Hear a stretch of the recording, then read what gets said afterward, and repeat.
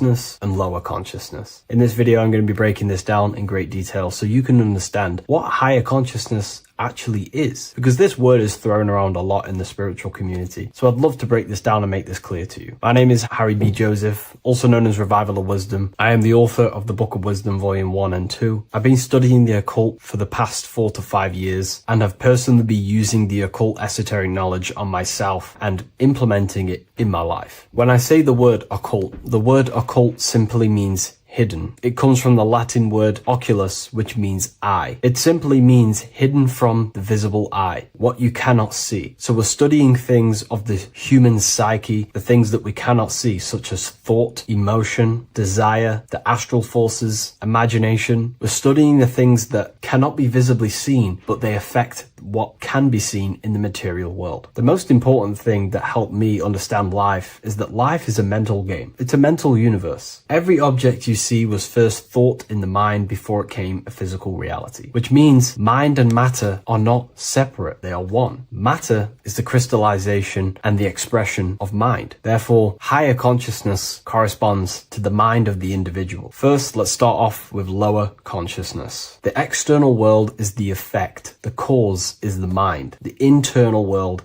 expresses the external world. Reality is created from the inside out. Lower consciousness simply means they're not aware of their internal world. They have no connection with their internal world. They act unconsciously. They are unconscious to their thoughts, what's going on inside their mind. They are unconscious of their hidden desires that drive their physical actions. They are unconscious. This is what in the occult they say spiritually dead, symbolized as a grave or a casket. Someone who is not aware of their internal world and they exist within the darkness. They think, feel, and act unconsciously. They have no awareness of their internal self. They think imagination is just a fantasy, which I don't blame them, because imagination in the modern world is painted to be some fantasy thing. Oh, you're just imagining things. But in the occult, this is a very powerful faculty of the mind. The imagination is the dimension that sits just above the physical plane, that pretty much all thoughts manifest there before it materializes in the material reality. Low consciousness simply means they are in reactive consciousness. The individual reacts to the effects that they have created through the cause of their mind, thoughts, emotions, and actions. If something bad happens in their external reality, their mind starts to think about reacting, complaining,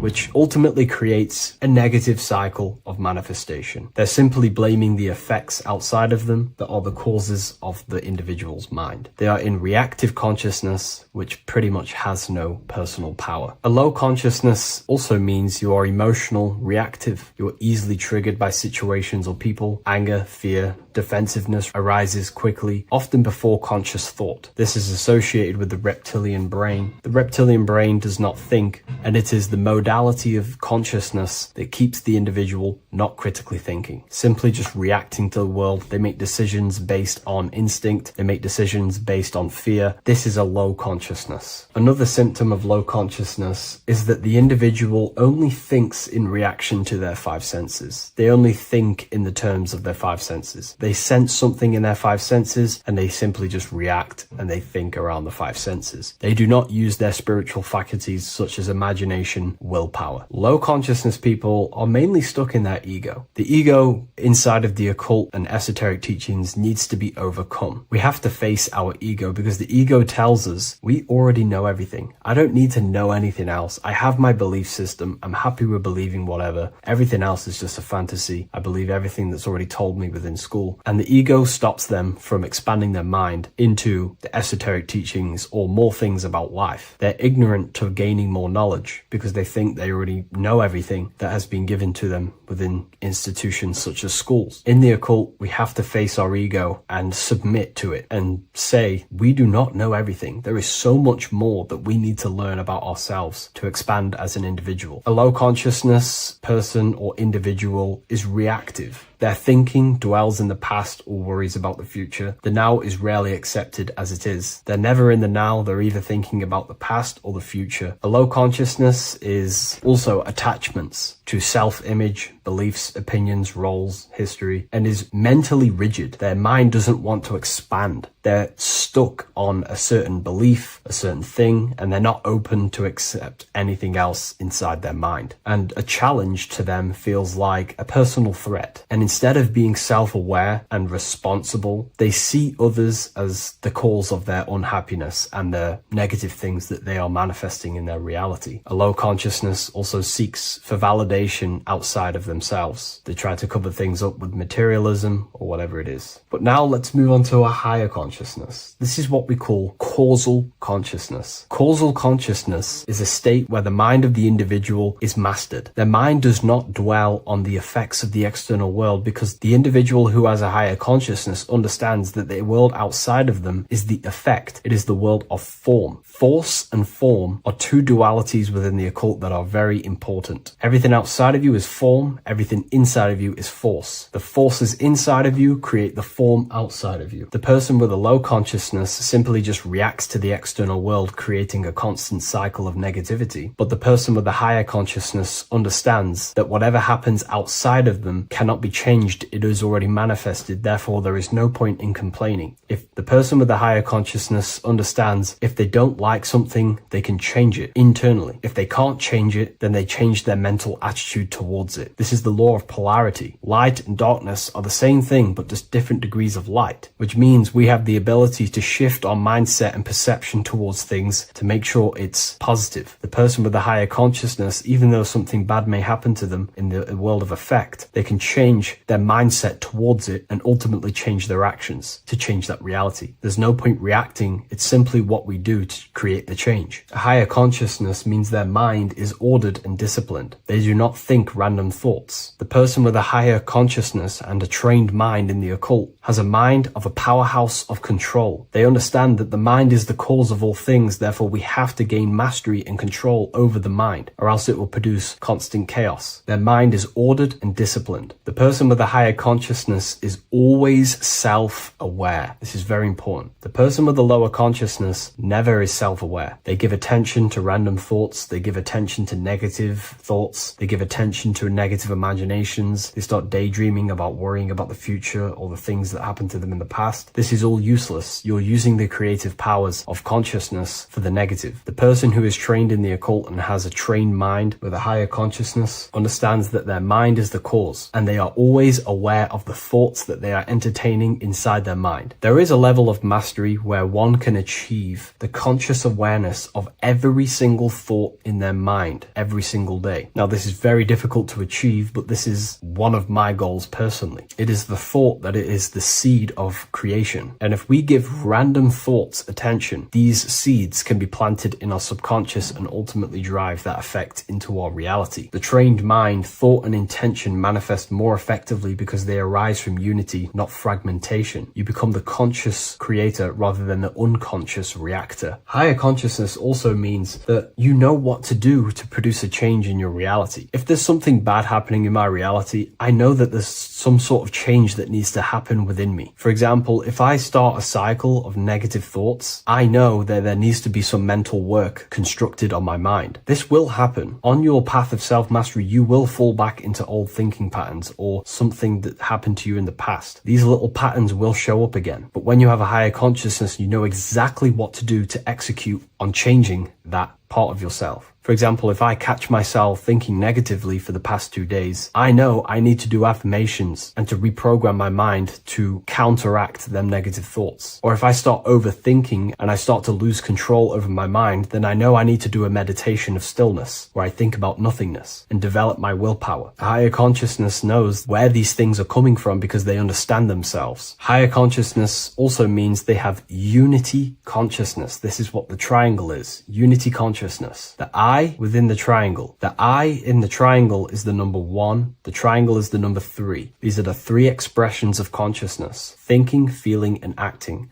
and they are one force. If they have a goal in mind that they want to create, a desire in their heart to manifest, they unify all three forces of consciousness towards that goal. They think, feel, and act. A person with low consciousness is divided within their own consciousness. They think about creating a business, they feel like they're hungry, and they act scrolling on TikTok. This is what you call divided consciousness, and this is what creates chaos in reality. Their three forces and three expressions of consciousness are not working together. When we align thinking, feeling, and acting all towards one thing, you can quickly start to generate realities and create worlds. So a person with a higher consciousness will be working, they may get the thought of playing video games, but then they remind themselves of think, feeling, and acting and get back focused on whatever they're trying to create. A person with a higher consciousness will pause before reacting. There is a stillness between stimulus and action where awareness chooses rather than reflex responds. A person with a higher consciousness has no fear inside their consciousness, inside their mind, because they understand that fear is the mind killer. It kills the creative powers and forces of the mind. Fear is an illusion, and again, going back to the law of polarity, the person with a higher consciousness understands the laws. That if there is fear, then there is ultimately an opposite of that, which they can transmute their mind from fear into the opposite, which would be strength. They start to fear something, they instantly shift their consciousness into the polar opposite of that, instead of dwelling on fear, which destroys the creative power of the mind. A person with higher consciousness understands they will never die, because they have truly access to mystical experiences, which proves to them that they will not die. The person with the higher consciousness does not identify with the ego, the name, the job, the reputation, because they understand these are constructs of the mind. When you turn off the mind, you are left with the observer. You are no longer the mind, you are the observer of the mind. The person with the higher consciousness seeks to be the observer of their life, looking over their thoughts, emotions, and never dwelling in them too much, because when you get caught up in your emotions, you will be moved by the wind of the emotions. They are the observer of them, and they are connected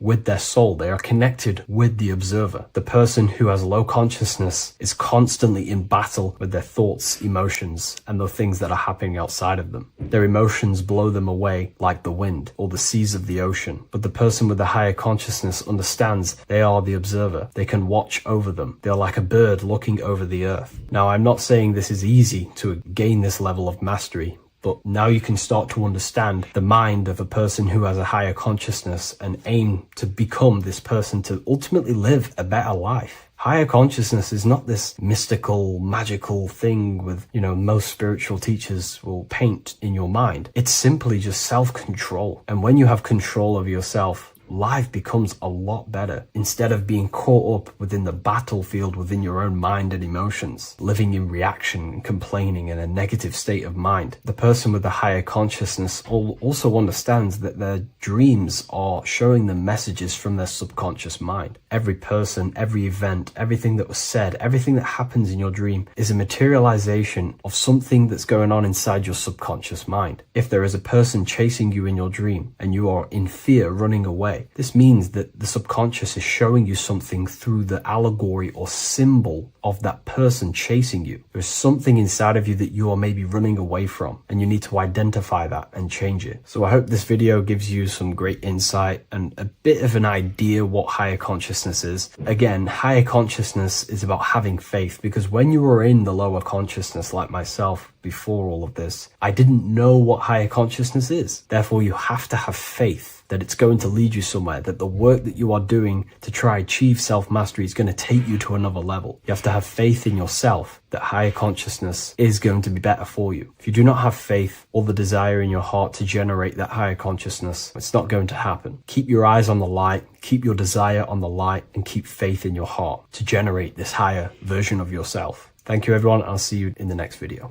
This isn't just spiritual fluff. Your words are vibrational commands that teach your subconscious what to believe and what to create in your reality. Now, I'm not going to sit here and tell you how words are these vibrational things that create reality. In fact, they are. However, the power of words does not hold in the vibration of the word. Yes, it has a little effect on plants. Yes, every word is a vibration that speaks to every cell in your body. However, this is not the main power of words. The main power of words is restructuring your consciousness. and invoking energy inside of your own consciousness. I'm going to go over these two in detail for you. Your life is an externalization of your consciousness. Your belief system, your internal world, are building blocks to create your external world. What you believe in is how you see reality. It is the filter that you see to see reality. If you want to change reality, you have to change your consciousness first. There's no point trying to create a change, a manipulation in the external world, because it won't last very long. You have to restructure your inner temple, your inside world of thought and emotion. For example, your external reality is an externalization of every thought you thought in the past. Your life circumstances are just a result of every thought you thought in the past. You become what you think about. So if we can control what we think about, we will control who we become. Words are a powerful way to restructure your subconscious mind, which will then restructure what you think about. For example, if I said the word chicken all day long, I'm going to be thinking about chicken all day long. The words we repeat enter our subconscious mind, and our subconscious mind molds our conscious mind of what we are consciously giving attention to and thinking about. And that becomes our emotion. Our emotion becomes the energy, the charge behind our action. And all this creates who you are and your reality. If you want to create a change in your external world, you need to repeat the end result as in an affirmation. I am abundant. I am disciplined. For example, if you're trying to stop a certain addiction, don't say, I am going to stop smoking. Say, I am disciplined. By saying discipline, the subconscious mind accepts the word discipline and not the word smoking.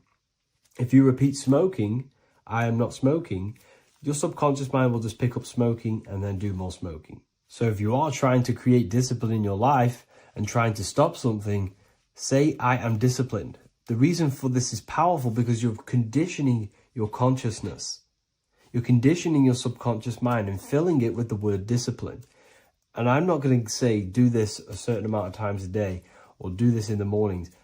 I want you to do this as much as possible. I did this as much as possible. Whenever I had free time, whenever I had a free minute, I would say these words either physically or mentally, just to condition your consciousness. Words are the most powerful way to restructure your belief system and restructure your inner world, which will then mirror in your outer world. Words are also a powerful way to invoke energy. This is why when you see these magic occult rituals, you see people chanting and doing these things. It's because if you slowly chant a word, you can actually invoke the emotion. There are three aspects of creation: thought, emotion, action. Emotion is energy in motion. By repeating a word over and over again, you can actually begin to invoke that energy, that emotion inside your heart. And you can start to feel the reality as if you are already living it. And this is just another powerful way to condition your consciousness to become a certain thing before you have it. This is what magic is. Magic is all to do with reprogramming the subconscious mind, aligning the subconscious with a certain belief or reality, which will then produce an effect in our thoughts, our emotions, and our actions, which will then create that reality. So if you want to create something in your life, literally just repeat, I am something. I am is referring to your consciousness. I am is the highest aspect of you.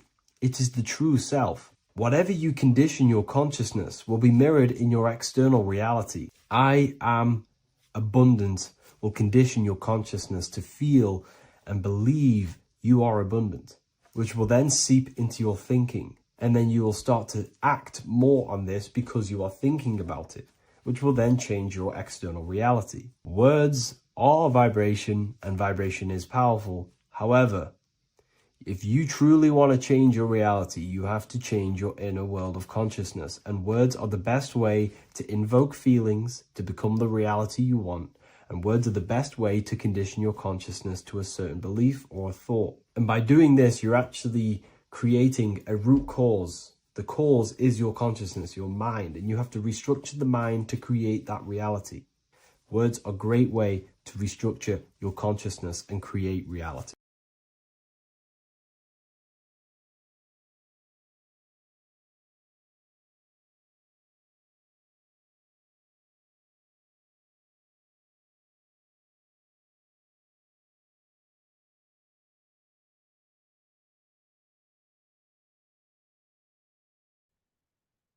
You don't just have a physical body, you have a physical, mental, spiritual, and emotional body. Each one of these aspects are a body of its own. Body does not just refer to a physical substance. You have a mental body for thinking, an emotional body for your emotions, a spiritual body for your energy in your astral form, and a physical body to encapsulate all of these.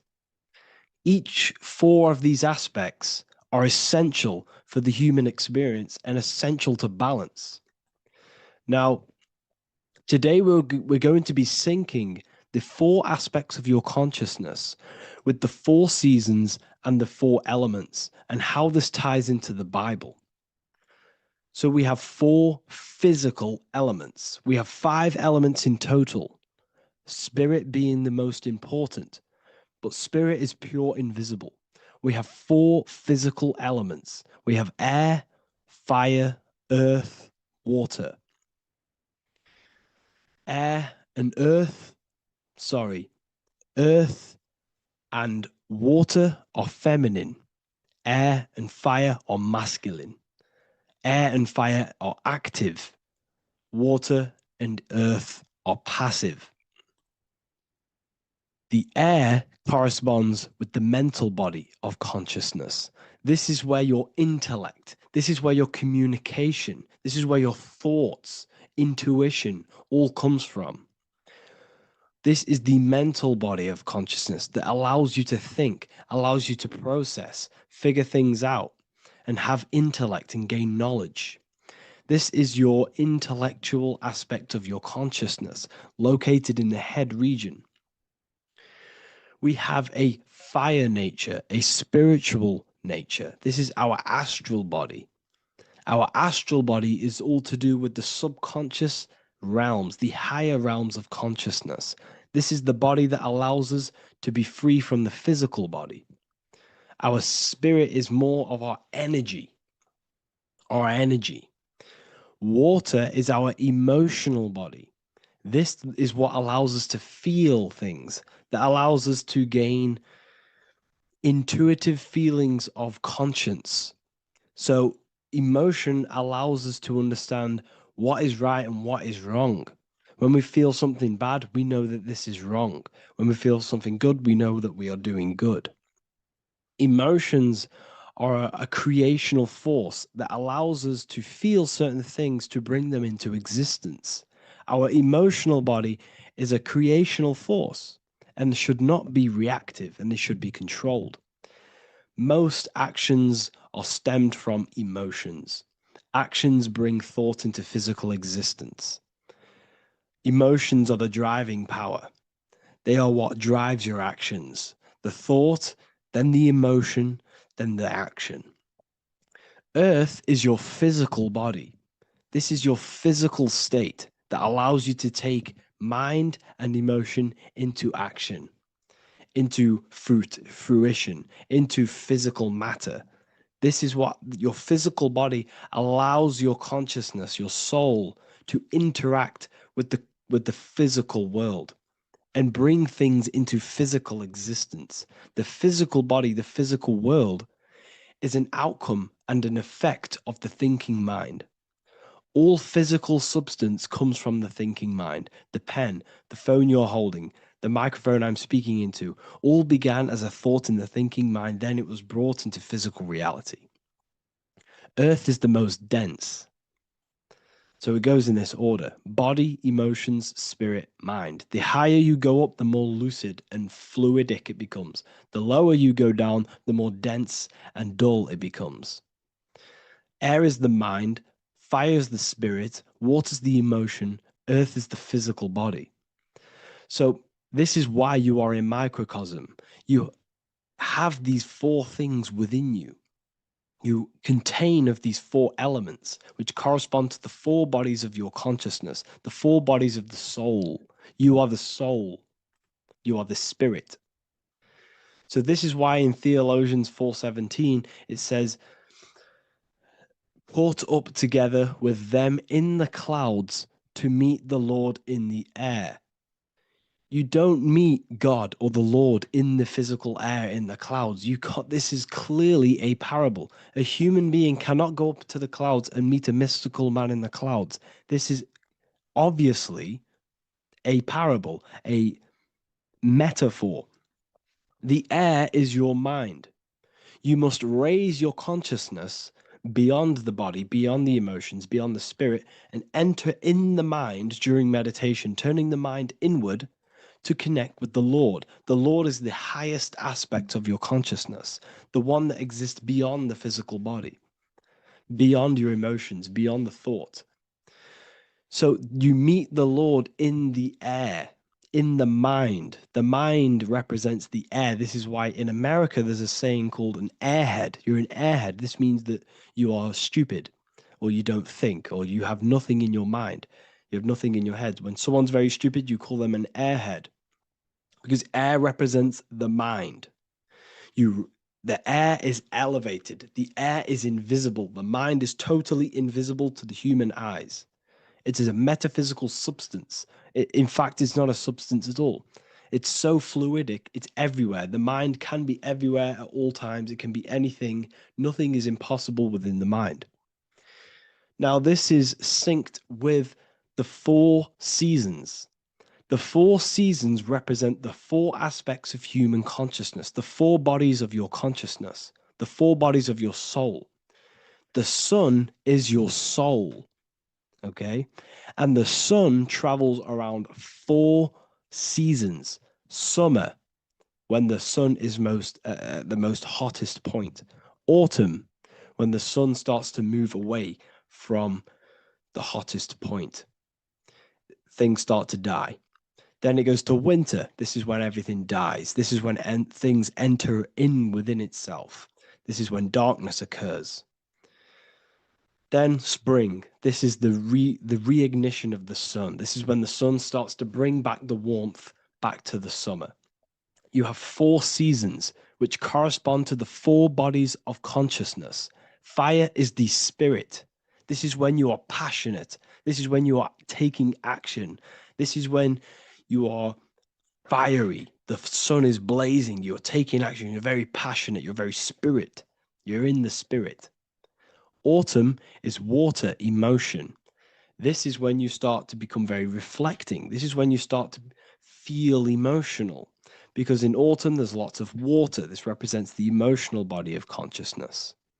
Winter is the mind. This is air. Winter, what happens in winter? Everything enters within itself. The leaves die, the trees die, everything dies and goes within. This is the mind. The mind is the darkness, remember. You close your eyes to enter within the mind. The winter represents meditation. In the winter, what do people do? They stay inside of their house. They research more. They read more books. They become more intellectual. They think more in the winter because we are so we're stuck inside. So we're more reflective. We're thinking more. We're more communicative. We're more intellectual. In the spring, this represents the earth, the body. This is when we start to come out of the mind and we awaken to the body, and things start to grow again. The plants start to grow. The earth is growing again and reborn again. This is the body. This is when you become more active in the spring. And then the summer, back to the summer, we then take action on these thoughts and these thoughts that we gained over the winter. Essentially, this is just a massive cycle. And this is a daily cycle also. The nighttime is the winter. The morning is the spring. The midday is the summer. And the evening time is the autumn. This is a microcosm. We have 4 bodies of consciousness. You are the sun. You are the soul. And the soul has 4 bodies: summer, autumn, winter, spring. Emotion, air, body, spirit. Sorry, emotion, mind, body, spirit. So you are the soul. You are the pure essence of consciousness. The sun is your soul in the heart. And the seasons are inside of you because you are a microcosm Okay, you are a microcosm. The word sun is son. The Latin word for sun is sol, which is soul or solo, because the sun is solo. It's on its own. You are the soul, and the soul has the 4 different bodies of consciousness. So before we move on any further, if I've blown your mind, please, if you can, leave a like, a comment, a share, and a subscribe. Let me know what videos you want me to make in the future. Please drop a like. It definitely will help me. You are a microcosm of the macrocosm. Man is a miniature universe that goes through its own cycles. The seasons of the summer, winter, spring, and autumn do not occur merely outside of him, but within him as well. The summer is within you. You feel different in the summer. You feel different in the winter. You feel, depending on the body of consciousness, your soul's interacting with. So the sun in the sky is your soul inside, and the sun goes through these cycles, which is affecting your bodies of consciousness, because the cycles represent your bodies of consciousness. Now, this ties in with the Bible. This is why we have 4 gospels. This is why Matthew, Mark, Luke, and John are always seen with the 4 different zodiac sign animals or symbols. So you always see each one of the gospels. If you just type in on Google Matthew, Mark, Luke, and John, type in ancient pictures, paintings, or pictures of them, and you will find these 4 zodiac signs are always standing with each one. Taurus, the bull; Leo, the lion; Scorpio, the eagle. An old symbol for Scorpio was the eagle, and a man for Aquarius. Here you see very, very ancient paintings and artwork. Here we see Matthew, the man, Aquarius. Here we see John, the Scorpio. Same here. We also see it on the tarot cards, on the world card. We see the 4 fixed zodiac signs. Here we see it as well. These are called the 4 fixed zodiac signs. Now, when we look at the zodiac, we're no longer looking at the sky, because what you must understand is as above, so below. What is above you is inside of you. What is above is what is below. What is outside of you is within you. The zodiac is inside of you. The zodiac revolves around the sun. The sun is your soul. These are different energies of your soul. Like I said earlier, the 4 seasons are the 4 bodies of your consciousness. And in each body of consciousness, you have these different energetic energies that you can work with. Okay, so this is the true astrology. This is the true astrology, the internal esoteric astrology. You can't find much information on this at all. Very hard to find. So what we're looking at are the 4 bodies of consciousness. Obviously, when you look in the middle of each, when we look in the middle of each season, spring, the middle of spring is Taurus. The middle of winter is Aquarius. The middle of autumn is Scorpio. The middle of summer is Leo. These 4 signs are known as the 4 fixed signs. Okay, Scorpio is fixed. It's the middle of autumn. Scorpio is a water sign, emotion. Aquarius is the air sign, the mind. Taurus is an earth sign, the body. Leo is a fire sign, the spirit. This is why we see Matthew, Mark, Luke, and John with the 4 fixed signs of the zodiac, which represent the 4 bodies of consciousness. Leo, the spirit, fire. Luke, Taurus, earth, body. Matthew, Aquarius, air, mind. John, Scorpio, water, emotion. Each gospel is depicting Jesus and showing Jesus in each gospel. Each one of these gospels is showing and depicting Jesus according to the different body of consciousness. In John, This is when Jesus starts to turn water into wine. Water is emotion, wine is transmuted emotion. This is when he does miracles with his emotions, water into wine. Aquarius, which is Matthew, air, the mind. Inside of the Gospel of Matthew, this depicts Jesus as an intellectual person, a person who's communicating and using his mind, his mental body a lot inside of the Gospel of Matthew. Go and read go and read it, and you will see this. Luke, Taurus, earth, the body. Luke shows and depicts Jesus according to the body of consciousness, the physical body. He shows Jesus as a human, being a human being, helping people physically and helping people's physical needs, like giving away food and doing all sorts of good things for other people. Leo, Mark, inside of the Gospel of Mark, this shows Jesus as a spiritual teacher, a passionate person who is taking action.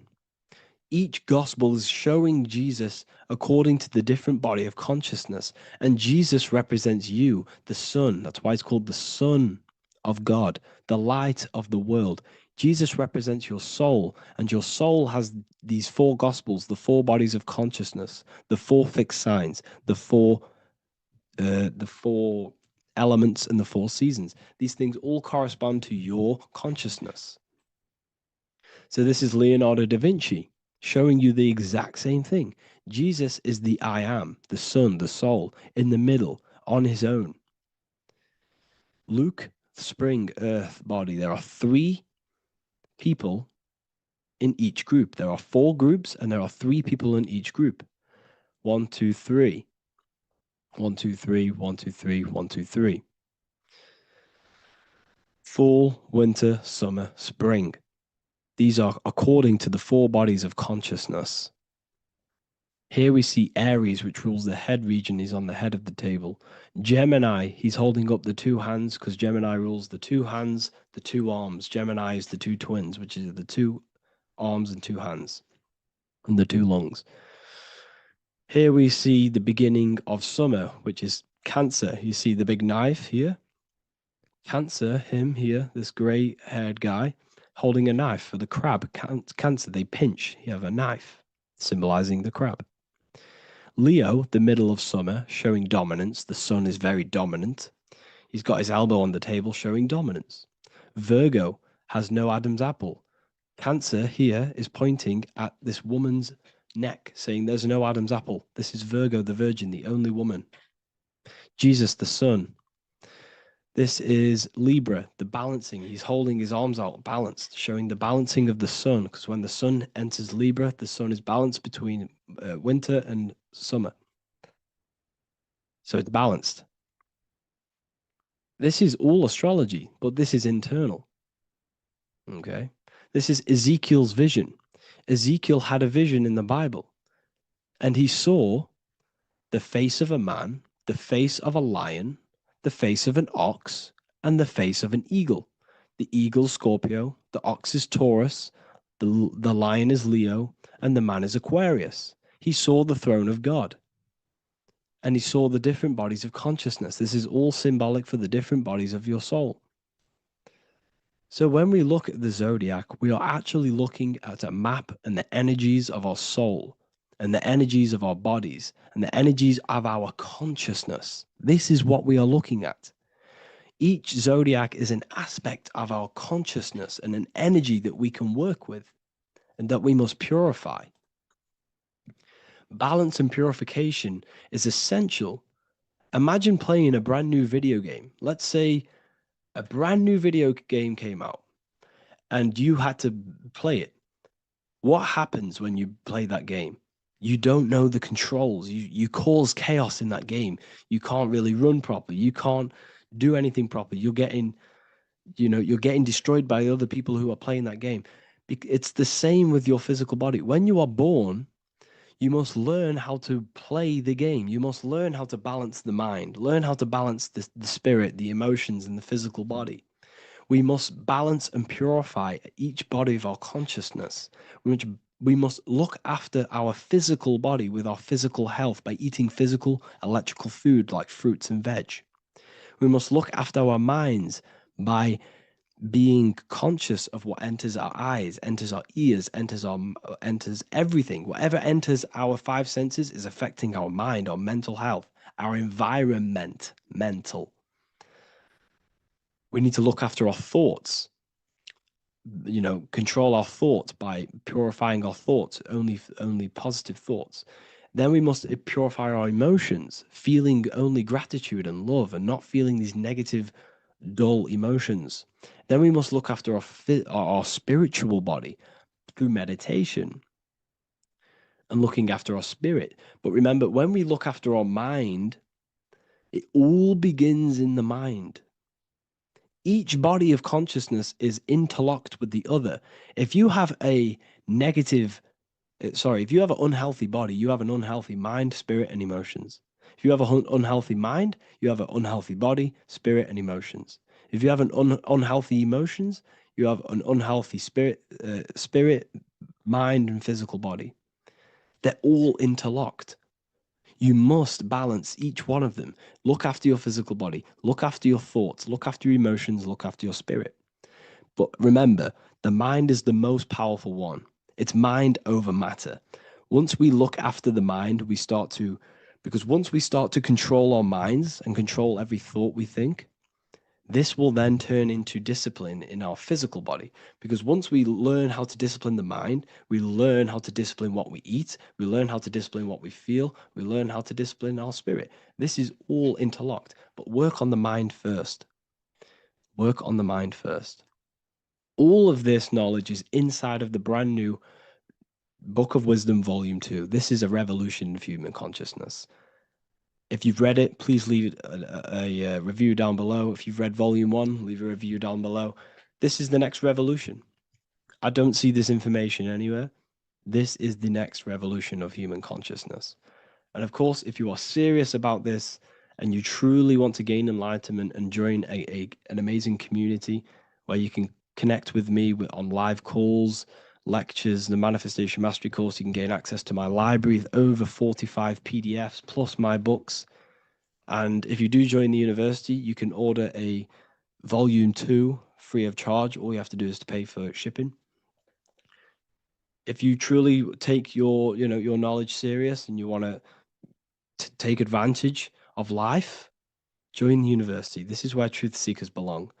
Just want to say thank you all. Please leave a comment. Please leave a like. It's going to help me a lot spread this knowledge to the world. And yeah, share this with a friend and subscribe. Thank you all. Hello, Seeker. Welcome to Revival of Symbolism, a channel devoted to the language of esoteric symbolism, helping you discover yourself and expand your consciousness into new realms of thought. I'm Harry B. Joseph, also known as Revival of Wisdom, and in this video, we're going to be discussing the symbol of the double-headed eagle, also known as the emblem to represent the 33rd degree Freemason. So let's jump straight into this.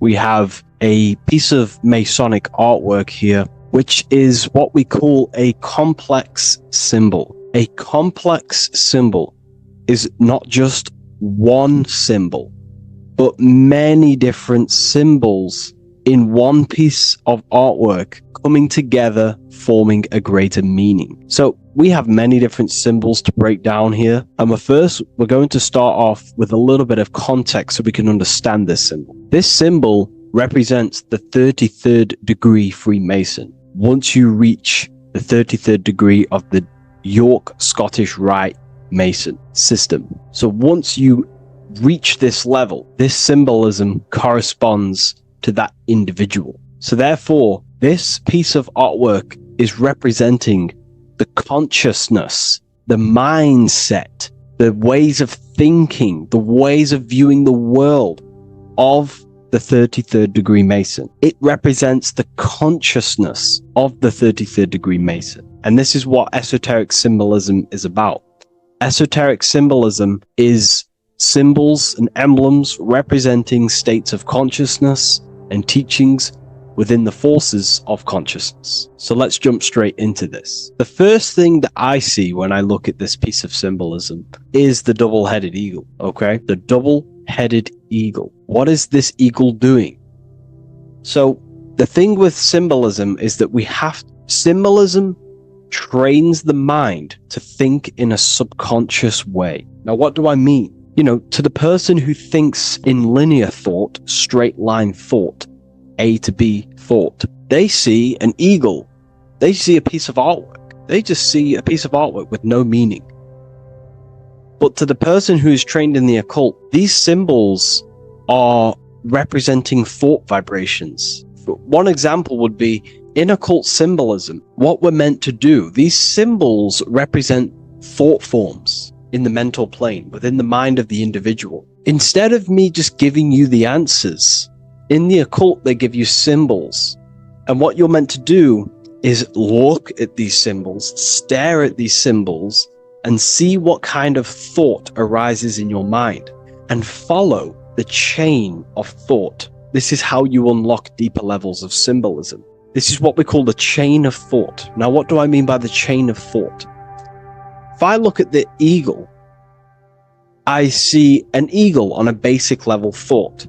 But then that thought leads to another connection, because this is how thought works. Whatever the character of the thought we think is, or whatever the vibration of that thought, for example, the character of the thought right now would be an eagle, then that leads to another thought. For example, flying.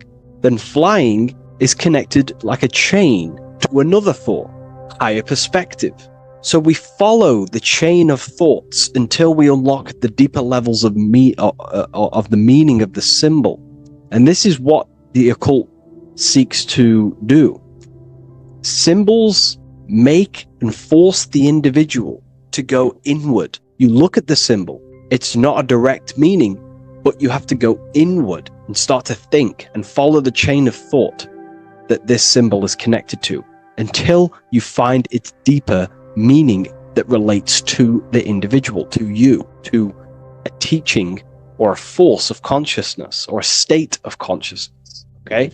It's very difficult to explain in words because symbols transcend the barrier of words. Okay? So what we're looking at here is a eagle. And what does the eagle do? Well, the eagle has the ability to fly above the earth. It looks down upon the earth. In allegory and metaphor, this represents a higher perspective of reality, a higher perspective of the world, of the self. So this is representing the consciousness of the 33rd degree Mason. They have a higher perspective of themselves. Why? Because they studied the mysteries. They studied the Kabbalah. They understand consciousness. They understand the human psyche. They understand the origins of consciousness, the forces of consciousness. They understand how the material world is created through the forces of consciousness. So the eagle represents higher perspective because it can fly above the earth. And here you have the earth, this circle here, this sphere. So it's flying above, symbolizing a higher perspective of reality, a higher perspective of the physical world, the physical body, and the self.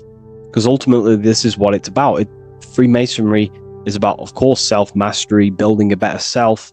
That's what the craft is. But it's ultimately trying to figure out the mysteries of consciousness itself and the origins of reality.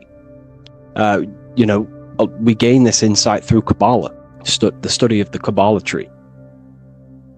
So let's not get off track here. So the eagle ultimately represents a higher perspective of reality because it can fly.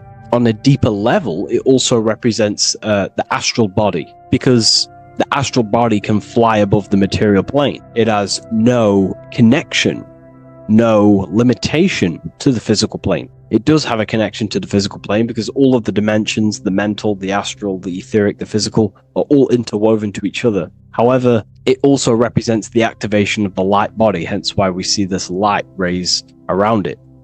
But that's a bit too deep for now. Let's go a little bit deeper into about the basics of this symbol. If you look at this eagle here, this eagle's looking backwards, and this eagle's looking forward. So this is forward and backwards. This is symbolizing time. So we have an eagle looking into the past and an eagle looking into the future. This is called the mastery of time. This is how you master time. You have a crown in the middle of these two heads. A crown. A crown is something worn by royalty, and royalty has a lot of power. So this is symbolizing personal power and mastery. How do you gain your personal power and mastery over time, over the past and future? Well, it's very simple. In order to master time and master your future and master your past, you have to look at the forces in your past that have led you to this very moment. Here we have a triangle which represents the number 3. Remember, in this middle, which is the present. So you have to look into the past to see what thought, emotion, action, the number 3, the 3 expressions of consciousness. Consciousness expresses itself through thinking, feeling, and acting. That's how consciousness manifests itself in 3 different ways. You have to look into your past to see what thought, emotion, and action has led you to this very point in your life in the present moment.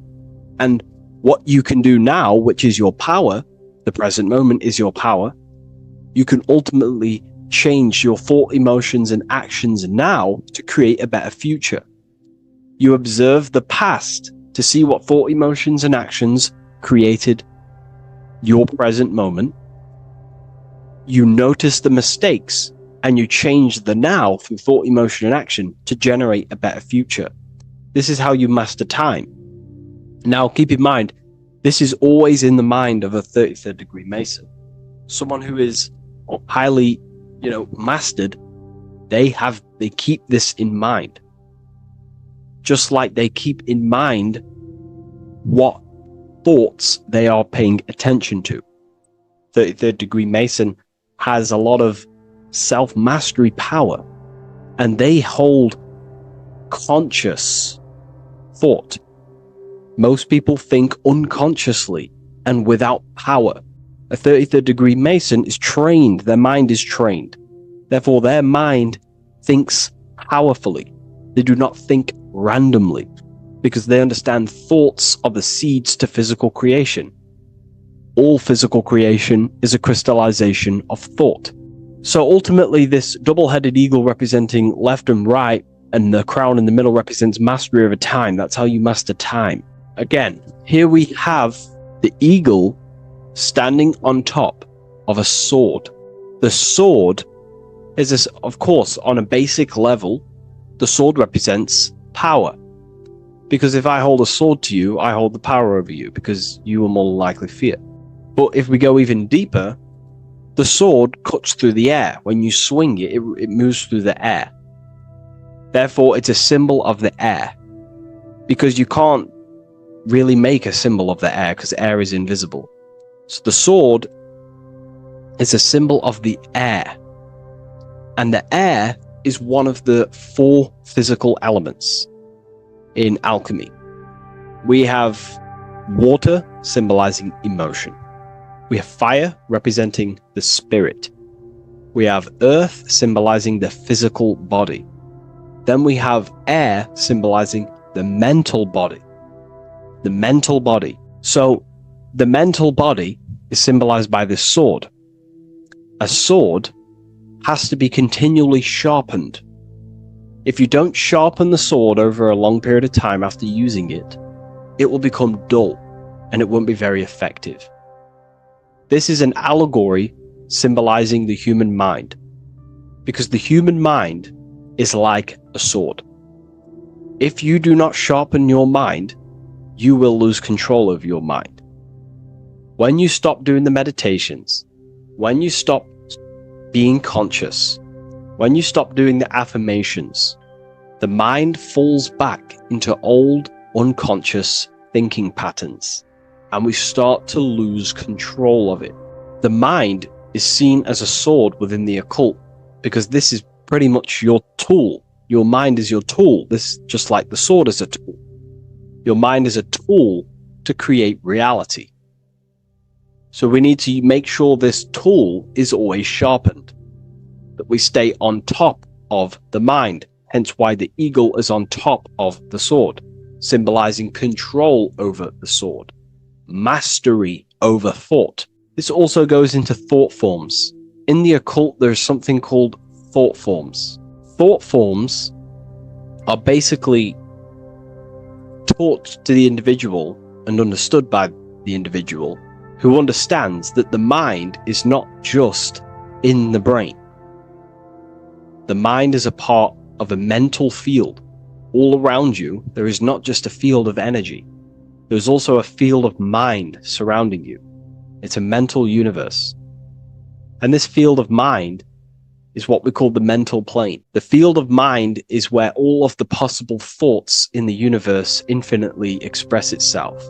So each area has different thought forms. Each postcode, each place you go has different thought forms. This is why if you walk into a cathedral, for example, an ancient, amazing structure, your mind instantly becomes, you're amazed.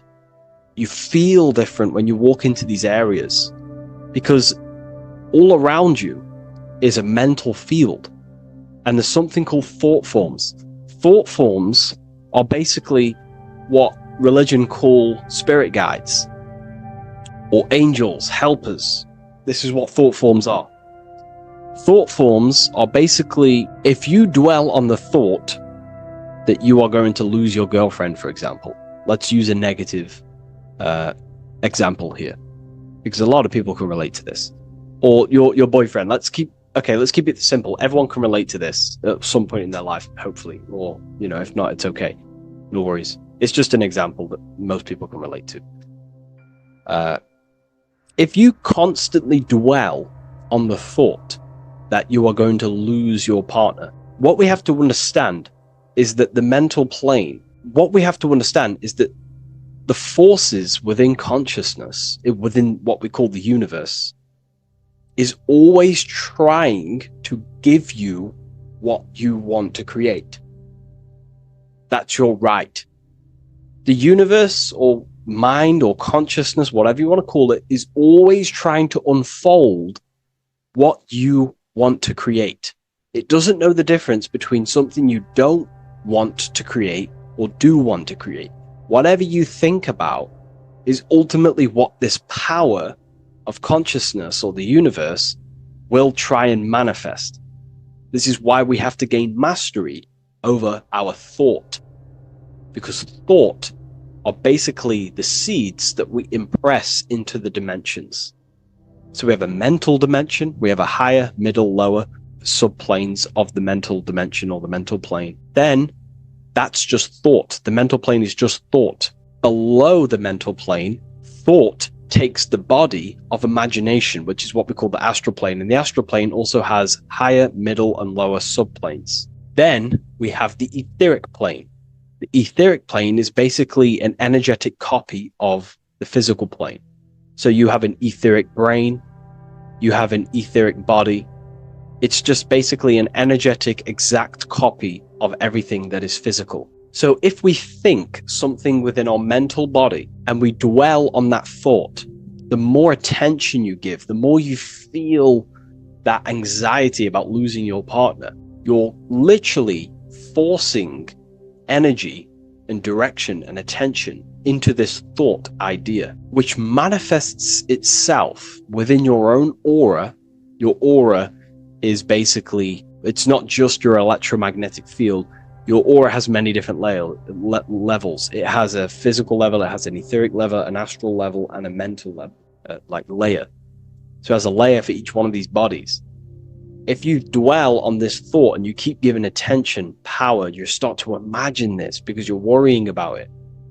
You literally create a elemental or energetic substance that clouds your aura. And this is what people have been called demons, people call spirit guides, whatever you want to call it. This is what it is. It's a thought form. But this is not something that's come after you. This is something that the individual has created. And wherever they go, this cloud of thought forms that they've manifested literally clouds their aura. You can see it within the astral plane and the mental plane. You can see how it's affecting them. Wherever you go, you start to randomly think about it. You keep thinking about it. You know, it's infecting you. It's like a demon. It's tormenting you. But it's simply just a force, an astral force, and a mental cloud that they've manifested within their aura. Thought forms. The 33rd degree Mason has very powerful thought forms. And this is, you know, if you're a Mason yourself, and you're not aware of this, this is why it's great to be around a 33rd degree Mason within your lodge, because they have very powerful thought forms, and you being in the present of them, you're also taking on his thought forms, and they can assist you. We're all affecting each other through thought transference through the mental field or the mental plane. Okay. Now I'm not going to go too deep into that because, you know, people can use that knowledge for really bad. But ultimately it represents thought forms also, symbolized by these clouds. Clouds are a symbol of thought forms, because they manifest themselves as basically like a cloud form energy within the aura of an individual. So this represents the mastery over the intellectual side of consciousness, of thought, sharpening the mind, gaining mastery. Then we have 33 in a triangle. A triangle in alchemy symbolizes, well, the upwards triangle, the upright facing triangle symbolizes the element of fire. The downright facing triangle represents the element of water. So an upright triangle represents fire. Fire is very transformative. If you place, I don't know, a pencil into fire, the fire will burn it down into its raw material. And this is ultimately what this triangle represents. It represents the consciousness of the 33rd degree Mason, who has basically transformed themselves from ego consciousness, only dwelling within the limits of their ego, their old belief systems of thinking they were the body, only reacting to five sense thinking, linear thinking, low base consciousness, not knowing right from wrong. It's basically transforming themselves. They have burnt themselves down to their raw soul form, and they understand that they are a soul, and they've experienced this, by casting off all the attachments to consciousness. This is why there is the number 33 within this triangle, because 33 is the age that Jesus dies. It's also the number of the Kabbalah tree, because the Kabbalah tree has 10 Sephiroths, 22 pathways, and one hidden sphere called Dot, which all adds up to 33. And the Kabbalistic tree of life, just to give you a bit of context, basically is a blueprint of how God manifested the world, and you are an expression of God. So it's also representing how your soul fell into matter, how consciousness creates matter. And it's also a diagram of how reality is not fixed, but it's ever unfolding creation through these forces of consciousness. So the Kabbalah teaches a way back to source consciousness if you go from the bottom of the tree to the top. And in order to go to source consciousness, you have to die symbolically. It's the death of the self, the death of the ego, the death of the old self, the old belief systems that you had. That has to die. The old person has to die to give room to be spiritually reborn, so you can actually figure out who you actually are. Your ego has to die. Now, that's not saying ego death, but you have to basically give away all of your old belief systems to then be spiritually reborn. That's why Jesus dies at 33 and is resurrected. Ice melts from ice into water at 33rd degree. So it's symbolic of transforming. And again, the upright triangle is the fire element, symbolizing burning things to its base raw material. 33, which is again death and resurrection. So it's all about burning the old self and being spiritually reborn again. This is the teachings of Hermeticism, Christianity, it's in everything. You'll see this symbolism or this story of death and resurrection absolutely everywhere in the ancient myths, because it's all talking about the same thing. You have to symbolically die, you have to kill off the old self to be spiritually reborn, to be initiated into a mystery school. So the 33rd degree Masons basically saying, well, they have resurrected. They have resurrected the connection to their soul, because as we grow older in this life, we lose connection with our true authentic self as the ego develops as we get older. And if we don't stop developing the ego, we never actually connect with who we truly are, which is a divine, immortal, formless being who has the infinite power of creation. This is what you actually are. Okay, so it's also symbolizing the union of opposites. Hence why we have a double-headed eagle here. It has opposites. Obviously, this is massive within the occult. You see this everywhere, union of opposites.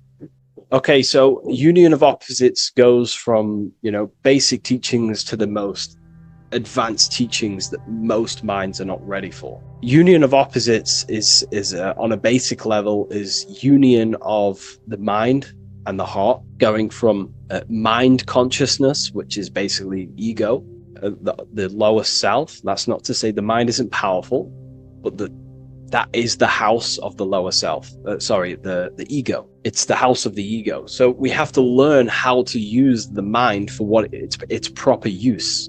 The mind's proper use is for the soul to create.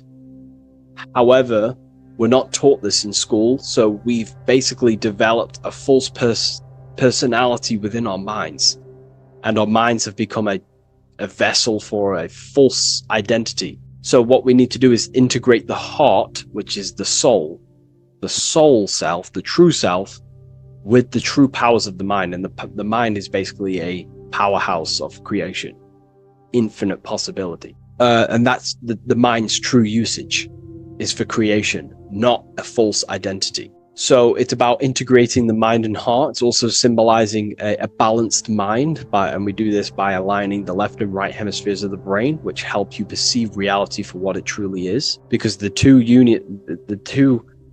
double-headed eagles, they're joined together, so it's union of opposites. So it's about reintegrating the female and male aspects of self, such as the left and right hemispheres of the brain, the mind and the heart, all working as one system. When we align the left and right brain, we see reality for what it truly is. Now, what do I mean? Most 90% of people, I'm not putting anyone down, if you relate with this, it's fine. We're all here to work on ourselves. So I'm not putting anyone down. People with a left hemisphere dominated view on reality see things as a very logical. They see reality logically, basically. Now, what do I mean? They see things as this is science, that's mathematics, that's religion, that's metaphysics. They're all separate and divided because that's what the left hemisphere does. The left hemisphere basically dissects everything down. The way the brain works is truly magical. The right hemisphere of the brain allows us to basically see a bigger perception on reality. It sees the bigger picture. The bigger picture, for example, the woods. It sees the woods as a whole unified woods. But then the left hemisphere of the brain takes that view and perception of the woods, dissects it down and analyzes it into individual branches, trees, leaves, animals, insects. But in reality, it's all one, because all is manifested from the one God, the one source, the unmanifested consciousness, the unmanifested force. So it's union of this. We have to view the world as in, yes, everything is one, but I'm also living in my personal consciousness. Yes, there is a collective consciousness. We're all one consciousness, but I also have my personal consciousness. I need to think about both, making sure that my thought, emotion, and action is contributing towards the evolution of myself and the evolution of humanity. A person who is only left hemisphered only thinks about themselves mainly, 90% of the time. They only, they're trapped in ego, and the individual can't see pattern recognition, really. Pattern recognition is more the right hemisphere because it sees the whole. So it's about aligning the brain hemisphere so we can actually see reality for what it is, so we can, without distortion or illusion, and be neutral. Okay, we have light rays. Light rays are very symbolic within the occult, especially Freemasonry. Light rays are symbolic of force. Force and form. These are the two dualities within the occult. Force and form. The internal world is force, external world is form. Everything outside of you is a formation of force. No force ever takes place on the physical plane. All force takes place within mental, astral, or etheric. The physical world is form, formation. Therefore, what is the force that drives you? What is the desire that's a force? Emotion, force, thought, force. What are the forces driving you to take action in the physical world? And we need to gain mastery over these forces. Light is also a symbolic of knowledge, because knowledge is considered light. This is why Freemasons say going from darkness to light. Darkness is ignorance. People who are only aware of their five senses, they don't want to know anything else. Their minds are completely shut off. I have my belief system. That's it. I'm happy. I don't care. That's their ego limiting themselves and building their own prison. Light, on the other hand, is about going from a state of unconsciousness, not being aware, into a state of light. Light makes things reveal itself. If I shine light on you when it's dark, I reveal truth. You're there, you're manifested. If you're in a dark room and I shine a torch on you, you're revealed. The veil is lifted. The darkness is gone. So this is symbolic of light revealing higher truths to yourself as you walk the path of self-realization and gnosis. So light is symbolic of this also. They have high amounts of intelligence, a 33rd degree Mason. They have a lot of light. They have a lot of knowledge. They've researched a lot of things. They're intelligent in many different areas of life, within speech, within grammar, the way they portray thought, their mastery, their level of mastery, their understanding of themselves is very advanced. They also know a lot about physiology, about the brain, about the body, life, consciousness, astrology. They know a lot. They have a lot of light. 33rd degree Mason. Me, myself, I'm not a part of Freemasonry, and if I ever do become a part of Freemasonry or any order, I will openly share it to all of you. This information has come from following the chains of thought through self-study and self-realization, and studying Freemasonry from an external view. You can gain a lot of insight just by studying symbolism itself. Masonry is about being a builder. That's what the word Mason is. Mason is about building. The word Mason means builder, and it's about building the self. We're all building either our prison of our soul, or we're building our freedom of our soul. Every single one of you. Every time you reject something that if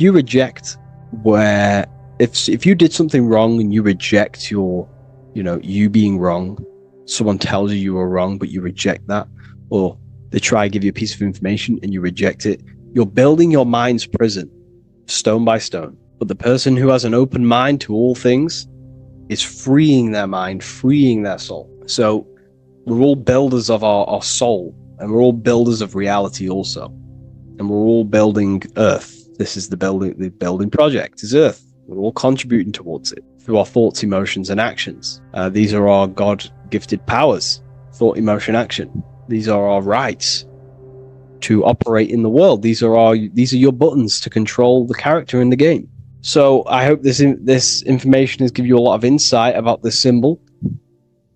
Please leave a like, comment, and subscribe. And if you wish to go even deeper, because the occult goes deeper than you could ever possibly imagine, I have a whole private community filled with hundreds of hours of esoteric teachings, self-mastery, things. We have a whole library. If you wish to go deeper, the invite is there and the door is open. I'll leave a link in the description. Have an amazing day, everyone.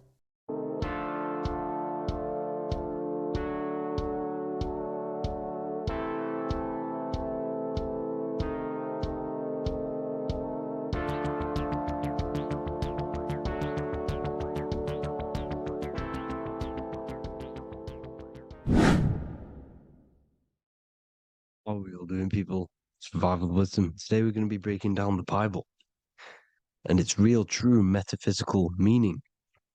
All of these slides within this video is taken from my book, The Book of Wisdom, so you can get all of these slides. So the Temple of Solomon, you are body, mind, and soul, which is the Holy Trinity, the moon, sun, and earth. The sun is your soul because the sun is its infinite source of energy. It is its own source of energy.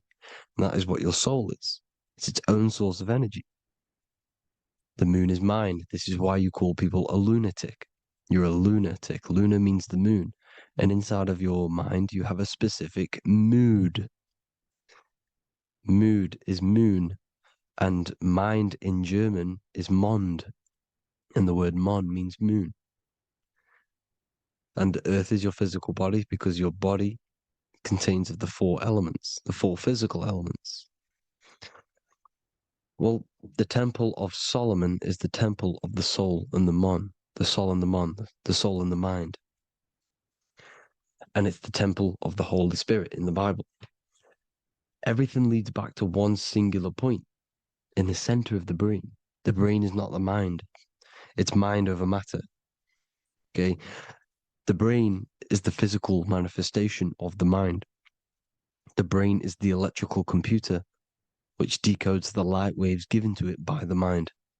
This is why everything in the body leads back to one singular point. And we'll go over this in a minute. But this is controlling the physical body. This is the within. If you rearrange within, it spells high twin because within you is your twin, your true self. And it's just an entity in the center of the mind. And if you shut your eyes, you can feel it. Your awareness is in the center of the brain. So there's just an empty chamber in the center of the two cherubs, the two brains. They are two separate brains. They're two hemispheres. And the empty chamber, when scientists chop it up and see it's just an empty chamber, well, because you can't see in that plane of reality, you cannot see the mind. You cannot see thoughts. It is invisible to the human eyes, to the visible light spectrum, to the two eyes. The reason why we call it the third eye in the center of the brain, it's not the third eye, it's your true self. It's the mind and soul. It's an eye because it does see. It's the all-seeing eye that you always see here. There's some Masonic artwork showing the two pillars, the two cherubs, the two hemispheres of the brain, and the inner eye. This is the eye that sees all things. What do I mean by seeing all things? Not physically. It sees the mind. It's what, because your soul is watching the mind. You can observe the mind. You are not the mind. And if you meditate deeply enough, you can go beyond the mind. It's the all-seeing eye. It sees the mind. It sees what emotions you're feeling. It sees what you're thinking. It sees what you're seeing with the two eyes. It's the all-seeing eye. It sees all things. It's omnipresent. It's everywhere. Because the mind can be anywhere. The mind can switch itself into any place it wants. There is no limitations with the mind. So there is two hemispheres in the brain. And in the Bible, there is a quote saying the most holy place between the two cherubs. The two cherubs is the two hemispheres of the brain, and the most holy place is between them, which is what the Masonic artwork is showing. This is the all-seeing eye, the soul and the mind in the center of the brain.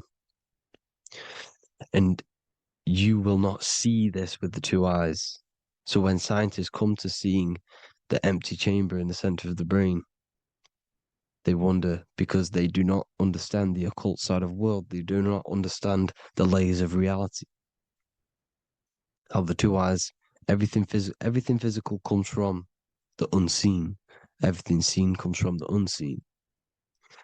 Now, the two hemispheres of the brain play a major role in our lives. The right hemisphere is the artist. The left hemisphere is the scientist. The right hemisphere controls the left side of the body. The left hemisphere controls the right side, so there's a crossover. Now, the right hemisphere is to do with your feminine energy, creativity, unification, metaphors, visualization, intuition. The left hemisphere is to do with sequencing, facts, materialistic details, language, and logic. So they keep us normally trapped within the male aspect of our mind, which is the left hemisphere. You know, if you listen to Spotify, Apple Music, and radio, they're all tuned to 440 hertz, which shuts down the right side of the brain, makes you left brain dominant. And we learn, well, 90% of people learn to write with their right hand. They're taught to learn with their right hand, which is to do with the left brain. You see, so we are being trapped within this left side of the brain, which is all to do with logic, thinking logical, not creative. You know, very analytic. But the right side of the brain is to do with your creativity. So the right side of the brain is perceiving reality as a holistic perception. Now, what do I mean? If you're riding through a woods, for example, if you're riding through a woods, your right hemisphere is seeing the whole woods as one unified woods. The left hemisphere's job is to break down the perception given to it by the right hemisphere and break it down into individual trees. So what am I saying? The right hemisphere is seeing humans and everything in creation as one unified consciousness. The left hemisphere is seeing individual egos. This is why the left hemisphere is the place of the ego, the right hemisphere is to do with the higher self. They're both needed, though. I'm not saying one's better than the other. It's balance. Now, they don't want you to see the unified picture, perception of creation. They want you to think everything is individual, everything doesn't come from the one, because all things come from the one. And we experience the two in this reality, dualism. In order to understand the one, we have to experience the two to advance. So, anyways, let's get away from the two hemispheres. The right hemisphere, like I said, is to do with the higher self. And this is why in John 21:6, it says, cast the net onto the right-hand side of the boat and you will find fish. Meaning, cast your energy, cast your perception into the right hemisphere of the brain, and you will find God, unification, and higher self. You will see things from a unified perspective. How we are all one, because we are all the same consciousness. The same spark that is in me is in you. This is why I am you and you are me. We are all the all-seeing eyes of God, just split up into individual bodies. We are all made up of the same essence, consciousness. And that consciousness, that mind and soul, is in the center of the brain. You are just in different avatars. And until we see this, we'll forever be divided and conquered. Until we figure this out as a collective consciousness, we will forever be divided and conquered and ruled over. This is why the Bible says, ye are gods. You are the sons of the Most High, because we are. We are the Word made flesh. We are God made flesh. Mark 16:19. So then after the Lord had spoken unto them, he was received up into heaven, head is heaven, H-E-A, and sat on the right hand of God. God is the consciousness in the center of the brain. Heaven is the head, and the right hand of God is the right hemisphere of the brain, meaning he sees things in unification, creativity, intuition, the higher mind, the higher brain. When Moses crosses the Red Sea is the corpus callosum, moving from the left to the right hemisphere of the brain to see unified perception of reality. Head, H-E-A, heaven, same root word. This is why the ancients always depict God in the center of the brain. Here you see ancient Christian artwork showing God in the center of the brain, the light. Here you see it here. Here you see Ganesh, an Indian god, which is the brain. Here you see the Father, the Son, and the Holy Spirit in the dome, the brain. This is the brain, because you are God made flesh. That's what consciousness is. The upper room where Jesus meets the 12 disciples. It's the upper brain on the upper room. The upper room is the chamber, the empty chamber in the center of the brain. That's the room. And the 12 disciples are the 12 cranial nerves in the brain, which pretty much rule the body, all the cranial nerves.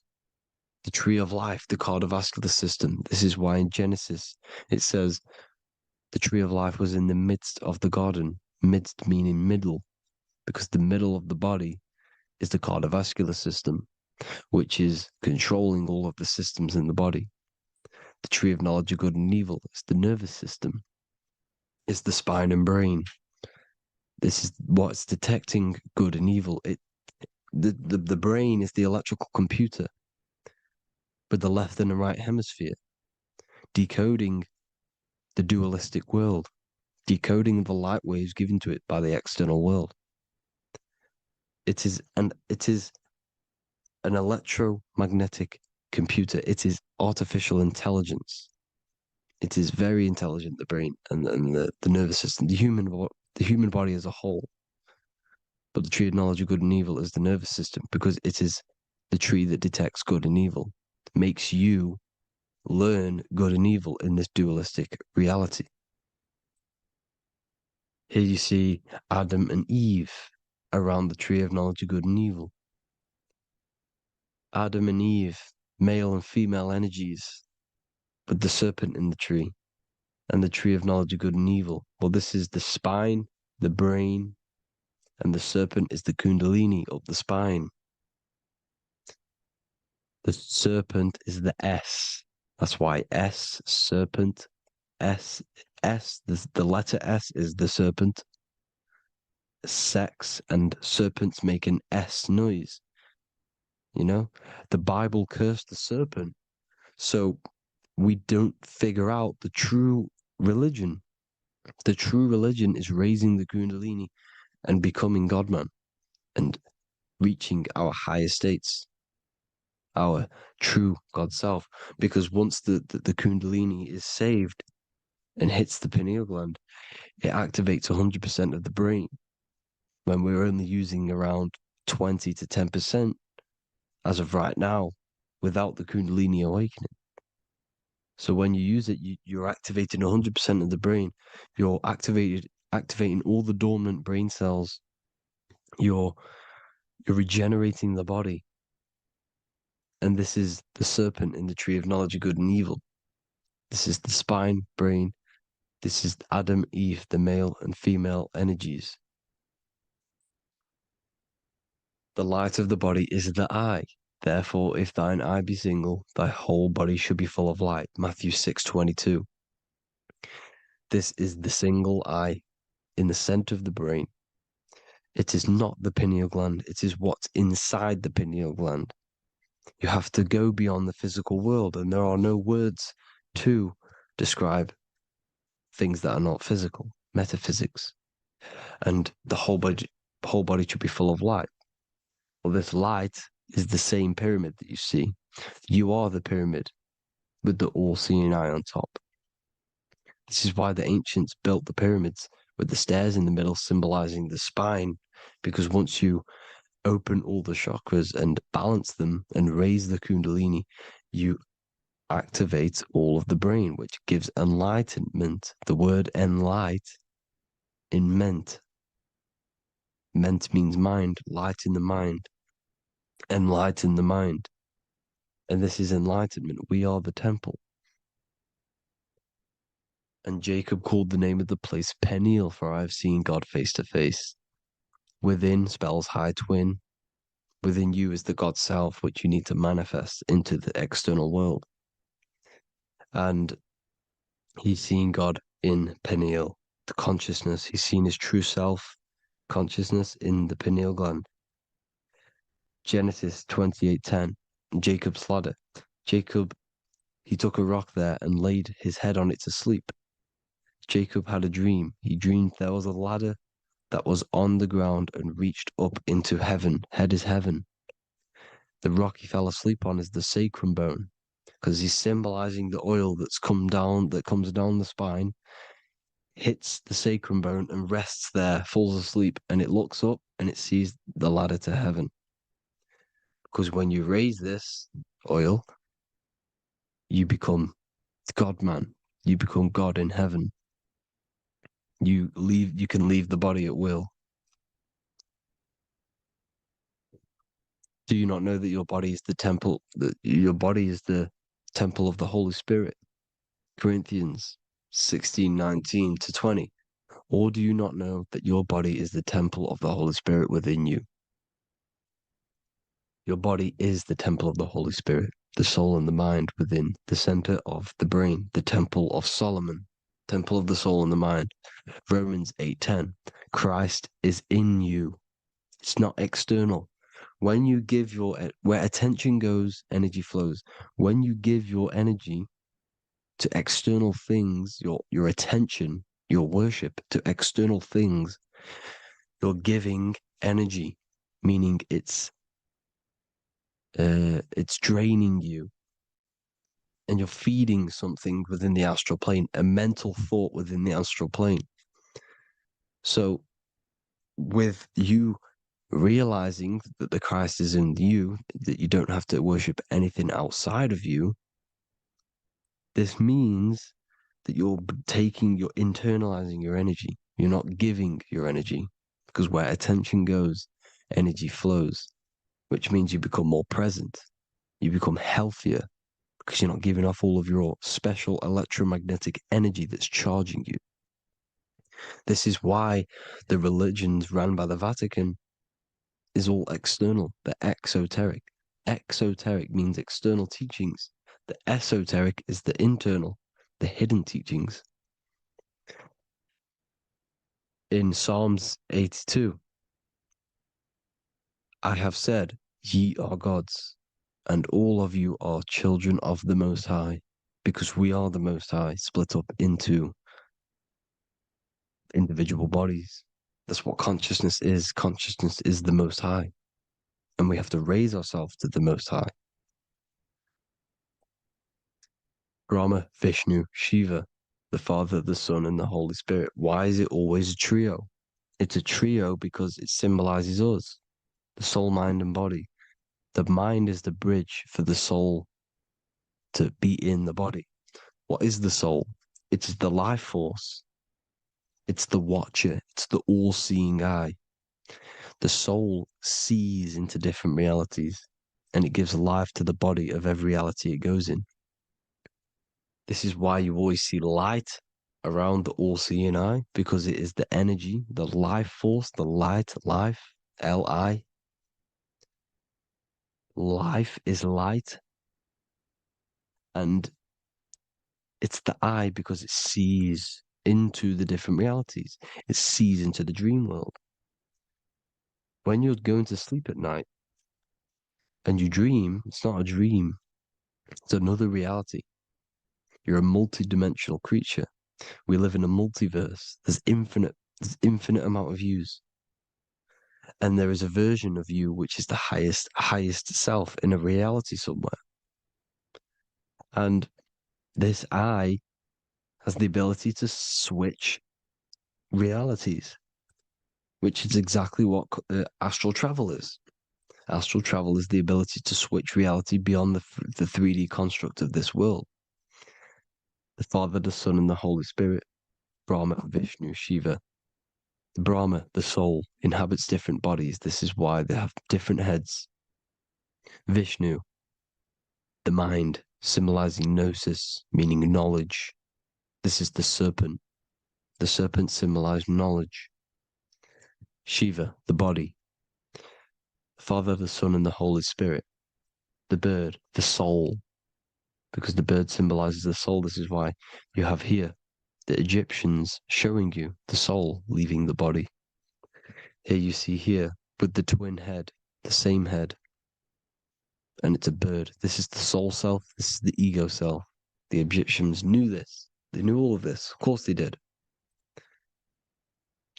Now, the whole story of Jesus is all metaphorical for the process which goes on within your body. Your neck and head is the holy grail which the sun and the moon creates. Sorry, the sun and the moon creates the fluid within the holy grail, the brain, the skull. And the moon creates the milk. Sorry, the moon makes the milk. The sun makes the honey, the land flowing with milk and honey in the Bible. The land flowing with milk and honey is the center of the brain in the Holy Grail. Here you see the Masonic artwork showing you the sun and the moon creating the fluid in the spine. Here's the serpent. Serpent symbolizing the two Kundalini channels, the Ida Pingala up the spine. Here's the furnace raising the Kundalini, raising the oil, heating it up and rising it to the crown. You see? So here you see more Masonic art, seeing the sun and the moon creating the holy fluid in the brain, in the cup, filling the cup. This is why it's a cup, because it's the Holy Grail. This is the holy oil in the center of the brain that gets released down the spine, which is Jesus coming down from heaven. It comes down the spine, down the River Jordan in the Bible. This is when Jesus goes from Nazareth to Jerusalem. He comes down the River Jordan, and Joseph and Mary are in Nazareth waiting for Jesus' return.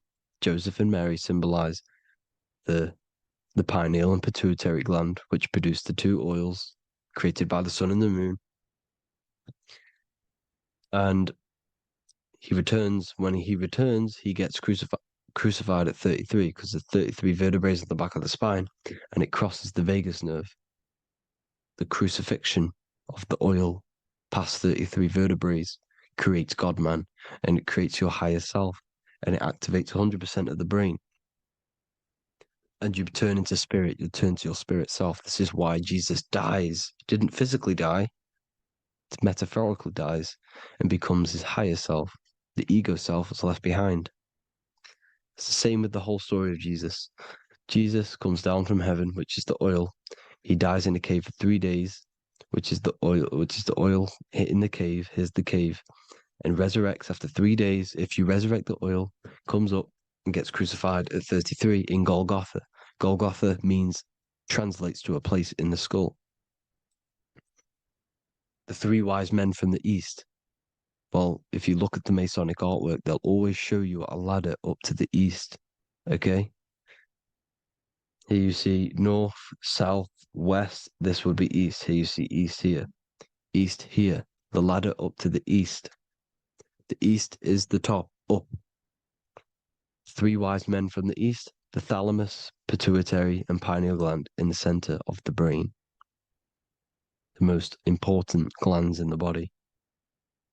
Here you see the Egyptians with the spine, the sun, and the two hemispheres of the brain. What did I say at the beginning? The sun is the soul. The sun is its own source of energy. It's the life force, which gives life to anything it inhabits. The soul is the same thing. That's why sun and soul mean the same thing.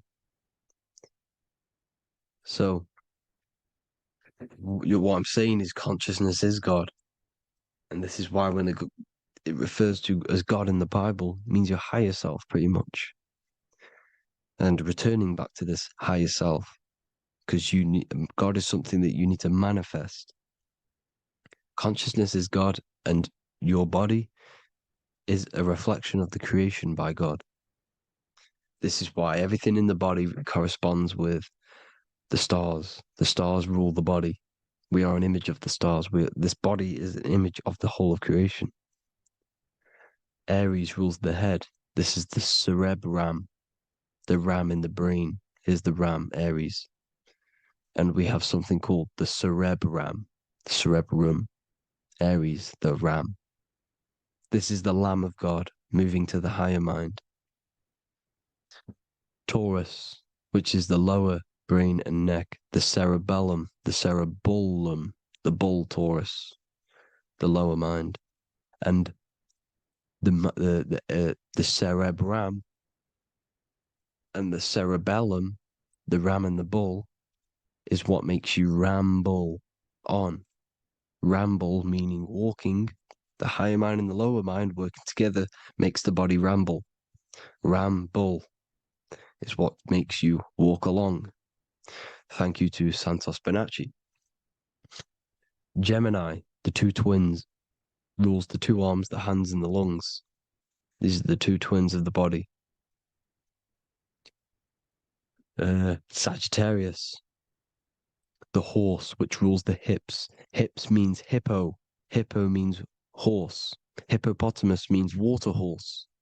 Hippo means horse, and this is why we call them hips, because horses have massive hips. Capricorn, the kneecaps. Pisces, the two fish, the 2 feet. Then they make us swim. We are an image of the stars, people. Well, the body is anyway. Consciousness is God, and the body is the image of the whole of creation. It's a reflection of the whole creation, as above, so below. 12 systems in the body, 12 cranial nerves for the 12 constellations, 12 cell salts. The body's made out of 12 cell salts. So, this is where it gets kind of deep. This is where we get deep. And he said Jesus was known as the fisher of man. And fisher of man, meaning man does not mean man as in the male. Man means mind. He's the fisher of minds. So the Bible is not patriarchal. It's not patriarchal. Man just means mind, pretty much. So the fisher of mind, man, because he was fishing minds out of this reality into the higher realities. He was teaching people how to leave the body when he walks on water. Walking on water is the physical, etheric, astral, and mental. These are the different planes of reality. The ether is the either because the ether is the substance that's on either side, astral and physical. It's the fifth element is ether. And the fifth element is the water. The same water at the beginning of the Bible when it says, let the firmament divide from the waters above from below. The water symbolizes the ether. It's the base of all physical matter. And the ether symbolized is known as the water. So when you're walking on water, you're walking on the ether, meaning you're leaving the physical body. So when Jesus walks on water and he's teaching Paul to walk on water, Paul becomes scared and falls back into the water. Well, when you astral travel and you become scared when you're projecting, you'll fall back into your body. So he's pretty much saying walking on water is leaving the body, and walking on the ether, because the ether is the veil between the astral, and that's what devil means. Devil has the word veil in it, because the devil is trapping you between one veil, which is this world. They're trapping you in this world, this thin layer of reality. Your dreams are different veils. The ether, the astral, the mental are different veils. Devil is the veil. The veil. You need to escape being stuck into in one reality and live in between realities. And this is when you truly become a multi-dimensional being, because your soul is just the eye. That's what you are. You're just an eye, and you see into different worlds. And it also, when Jesus means the fisher of man, the fisher of minds, he is. There are. I truly believe, because of my research, that there is other worlds. It's not just this one. There's higher worlds. There's an infinite amount of you, and you've been in you, in them dreams. You call dreams. Them dreams are other realities that you are in. That's why when you're there, you don't feel like you're in a dream. You feel like it's 100% real, because it is real. So this is why the ancients always depicted the many different heads, because there's many different versions of you. And this I, the soul, the watcher, is switching itself into different bodies at all times. Well, when you sleep, when you astral project. And this is what the ancients were doing. They understood the multiverse, and they could switch bodies at will. And this is what the 7 seals are in the Bible, also known as the 7 chakras. These are literally portals within us to these different worlds. We're in the heart at the moment. Earth, rearranged, spells heart, meaning middle. This is where good and evil exist. It's the middle point, the midpoint of realities. So, I hope you all enjoyed the video. All of this knowledge that I've give you in this video is inside of my book, the Book of Wisdom. The Book of Wisdom gets updated every single month with new pages. It's a one-time payment for a lifetime worth of research and knowledge by me. So if you do want to get it, the link will be in the description. But I hope you will gain some amazing insight. Please like, comment, and share to help the algorithm, and drop a subscription. And for more lectures, every 2 days, I drop lectures and knowledge within the Patreon. If you want to support the channel, join the Patreon. Everything's in the description, because we are not monetized on YouTube. Thank you all. Have an amazing day.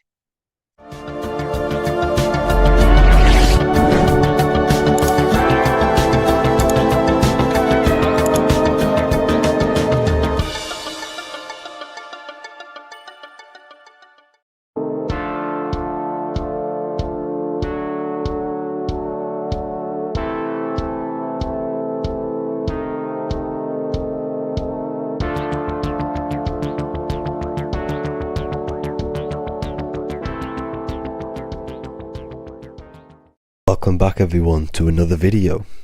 Today we're going to cover everything that you need to know about the mind, starting with the 2 aspects of the mind, the conscious and the subconscious. The male aspect of your mind is the conscious. This is the 10% of your mind. The conscious part of your mind is only aware of everything around you, your vision, your sight, your smell, your taste, your hearing, and your current state of emotion and thought. Every thought that you consciously think about has an emotion directly attached to it. That emotion is then impressed onto the subconscious part of the mind. The subconscious part of the mind is the female aspect of your mind. It is also a whopping 90% of your mind. Subconscious mind is controlling all of the subconscious processes which happen within your body. For example, your subconscious mind is controlling your heartbeat, your digestion of food, and all of the things that you do not have to tell the body to do. It is the hidden part of our mind which is controlling all of the hidden things. The subconscious mind is like a recording supercomputer. Everything that you have experienced in your life is all recorded and stored within the subconscious mind. One of the most important things about your subconscious mind is that it stores your mental programs. Everything in the subconscious mind manifests into behavior and actions within the body. Your daily basis routine and habits are all mental programs within your subconscious mind. These mental programs are created by mainly 2 ways. 1, repetition, and 2, emotional impact. The repetition is fairly simple to understand. The more you do something, the more it impresses onto your subconscious mind and becomes a program. That program will then manifest into your behavior. However, with the emotional programs, they work a bit different. The stronger that you feel an emotion, the stronger it is impressed onto the subconscious mind. And then that emotion becomes a program. For example, you had a very traumatic moment happen when you were a young child. The emotion that you felt was so strong in that moment that it impressed into your subconscious mind so hard that you can recall that moment like it was yesterday. That traumatic event that happened to you when you were young will still manifest into your daily basis behavior even to this day. However, it manifests subconsciously. For example, if you were in a car crash, you will be wary to enter cars with certain people, all because of that traumatic emotion that you felt and impressed onto your subconscious mind. Another example of the subconscious manifesting into our behavior is posting on Instagram. Most of the time, the reason why you post is because your subconscious mind is seeking gratification. So before you actually do something, question yourself and find out the root cause of why you are doing this. Another thing that you need to understand about the subconscious mind is that it takes everything you say in here literally. So for example, if you go and say, "You are an idiot" to someone, your subconscious mind will only pick up the word idiot. It only knows yourself. It doesn't know anyone else. You are casting a spell on yourself just by saying that to someone else. This is why the golden rule is to treat others like you'd like to be treated. Now, you can rewrite these programs which are already in your subconscious mind. However, it does take consistency. You have to change these programs which have been running for years. And by changing these programs, you change your behavior, because these programs manifest into your behavior. The best way to do this, personally, is to listen to affirmations first thing when you wake up in the morning, and do this for 10 minutes every single morning. Then at night time, you want to think and feel that you are becoming the reality that you desire. The more that you feel this reality, the more it will become a program and impress your subconscious mind. For example, you're trying to gain financial freedom. If you trick your subconscious mind into creating a program saying that you are financially free, this will manifest into your behavior. You will start doing more work. You will start looking for ways to make money. Your mind will be set on the frequency of money and financial freedom. Therefore, you will receive thoughts based around this program. If you take enough action, your life will dramatically change because of this program that you created in the mind. This is why we call it a mindset, because your mind is a frequency tuner which sets its frequency onto different thoughts, because thoughts are frequency. If you fill your mind with a specific frequency, you will gain thoughts and ideas based around that frequency. To create a stable mind, you need to master your emotions. You need to change your mindset. Everything that you experience is neutral. Based upon the mindset that you see it, you either give it a positive or negative charge. By understanding this deeply, you will then control your emotions. I hope you gained some wisdom and enjoyed this video. Please, if you can, leave a comment and a like, and subscribe to the channel if you like this content. Love and light to you all.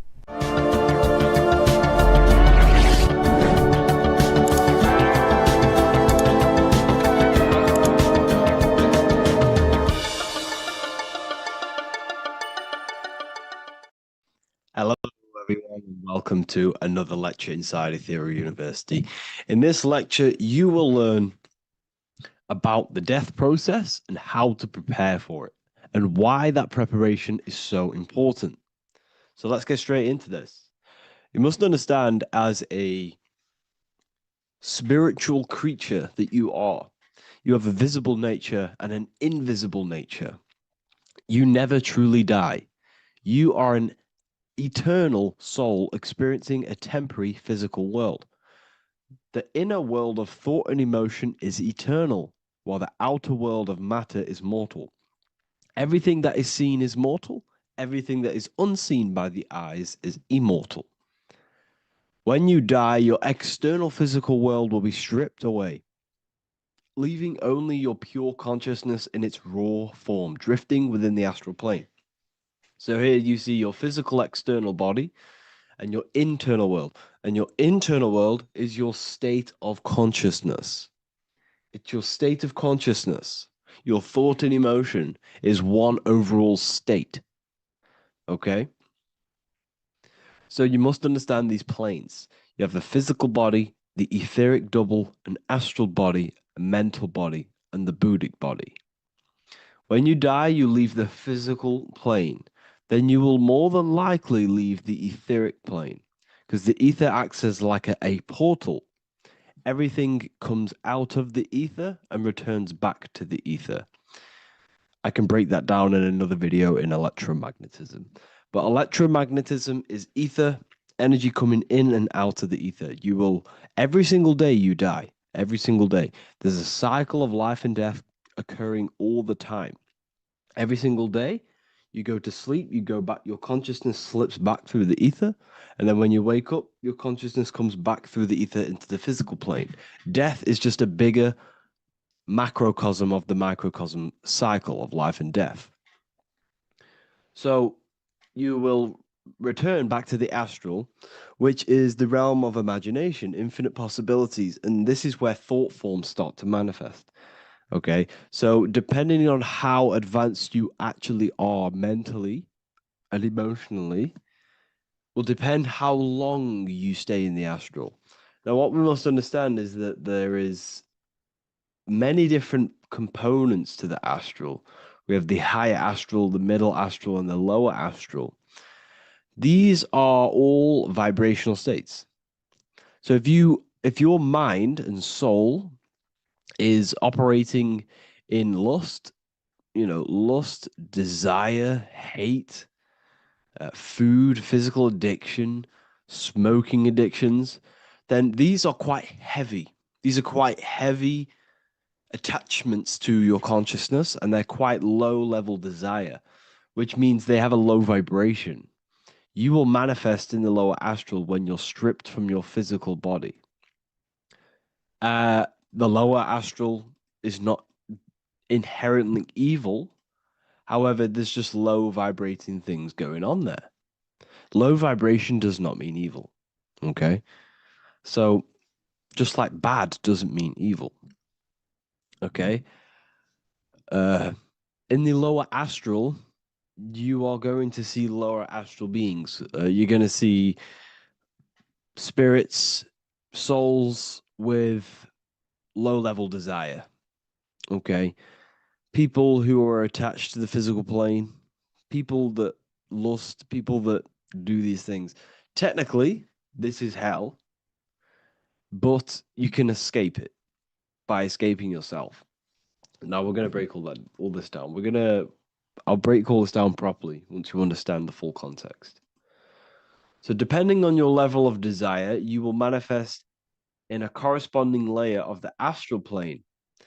If your mind is still attached to the low physical desires, you will find yourself in the lower astral realms. But if you have few desires and have detached from the worldly attachments while you are encased in a body, then you will rise into a higher or middle astral plane, mainly the middle. Okay. The higher astral plane is very formless. So as I broke down here, this is, well, the physical plane is the lowest dimension. This is the most form, the most matter. It's quite heavy. The higher you go, the lighter it becomes, the more fluid, the more formless it becomes. So you see here, it says denser, down, and lucidic, up. So this is more lucidic in these higher realms. This is more dense in the lower realms. So this is why the ancient Egyptians were always talking about, I'll show you this. This is showing you death. So first of all, we have Anubis, which represents death. Here you have the heart, which represents the soul. And here you have a feather. And this is a scale. You see how this is a balanced scale? So what this is symbolizing, this represents death. This represents your heart, and this is a feather. So when you die, your heart must be as light as a feather, which means your emotions, your soul, should have no attachments to the world. It should be light. It should be detached. This is why the word light and light are the same. Light is in heavy and light is in very bright. Because when you're less attached to the things, your soul shines, you're authentic, you're light, you're very bright soul, and you have no attachments. Your light is not heavy. So you must detach from the worldly desires.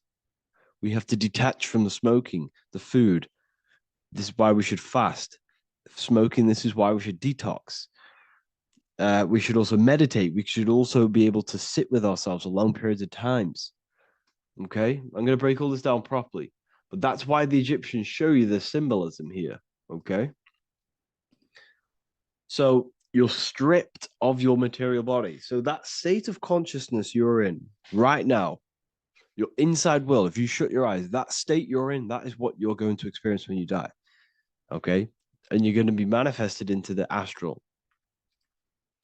In the physical plane, you can mask or hide almost anything. But in the spiritual realm, you cannot. The astral body, your thoughts and emotions directly shape your spiritual body, your astral body, revealing your true inner state. So your desires that you can hide in the physical plane, your emotions, your thoughts, you can't hide any of that in the spiritual plane, in the astral plane. That will directly shape who you are, your color of your astral body, and your astral body as a whole. So here we have Kim Kardashian. If you could see this lady's astral body, you would run so far that you would be horrified for the rest of your life. If you could see their spirit, their astral form, it would be horrific because their mind is so attached to, physical things, so attached to desire, money, fame, worship, power. These people do not want to die. These billionaires and millionaires will never want to die.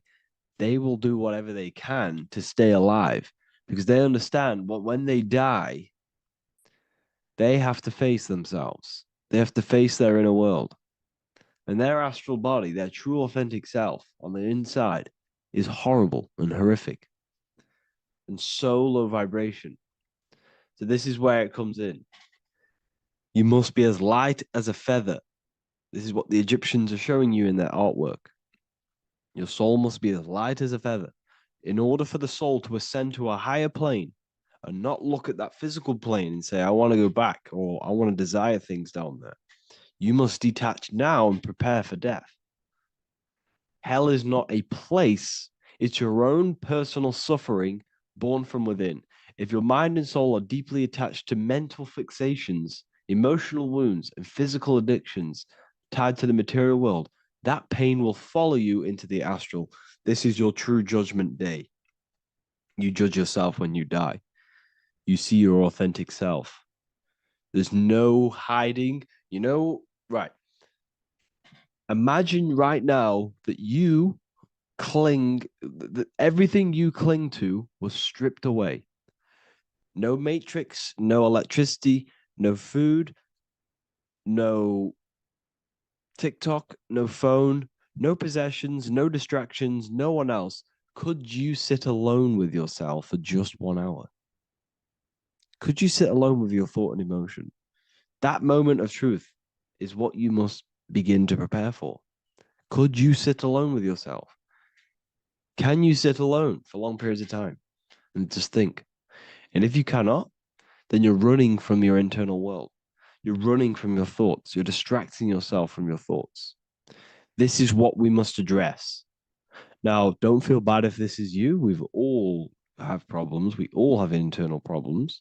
But this is what we have to face directly in order to prepare for life after death. We must meditate for long periods of time.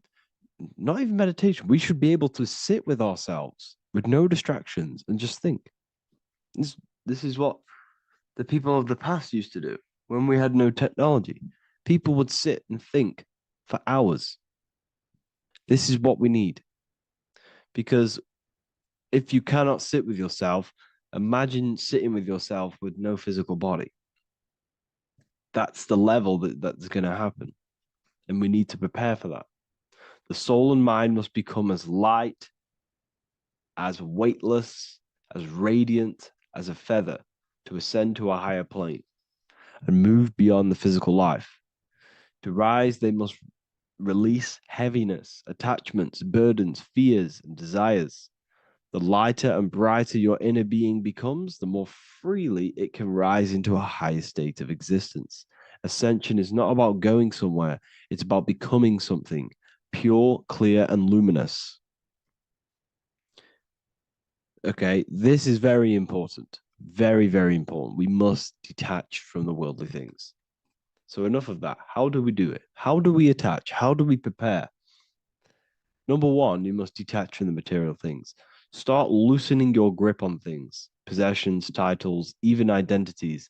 They are temporary. Appreciate them, but don't let them define you. Let nothing outside of you define you. Nothing. Your name is not you. Your job is not you. Your reputation is not you. Your bad past is not you. Your good past is not you. Your business is not you. Everything outside of you is not you. Now, what I'm saying is, I'm not saying go full right-hand path and never care about anything physical, never care about your family, don't love your family. I'm not saying that. What I am saying, love these things, love these outside things, but do not become attached and do not let them define you. You must be okay with losing anything that is outside of you. You must be okay with that, because you must understand the physical plane is, it's promised that everything is temporary. Everything is temporary in this plane. So don't ever think it's going to be there forever, because it's not. And you must remind yourself, not remind yourself, but I think about this sometimes when I start becoming a bit attached to work and stressed. I just remind myself that I'm going to, this is temporary. I'm going to leave this world one day and I'm not going to care. So you must have the balance. Okay. The balance is key. You can go down that right-hand path and just fully cut off from the world like a monk and shave off your hair, and disconnect from the physical world. You can do that. That's not wrong. There's different paths in life. You have the left-hand path, purely physical. You have the middle path, which is balance between the physical and spiritual. Then you have the right-hand path, which is monk mode, where you fully disconnect from the world. They shave their hair off to disconnect from the physicality. They meditate for long periods of time. This is what they're doing. They're preparing for death. Monks prepare for death. They understand this. They understand that you don't die. Your inner world is the true world. The inner world is the only world that exists. Everything outside of you is an extension of you. Number two, cleanse the mind. Watch your thoughts. Are they rooted in fear, anger, regret, or craving? Meditation, mindfulness, and inner reflection help purify the mind. The cleaner your thoughts, the lighter your spirit. So your astral body is formed by your thoughts. It's formed by your emotions. If you sit around thinking about eating all day, you're going to have a very heavy astral body. It's going to manifest in the lower planes. But if your mind is thinking about good things with good intentions, love, knowledge, expansion, you're going to manifest even the middle or the higher. And there are ways to even ascend out of your astral body. Yes, you can ascend out of your astral body and out of the mental body, but that's all very advanced, and I'm not going to teach that yet. I'll make another video on that, but you can ascend from them bodies. The astral plane is not the end. You can keep ascending as a soul until you're left with just the pure essence of the soul. But we're going to, anyways, cleanse the mind, reprogram the limiting belief systems, let go of mental attachments. And the way you do this is by getting a piece of paper and writing down every single attachment that you have. And you're going to realize, dude, there's more than you think. Okay. We have to detach from these. We have to. 4, practice presence. Can you sit in silence with yourself? The more at ease you are with your own inner being, the less you'll feel death. The afterlife is just an extension of your inner world. It's so important. This is so, so important. Can you sit with yourself? If you cannot sit with yourself, you have some inner work to do. You have some thoughts to address, some beliefs to address, and some feelings to address. Okay, so practice sitting in the present, meditation, or just literally sit there and try and be okay with yourself. And if you can't be okay with yourself, then there's something you need to address, whether it's a belief system, whether it's an emotional trauma, or something. This is what we must reshape, refine, and let go of. Live truthfully, speak and act from your soul, not from fear or ego. The more authentic you are, the more aligned you become with your true self, which carries beyond this life. The ego is your mind's perception of itself while being incarnated in this world. It's been shaped by your experiences, your thoughts, your beliefs, and your emotions. So your ego is basically this false thought form that you've created. It's a false layer of yourself that sits on top of your true authentic self. It's basically your physical character. When you were young, you had no ego. You were pure. You had a pure consciousness. But then as you grew older, your ego started to grow, and it still is growing because it was shaped by experiences, things you've gone through, things you've said, things you believe, things you think. It's created by you, by your mind. And the ego is close to the word echo. The ego is the echo. It's an echo. It's a layer. It's a false identity. It's a false layer that sits on top of your soul. And if you don't get rid of that ego, if you don't know how, well, not get rid of it, but balance it. If you don't know how to rise above that ego and you die, it's that ego that's going to be pulling down when you die. It's that ego that's going to be your suffering. Okay. 7, connect with the divine, whether through prayer, meditation, tune into something greater than yourself. The connection is the soul's compass beyond this world. If you can meditate and rise above them clouds of thought, that's the soul, that's the observer.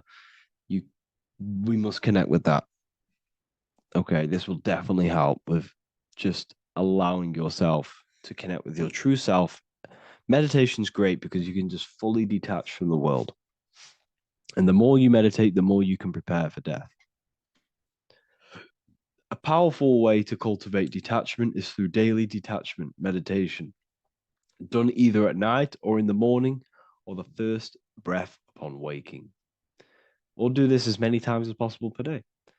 Start by physically grounding yourself in the present moment. Say out loud, I am here right now, nothing else matters. Let that phrase draw your awareness into the now. Just keep saying it until you're present. Then begin to slowly list everything you identify yourself with, one by one. I am not your body. I am not my body. I am not my name. I am not my possessions. I'm not my house. I'm not my children. I'm not my everything. I am not my thoughts. Release each layer gently. Imagine, if you want to, if you have a good imagination, imagine placing these things into a big box. Placing your body, placing your name, placing your possessions, placing your house, your car, your thoughts, your beliefs into a box, and then shut that box. If you have a good imagination, do that. That can help. And you'll be left with yourself. And you're not even that. It goes even deeper. Eventually, you'll reach the mind itself. Detach from the language that the mind is even using. Now, that's very difficult. And not many people have ever thought about that, and they've ever even been there. Detach from the language that the mind is using. Think about that for a second. Your mind is not what you actually think. It goes very deeper. Your mind is not that little voice. It's that voice that the language is using. So even the language is a spell on your mind. Okay, it's an attachment. Eventually, you'll reach the mind itself, detached from the language it uses, the voice in your head, the need to define. What remains is something beyond thought and beyond words. I can't even describe what's left because words, once language is gone, it's purely metaphysical. All I can say it is pure awareness, and it's symbolized. This is why symbols are so amazing, because they can symbolize things that are beyond words. A flame, it's just a flame, and you won't be able to understand that until you've been there. It's just a flame. It's pure cause. Words can't describe it. You'd have to experience it. Connect with this essence daily. This is truly who you are. So this is a great way to detach. We can do these detachments every single day during meditation. This will definitely help over long periods of time.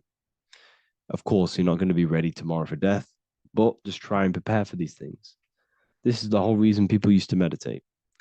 It's the whole reason why people do these spiritual practices, because they understood that this plane is temporary and your soul moves on from this plane.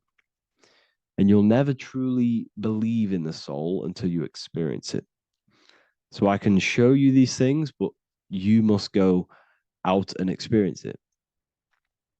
The soul is real, but you won't understand unless you cast off everything else. Okay. So I hope this video helps. It's a very deep video. I'm going to be making more of these stuff, of more self-mastery. And of course, we've made the self-mastery section now. So I'm going to start filling up this place with lectures. And I think it's a great time to start this, because a lot of people have been asking on how to master yourself, prepare to death. So hope this video helps. See you in the next one.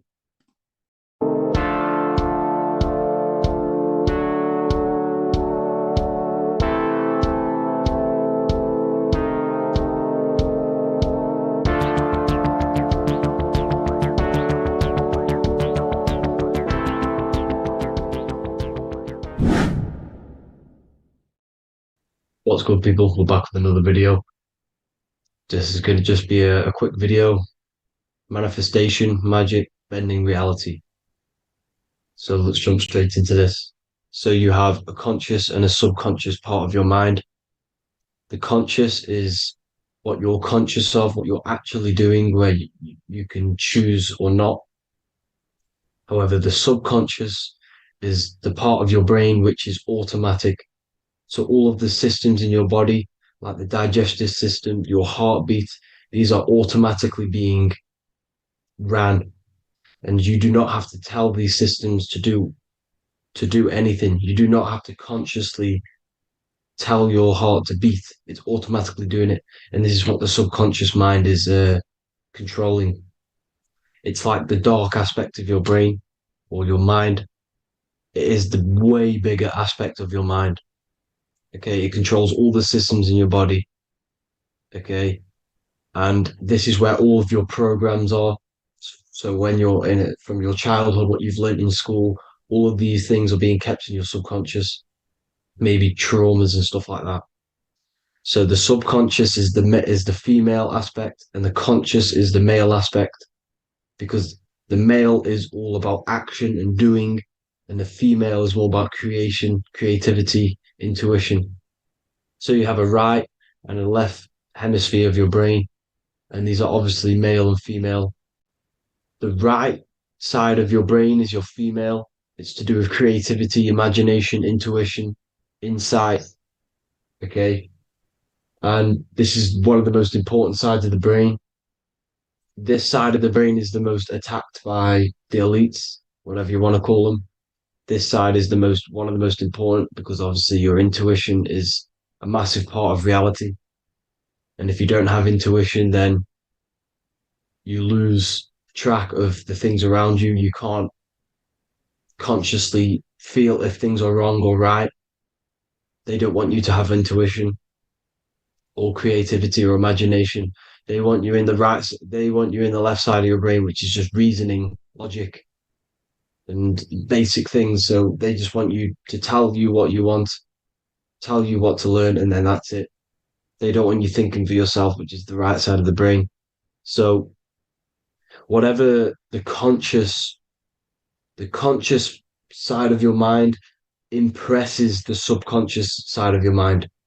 So if you do affirmations, for example, if you consciously do affirmations every day, You're reprogramming your subconscious mind. You're impressing a vibration and a word into your subconscious mind, and therefore it will reprogram it. So the male and female aspect are symbolized by the Star of David as well. The male being the upside triangle, the female being the downside, connected all in one, because we both have male and female energy. So every thoughts are electric, which is the male aspect. Emotions are magnetic, which is the female. Each thought creates a wave of vibration in all directions. So think of it like a water drop in a pool, but it going out in every single direction. It's not just flat. And these thoughts have a certain frequency, well, has a certain vibration. That vibration has a certain frequency. And this affects your aura. Every thought, every emotion directly impacts your aura and the strength of your aura. So if you're angry all the time, your aura in the astral plane will look red. However, if you're happy, it'll be more like blue and green. So it's very important. Your electromagnetic field is created out of your emotions and thoughts, and that affects reality because you're 60% water, and frequency and vibration creates certain patterns and has a certain effect on water. We'll get into that after this slide. So each thought that people are thinking around you, you are actually subconsciously picking up these thoughts because it's emitting this vibration in all directions. So this is why you can pick up thoughts of other people on the odd occasion.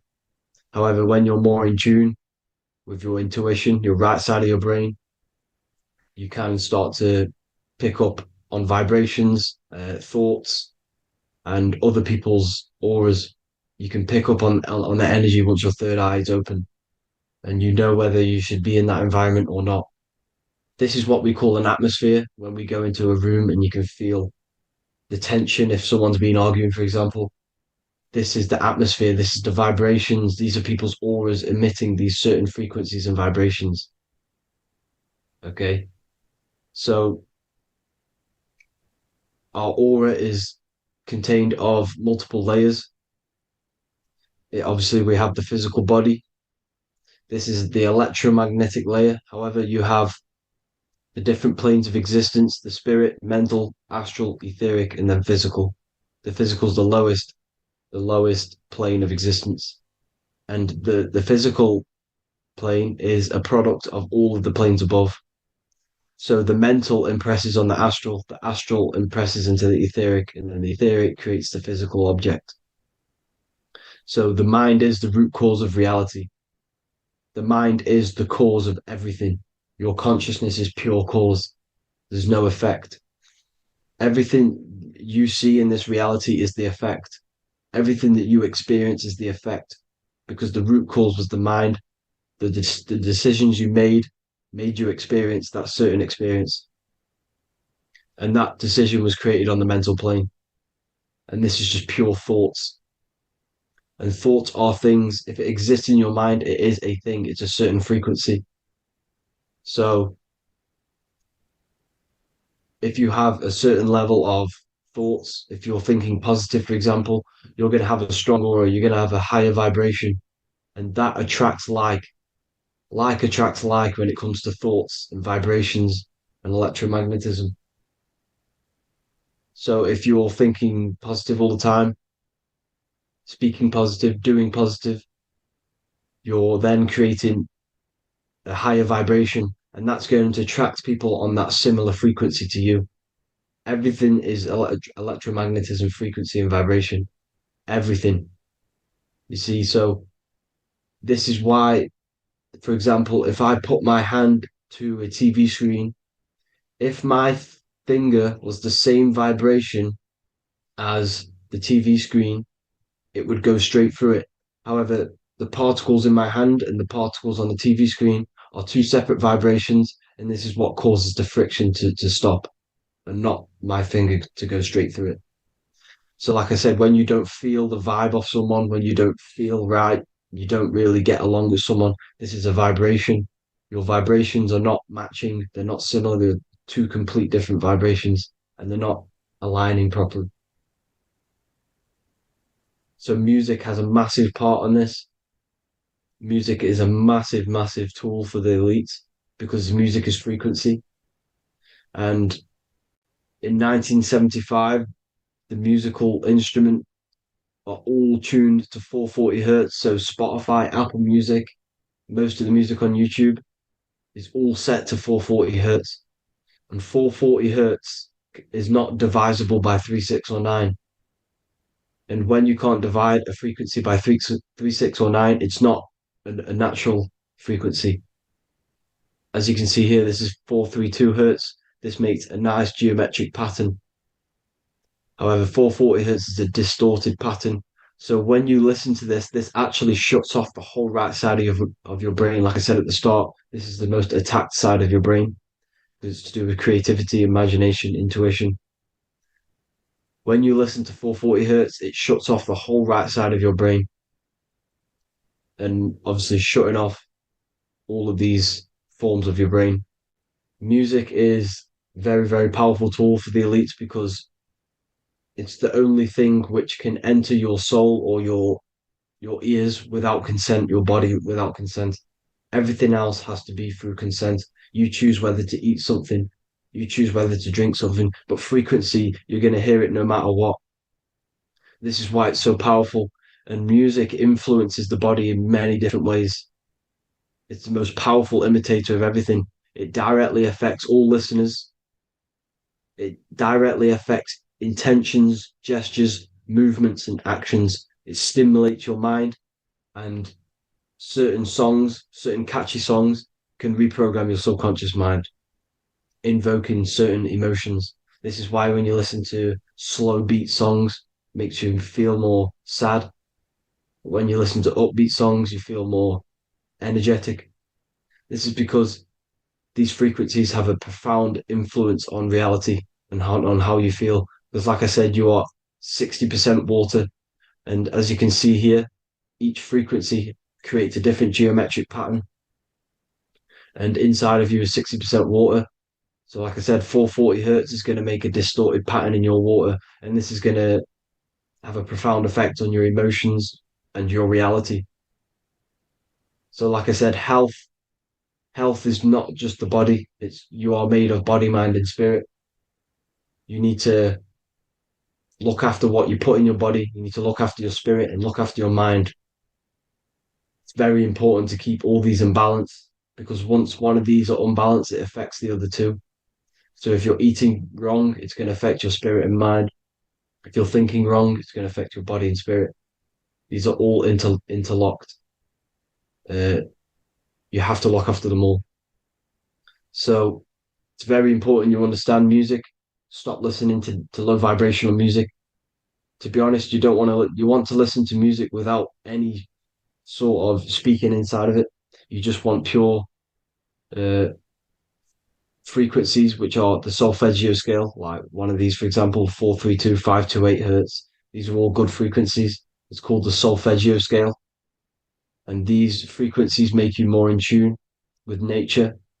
528 hertz is what the earth vibrates at. So it's very important. And the Rockefellers are the one who changed this to 440 hertz. The Rockefellers, one of the elite families. So if you want to manipulate reality, it's very important to have your chakras aligned and having a high vibration because the higher your vibration, the more powerful your words and your intentions are on reality.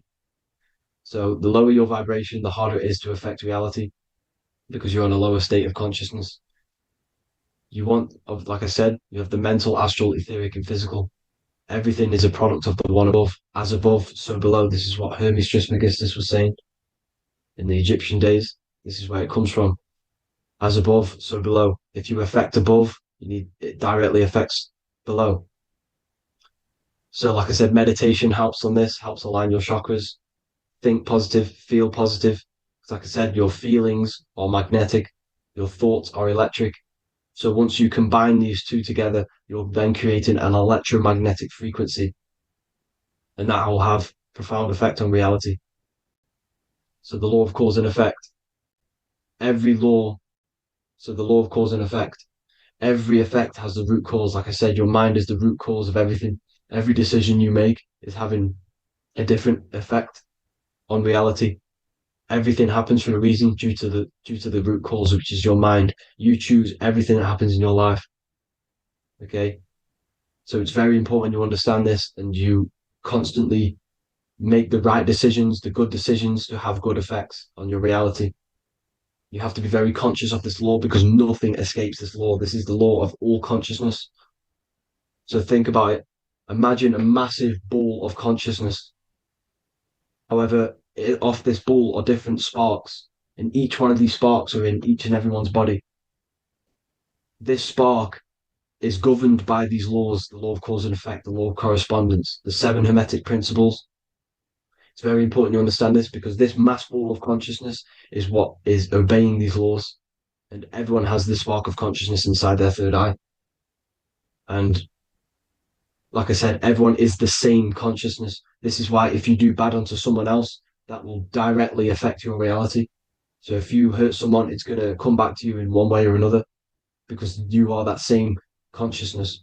This is like a mirror reality, as within, so without. Whatever you feel on the inside, you're gonna see that on the outside. You're gonna experience that reality, whatever you've impressed.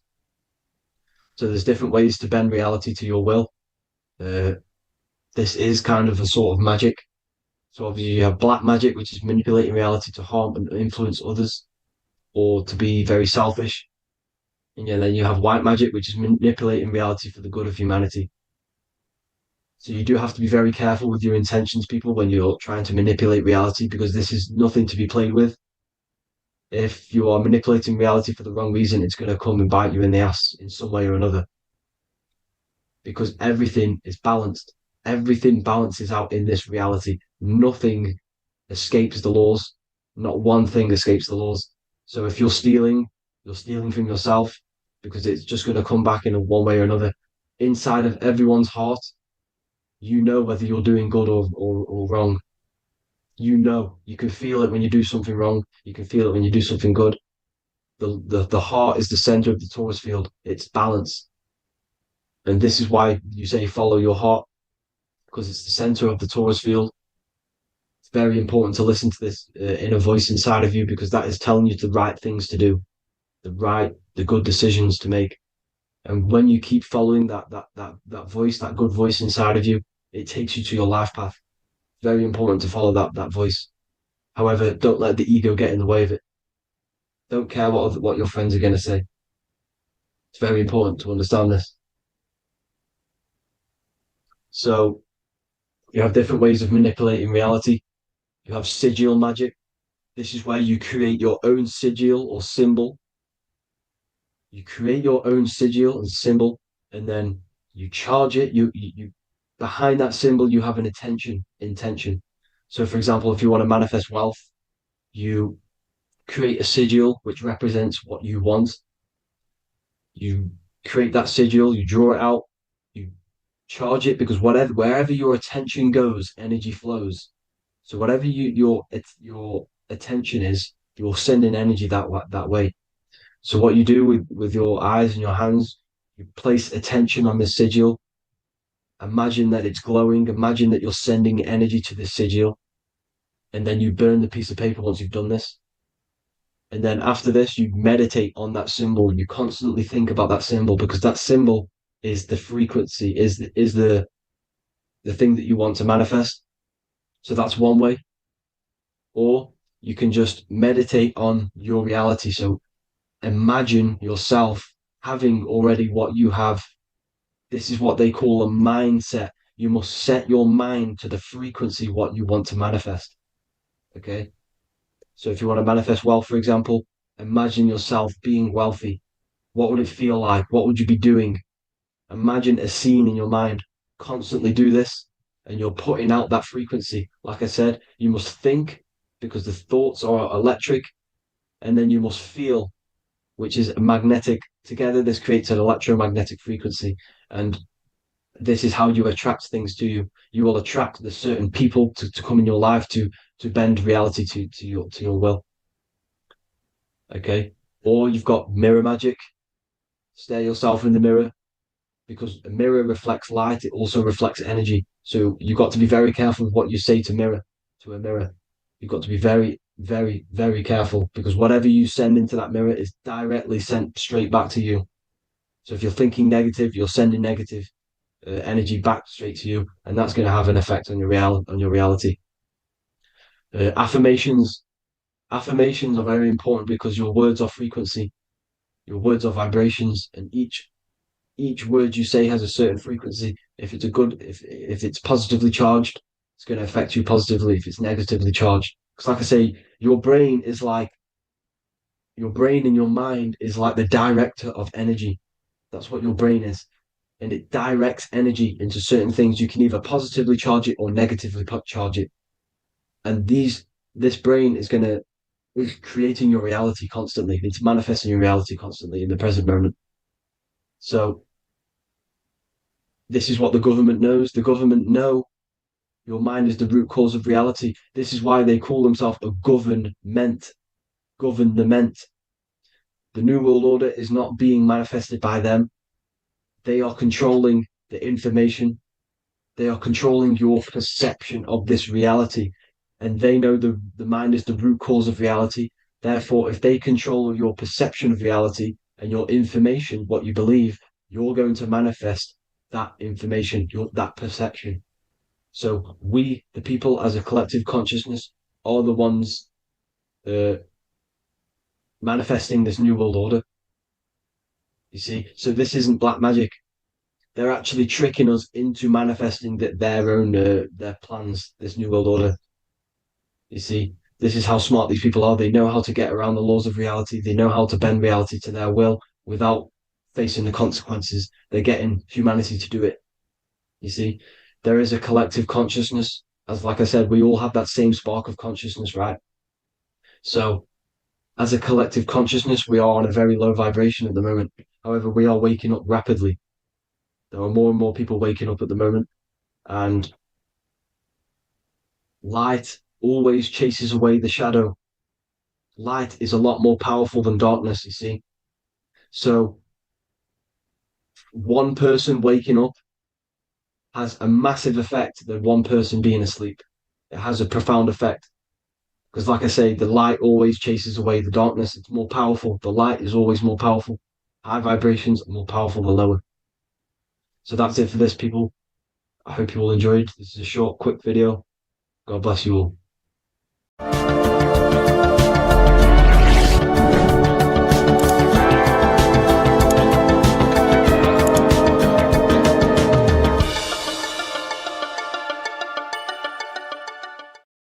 Geometry. This is the study of nature, of the codes, the mathematical codes behind physical reality.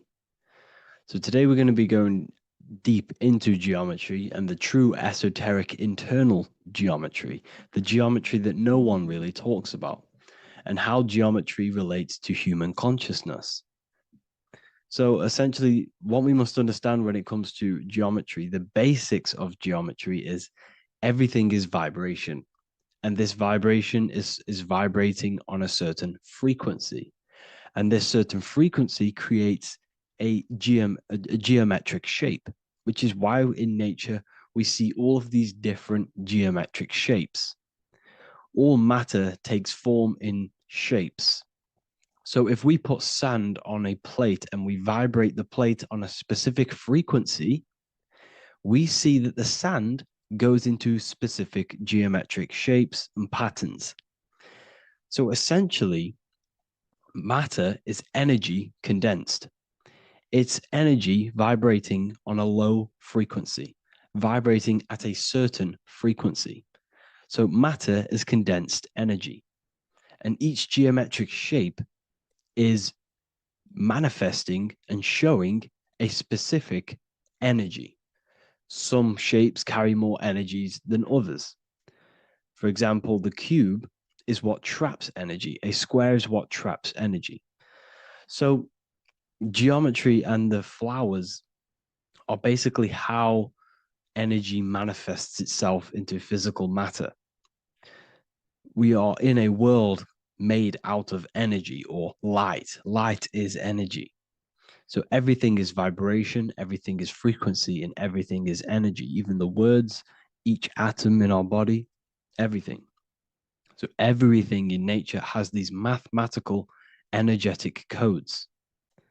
So geometry is basically the study of nature and the shapes that are in nature and their energetic principles.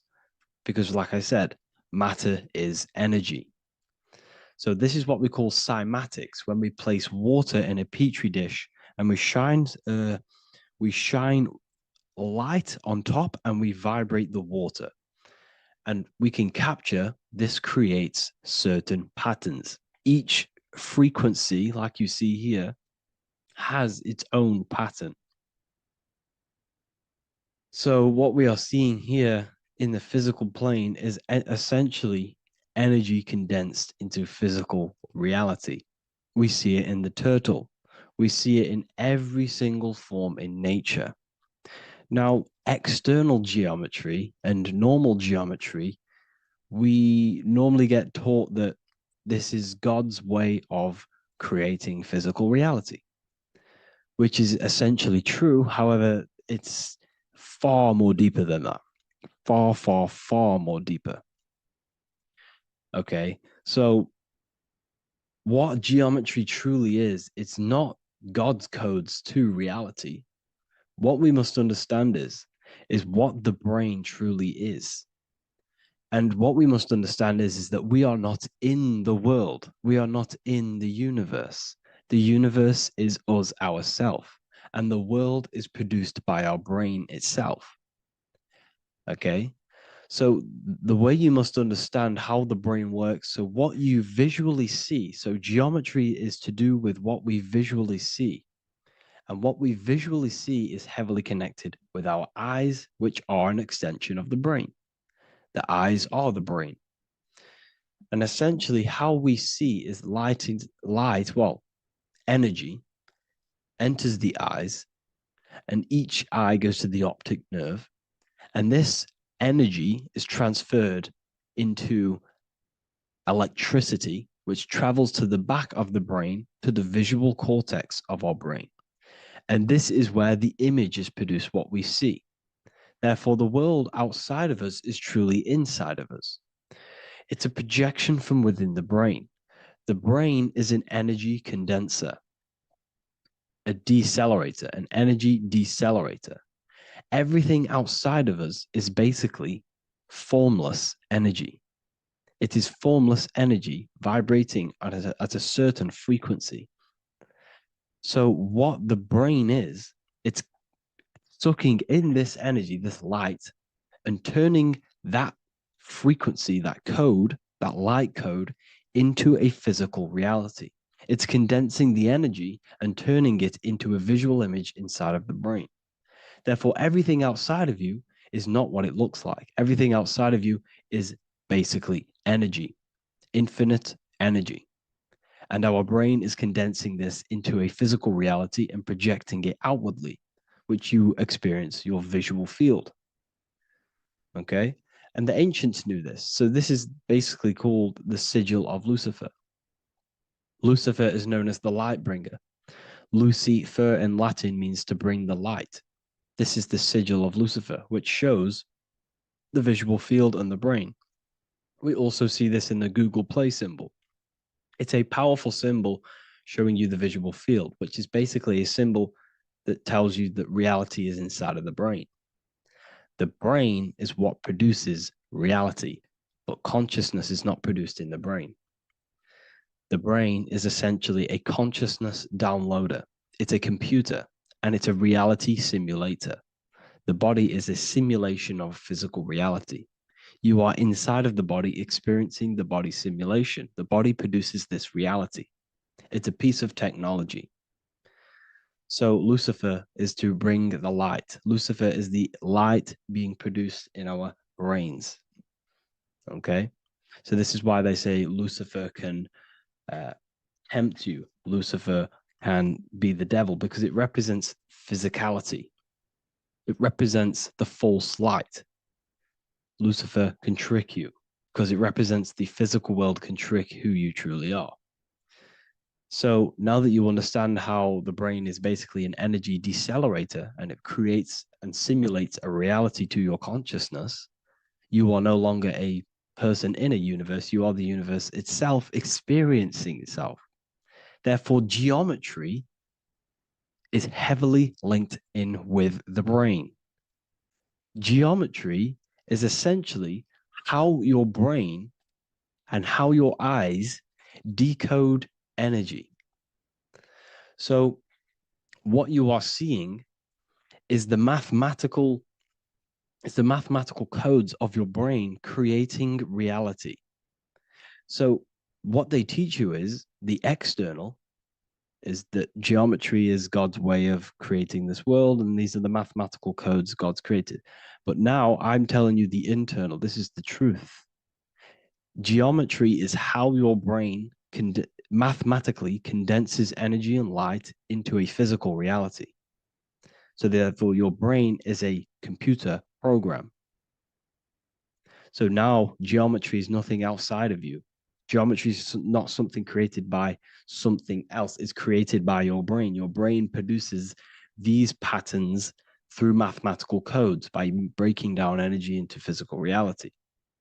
And this is why you see geometry in everything around you. This completely changes your view on geometry. It's in your ear, it's in your face, it's in everything. Geometry is everything. Okay? So now that you understand this, now, as we were talking about the visual field earlier, the ancients knew about this.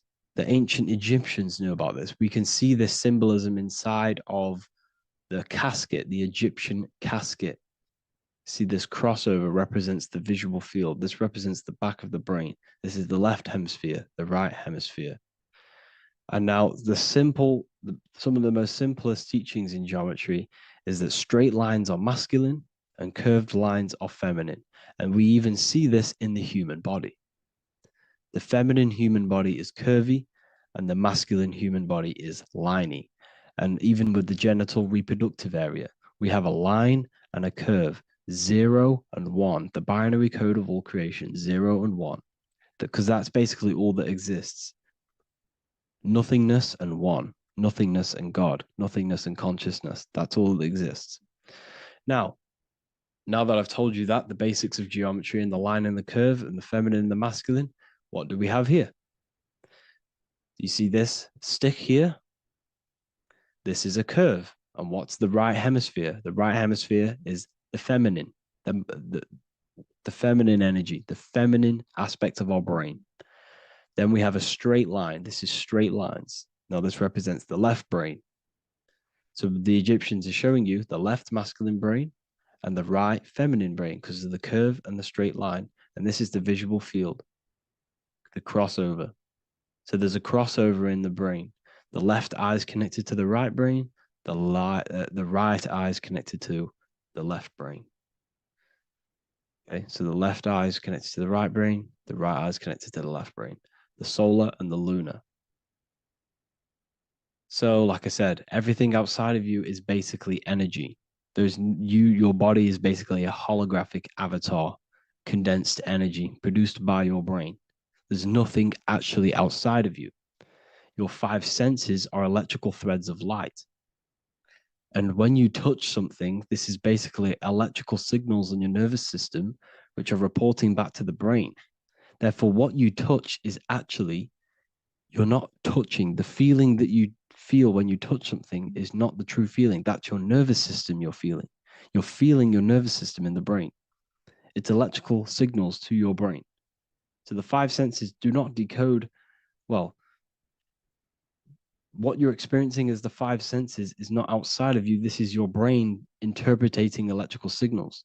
You don't experience the world, you experience your nervous system and your brain. The nervous system is an extension of the brain. So this is the truth. This is not woo-woo spirituality. This is true consciousness science. but I'm teaching you here. Okay?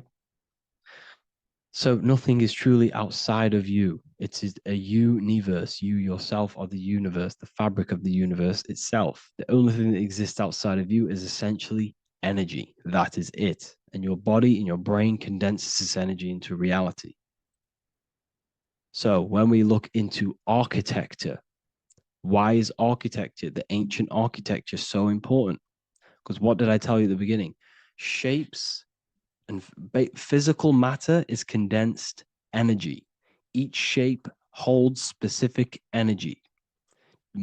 Some shapes hold more energy, emit more energy. Some shapes condense energy. Some shapes transfer energy. Each shape, each geometric shape has an energetic principle because matter is essentially energy. So when we look into cathedrals and the ancient buildings, they were filled with geometric patterns, geometric shapes, because they understood the energy principle. Architecture is basically solid energy. It's physical energy. If we create this pattern here is an energy code. And if you stand next to it, you're going to gain that energy. It's going to be imprinted on your body.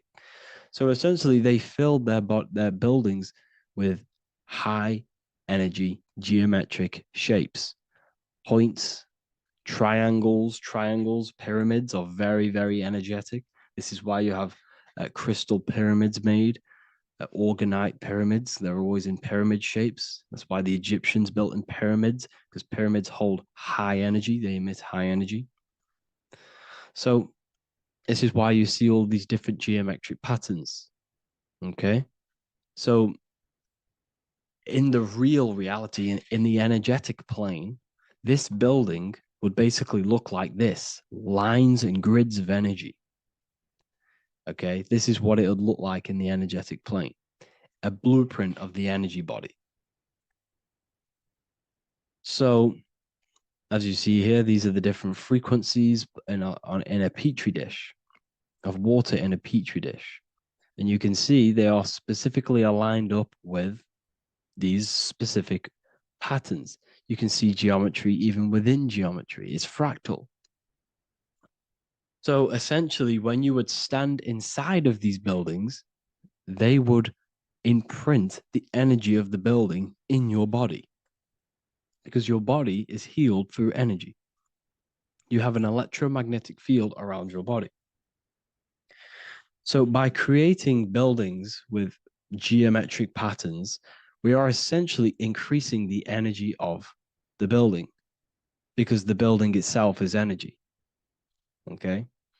So when we fill it with geometric patterns, we're increasing the energy. We're giving it a certain energetic imprint. So when you stand inside of that building, you're being imprinted with that energy. Okay. So especially with these windows, these stained glass windows. Well, why are they stained glass? Well, color is frequency. So when you have all of these different colors, and not only were they just painted, some of these colors are specific gemstones, crystals, natural stones, which all hold energetic principles. Each crystal is vibrating on a certain frequency. Wood has its own frequency. Metal has its own frequency. What you must understand is that everything in nature is not just a piece of matter. It's vibrating. The atoms of wood are vibrating on a certain level, which give it a certain energetic principle. Each crystal is vibrating. The atoms of the crystal are vibrating on a certain frequency, which give it a certain energetic principle, quality. So each thing, this is why the ancients were obsessed with natural stones, natural things, crystals, natural metals, and they wore different metals, different things like copper on their bodies, because they understood the atoms of these natural things are vibrating, which give certain qualities to you if you wear them. So you're not wearing it, you're basically putting that frequency onto your body, because they understood this is energy. If I put copper on my body, I'm not putting copper on the body. I'm putting the frequency and the energy of the atoms onto my skin. And that frequency of them atoms are going to vibrate my skin, that frequency, and heal my body. So this is why this is so important. So each building is an energetic code. Okay. So when you stand in these buildings, it can heal your body. This is why when people walk into these ancient churches, they feel like they've met God. They feel a certain way. They feel so amazing when they enter these churches. They feel holy, for example. It's not because God's there. It's not because these man in the sky dwells in these holy places. It's because the energy of these buildings affect our consciousness. They increase your energy. They raise your vibration. They heal your body. They heal your cells. They imprint the water in your body, especially with these stained glass windows. Like I went a bit on a tangent there, but these stained glass windows were encoded. Well, they use different gemstones, different lights, different colors. And when the sun would shine through this window, well, what's the sun? The sun is light. Light is energy. The sun's light would go through this filter of the window of the crystals and the different gemstones and the different colors, and the sun's light would be encoded, imprinted with these crystals, with these colors and these natural glasses, which have healing energetic principles. And when you are inside that building, the sun's encoded energy of the window would be imprinted into your body, into your energy field, and it will heal your energy field, and it would heal your body, your cells on a cellular level.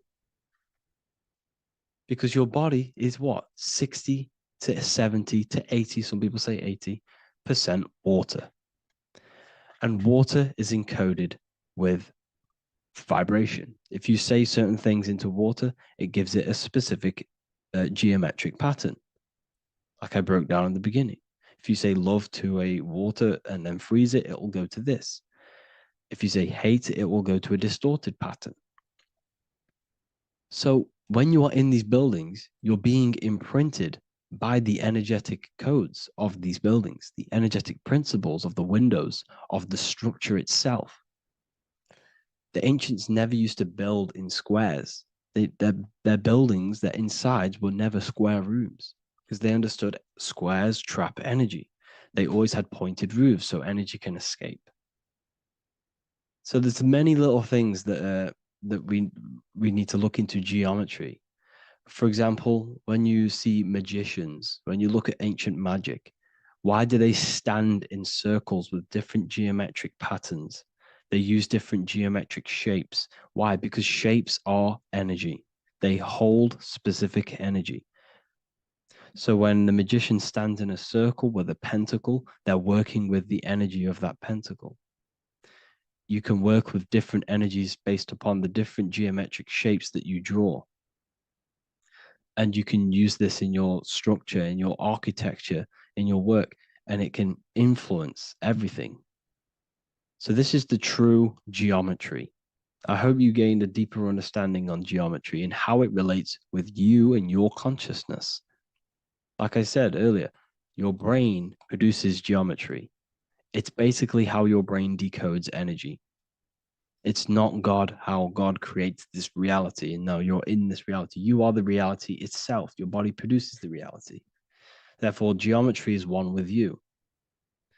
So therefore, if I play with the geometry of the buildings, for example, like the government have, everything's in squares. If you look outside, everything's a square, everything's a rectangle. You go to a city, every window is a rectangle, every building is a rectangle.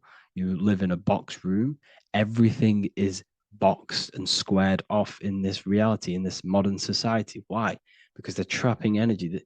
The box is the cube is the most simple geometric shape, which basically condenses energy and it traps energy. And if you subconsciously see squares all the time, your phone's a square, your TV screen, everything's a square, your keyboard, your desk. Go and look at the ancients. They never used to build in squares and cubes. And if you go into nature, you'll never see squares and cubes. Nature doesn't create squares and cubes. Everything in the modern society is squares and cubes to simple your consciousness down, to dumb your brain down. So the ancients built very, very complex structures. Why? Because they understood what we see affects our brains, because our brains decodes reality and creates reality. If you see a sophisticated building, this is going to give you a sophisticated mind and raise your IQ levels over time, subconsciously.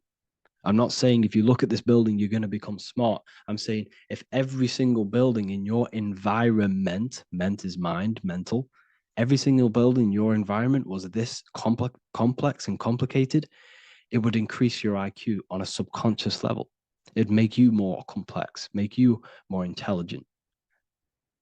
So they've dumbed everything down. They've dulled everything down. Look at everything. Everything is being dulled down. So anyways, I hope you all gained a better understanding on this. If you want to gain more occult knowledge and esoteric knowledge, make sure to read the Book of Wisdom, Volume 2. If you're inside the university, you can get this book for free.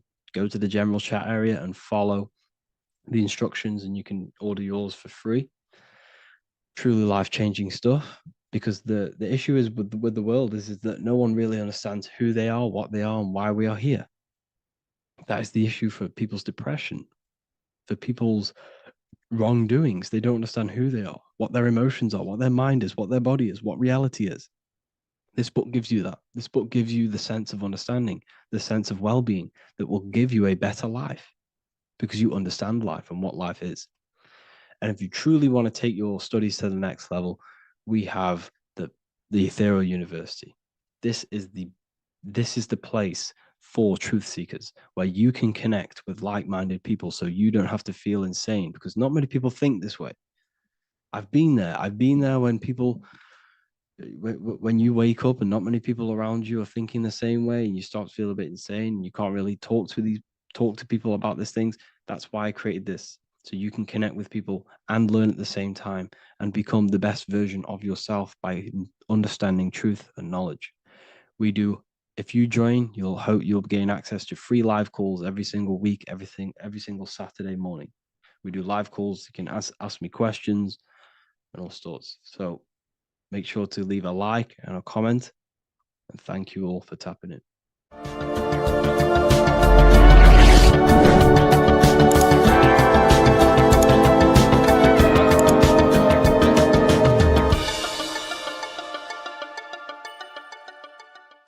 You're living in 4 planes of existence right now, but most people are only aware of one. And that's why they feel lost, disconnected, and stuck in cycles they can't explain. If you don't understand the blueprint of reality, you'll keep trying to fix the physical, while the real causes lie in the unseen dimensions that you have direct access to. You must understand is that the universe only exists in the mind. Everything is a projection of consciousness. Therefore, consciousness produces everything. Our internal world is consciousness. Our external world is this physical body, physical world. Everything is an externalization of consciousness. For example, this was a thought. Now it's made physical. But before this was invented, it was existing in someone's mind, in consciousness, invisible. Then it was made manifest, made physical. So everything in this physical plane is the effect. The cause is consciousness, mind, the mental plane. So now I'm going to explain these different dimensions of consciousness. You don't just exist in this physical plane. The physical plane, in fact, is the lowest plane there is. It's the illusionary plane. So first of all, we have the Buddhic plane. This is the nothingness. So think of it like this. Absolute nothingness. If you turn off thoughts, there is nothingness. This is the void. And out of the void springs infinite potential, which is the mental plane. Now, your mind has no limitation. It can think anything, be anywhere, anytime, any place. In the whole world, there is no limitation with the mind. This is the realm of infinite possibilities. This is the realm of thought. Thought is a dimension, information and thought. To go a little bit deeper on this, there are pockets of thoughts, what we call in the occult fields of thoughts. Your mind does not think thoughts, it receives them. Your mind is like a radio. Whatever the mind is tuning into, setting its mindset, setting your frequency or setting your mind, you will receive thoughts based on that set, whatever you set your mind to. So there are pockets of thoughts that we penetrate in the mental plane. The mind is the mental plane, the infinite possibilities. This is the spark of creation. This is where all things begin to manifest as an idea in the mind as a thought. So if you want to gain certain information, you need to meditate or do thought exercises where you are penetrating that dimension of thought, that pocket of thought. For example, if you want to find a way on how to make financial wealth, you would use your mind, set your mind on wealth and money, and think, close your eyes and think about that specific topic and see where your mind takes you. And you will expand your mind into different pockets of thought and gain information. So this is the mental plane. This is how you can use the mental plane. You can use the mental plane to do this. Then we have the astral plane. We have higher, middle, and lower astral plane. The astral plane is the body for thought. So every dimension, physical, etheric, astral, mental, Buddhic, is a body for a dimension above. Each dimension below is a product of the dimension above. So for example, the astral plane is imagination. This is the lucidic realm of imagination. This is where thoughts begin to manifest into some sort of form. It's not a physical form because this is physical, but imagination is a lucidic form. It's not really physical, but it's there. It's a projection of light. It's astral matter condensed by the willpower of the mind. So depending on the vibration of that thought will depend whether it manifests in the higher astral plane, middle astral plane, and lower astral plane.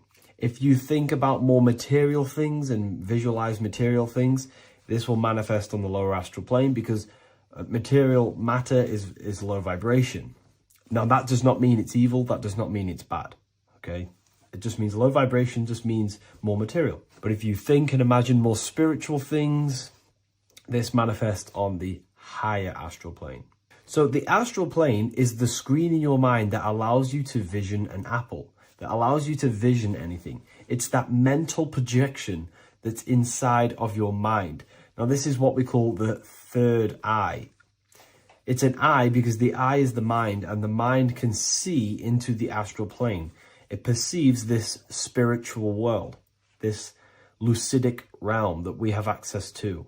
This is where also infinite potential takes place. This is the realm of spirits, demons, jinns, whatever you want to call them.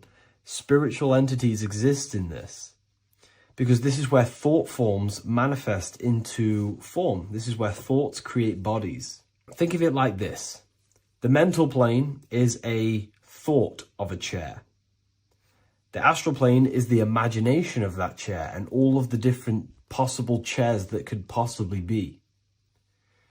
The etheric plane is the energy double of that chair. And the physical plane is the physical chair.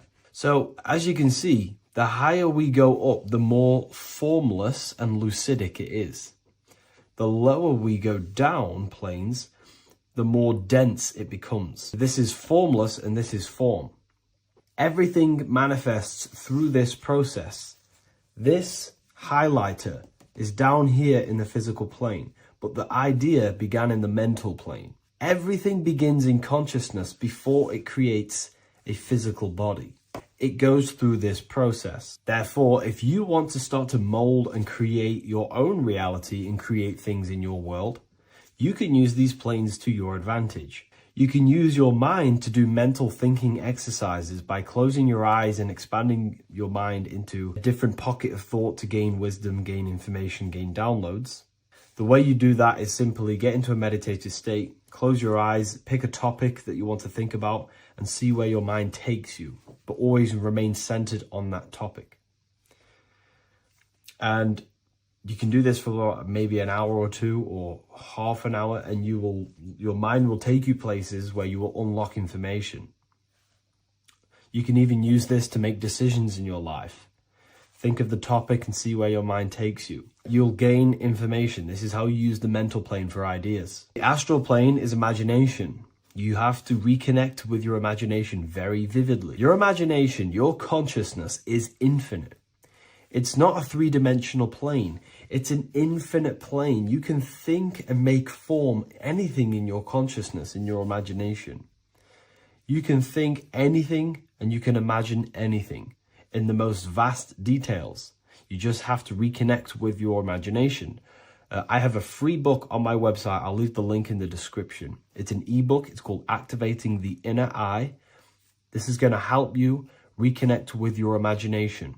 It's a practical guide on how to imagine. So once you know how to use the mental plane and astral plane, thought and imagination, you pretty much need to use the physical plane to take physical action with this physical body that you have and start to manifest these desires you have in the higher planes.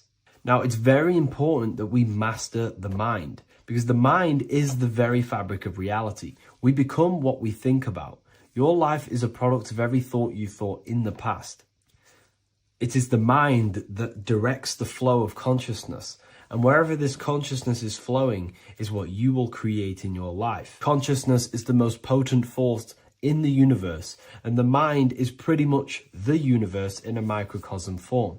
It is infinite potential, and your mind will continue to expand into new realms of thought forever and ever and ever. You are eternal.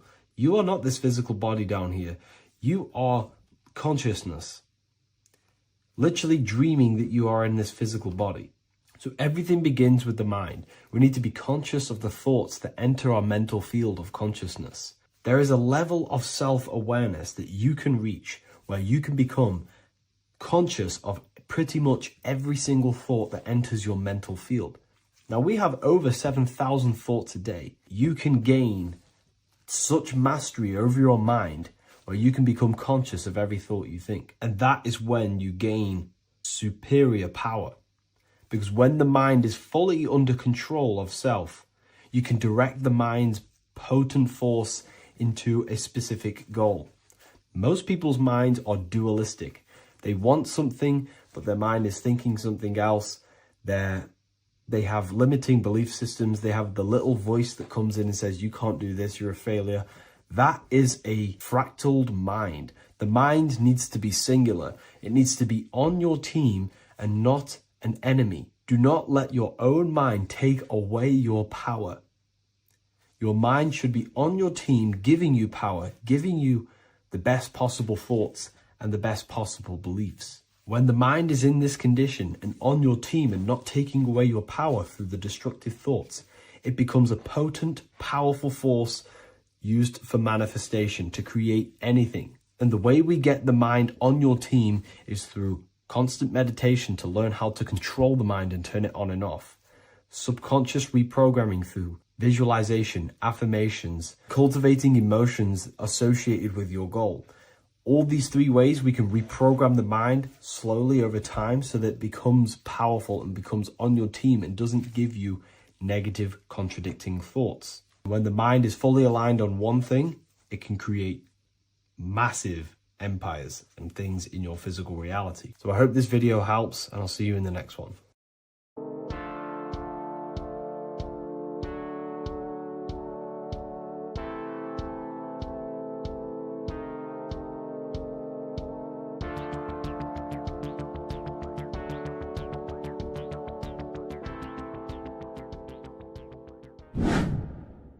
Hello and welcome to another video, people.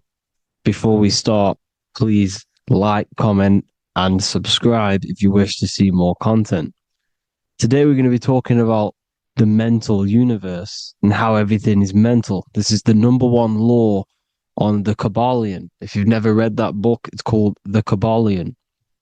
A very good book. It's the first law because this is the most important thing you need to understand. Is how everything exists within the mind. Behind every single one of these eyes is the same consciousness expressed in different bodies. The mind is what gives perception to what you're experiencing. behind every single one of these eyes is the exact same consciousness, but the brain that they inhabit is giving them a different perception, a different being, a different body. Now, this is the difference between humans and animals. Humans possess a advanced consciousness, an advanced mind that gives us the ability to be aware of ourselves mentally, physically, and spiritually. We can reflect on ourselves. When a dog looks in the mirror or an animal looks in the mirror, it doesn't know what it's looking at. It doesn't realize it has a consciousness. It can't reflect on itself. It can't say, I want to improve in this area. It doesn't have that consciousness. We have a divine consciousness. Take away the N for divine, and you get with a D, put it with a D, you get divide, because we have a divided two-way consciousness. An animal only has one. However, it's still the same mind. We're all mind. We're all mental. We all exist within the mental plane. Look at this person walking. The body, the brain is sending electrical signals through the 12 cranial nerves, which the 12 disciples that spread the gospel of Jesus, right? You have 12 cranial nerves in your brain. There are 12 disciples which spread the gospel of Jesus. Jesus represents the mind, the intelligence, the invisible intelligence that we all are, the same intelligence, the same exact consciousness, which then sends a command into the brain. Then the brain sends these 12 electrical signals through the 12 cranial nerves to control the rest of the body through the nervous system. This person walking is not, the body is not walking. The mind is telling it to walk. And the brain is it's a supercomputer which is decoding these demands given to it by the mind. Because the pineal gland will have something to do with the ether, because the ether is physical and non-physical. The mind is sending the commands through the ether to the pineal gland, which is then getting broken down into electrical codes within the brain and sent throughout the nervous system to control the body. And this is why in the Sims simulation, because the body's the simulation, it's a false reality. It's the fake reality. It's not the real you. You are formless. There is no form, but the third dimension is a dimension within your mind. Matter, mind, light is all a product of your mind. It's all in the mind. Now, this is why The Sims has this green little diamond on top of the head. Because this is you. This is your invisible intelligence controlling the character. Okay? It's controlling the character. And this character is in the world. Your consciousness isn't in the world. The world exists within you, but the body is a vehicle for that realm that you land in. When you have a dream, your mind transcends this body into another body, duplicates your body into another unite. Unite is one. We're all one. It's all one universe, expressed in many different ways, infinitely. And the vehicle that you land in is the body to operate in that realm. This is the all-seeing eye, as you see here. The eye, this is all the intelligence. This is the ball of consciousness, God, expressed in different bodies. We're all this same one in different bodies, as you can see here. And this intelligence is expressing infinitely throughout the universe. An infinite universe. There's no beginning, no end. There was no beginning of the universe. There is no end. It's infinite, always has and always will. But the mind is what gives you the ability to explore the universe, to make perception of it. We are God in disguise. We are God in disguise. We are God in flesh. But the body can become attached to the mind can become attached to the body if the mind is not aware of itself. When the mind is that blinded by matter, and we lack knowledge and understanding of what we truly are, a formless, infinite being, a traveler. This is why Freemasons are called Freemasons. Mason means traveler. Free. You're a free traveler because your consciousness is a traveler of the universe. When we lack understanding, our mind bounds to the body because we don't separate the body with our different layers of consciousness.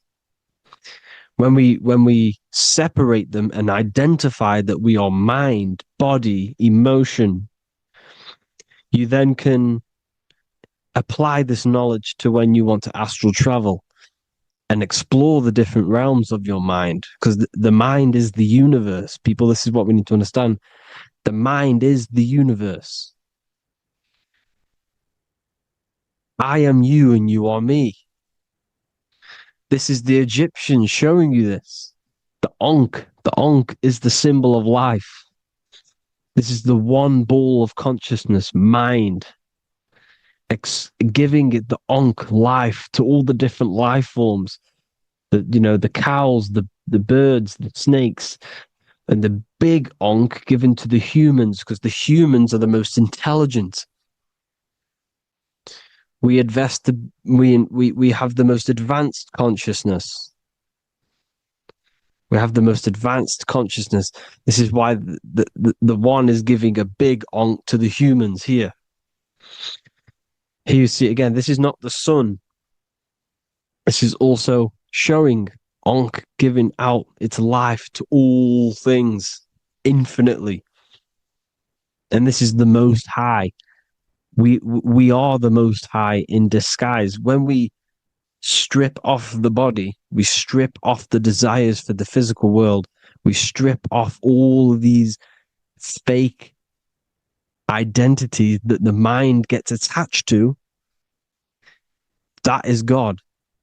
The universe. You are the universe experiencing itself. I and I. The letter I and the number 1 is just one line. The letter I is the number 1. Because your I am, when you refer to yourself as I, every single one of you who's watching this video refers to yourself as I, which is the one. We are all the one. We are all intelligence. We are all invisible.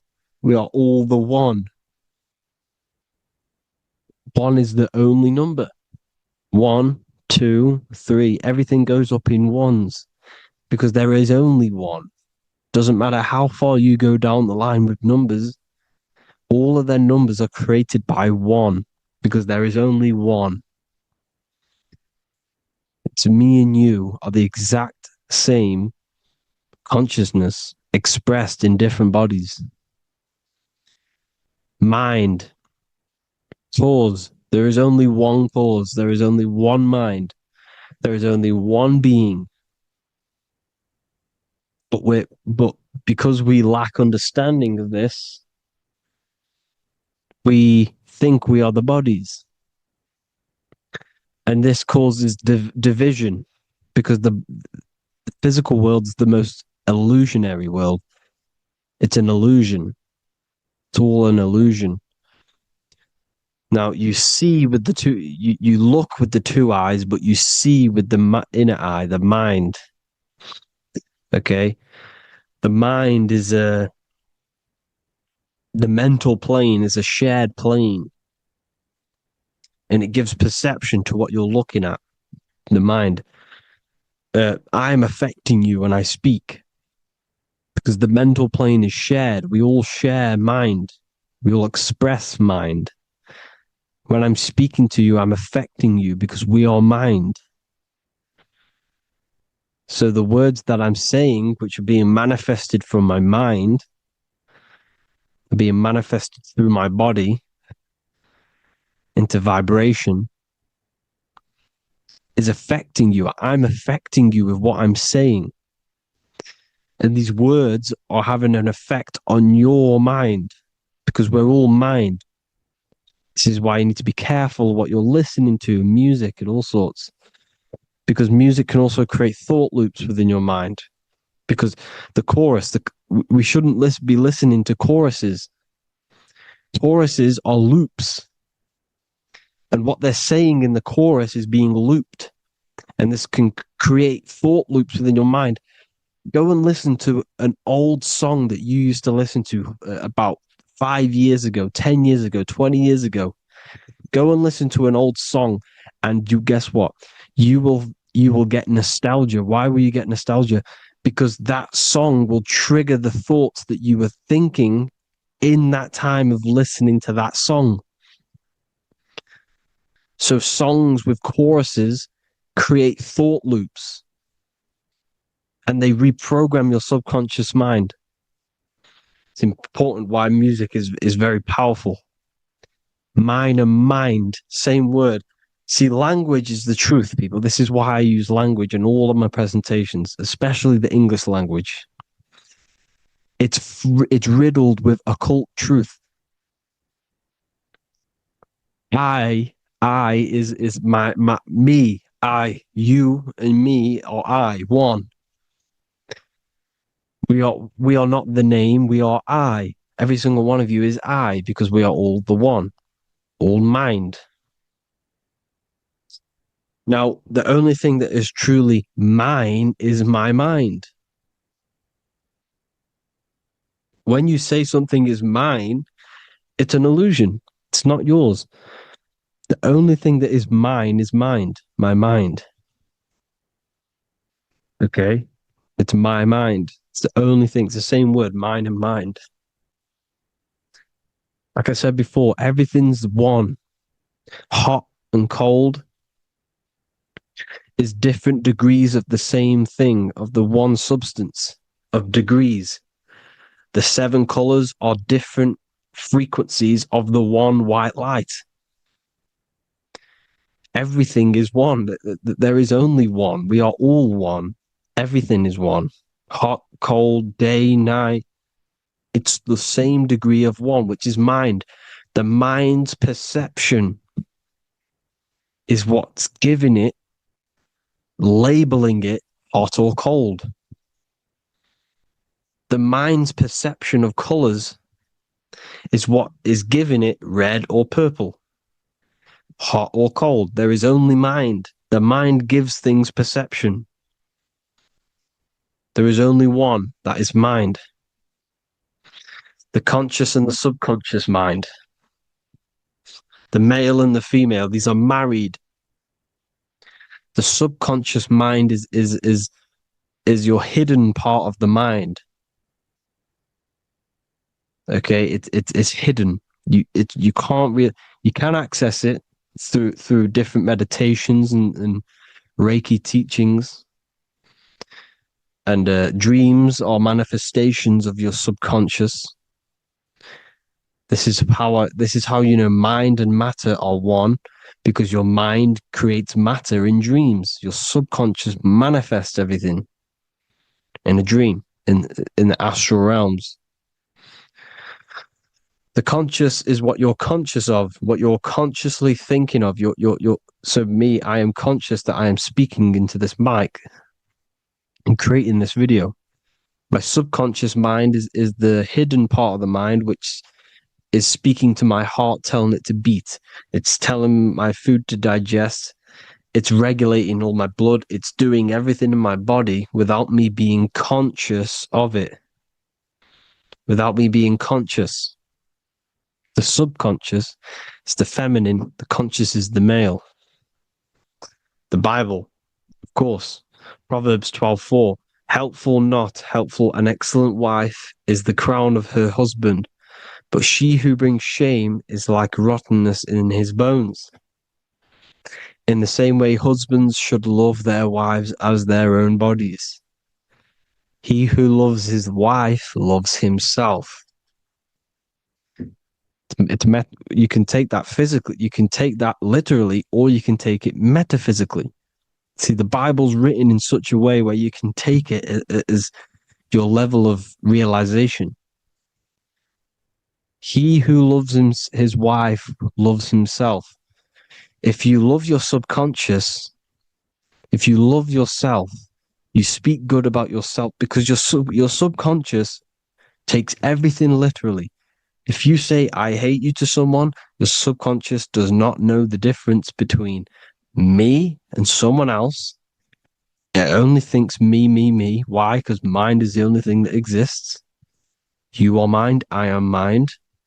If I say, I hate you, you're saying that to yourself. Your subconscious picks that up and says, I hate myself. And that's telling your subconscious that's what you want. Because your subconscious manifests 90% of your behavior. The programs within your subconscious.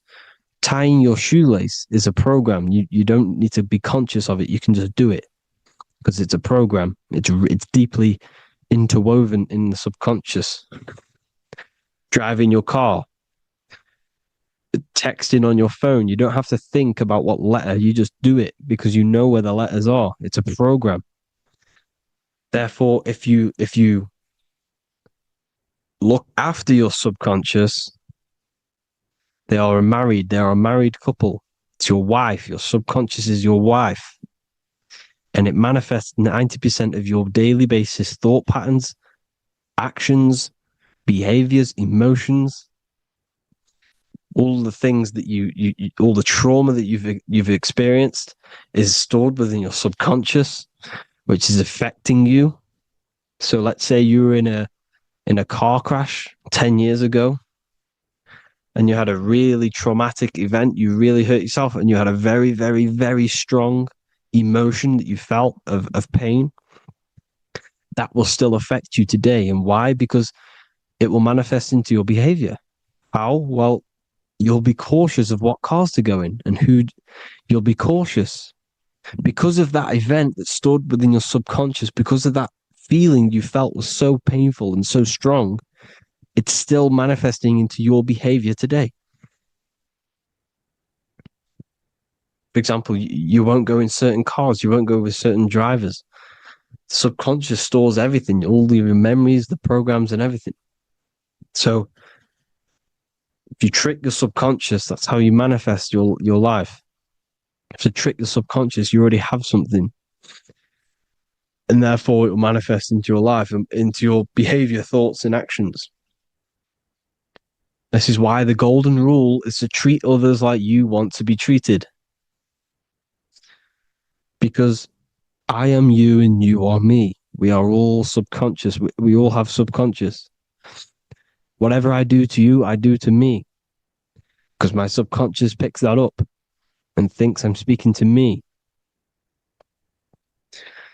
Mind is very powerful. Whatever I do to you, I do to me. Treat others like you want to be treated. The golden rule. That is the only rule we need in this realm, in the universe.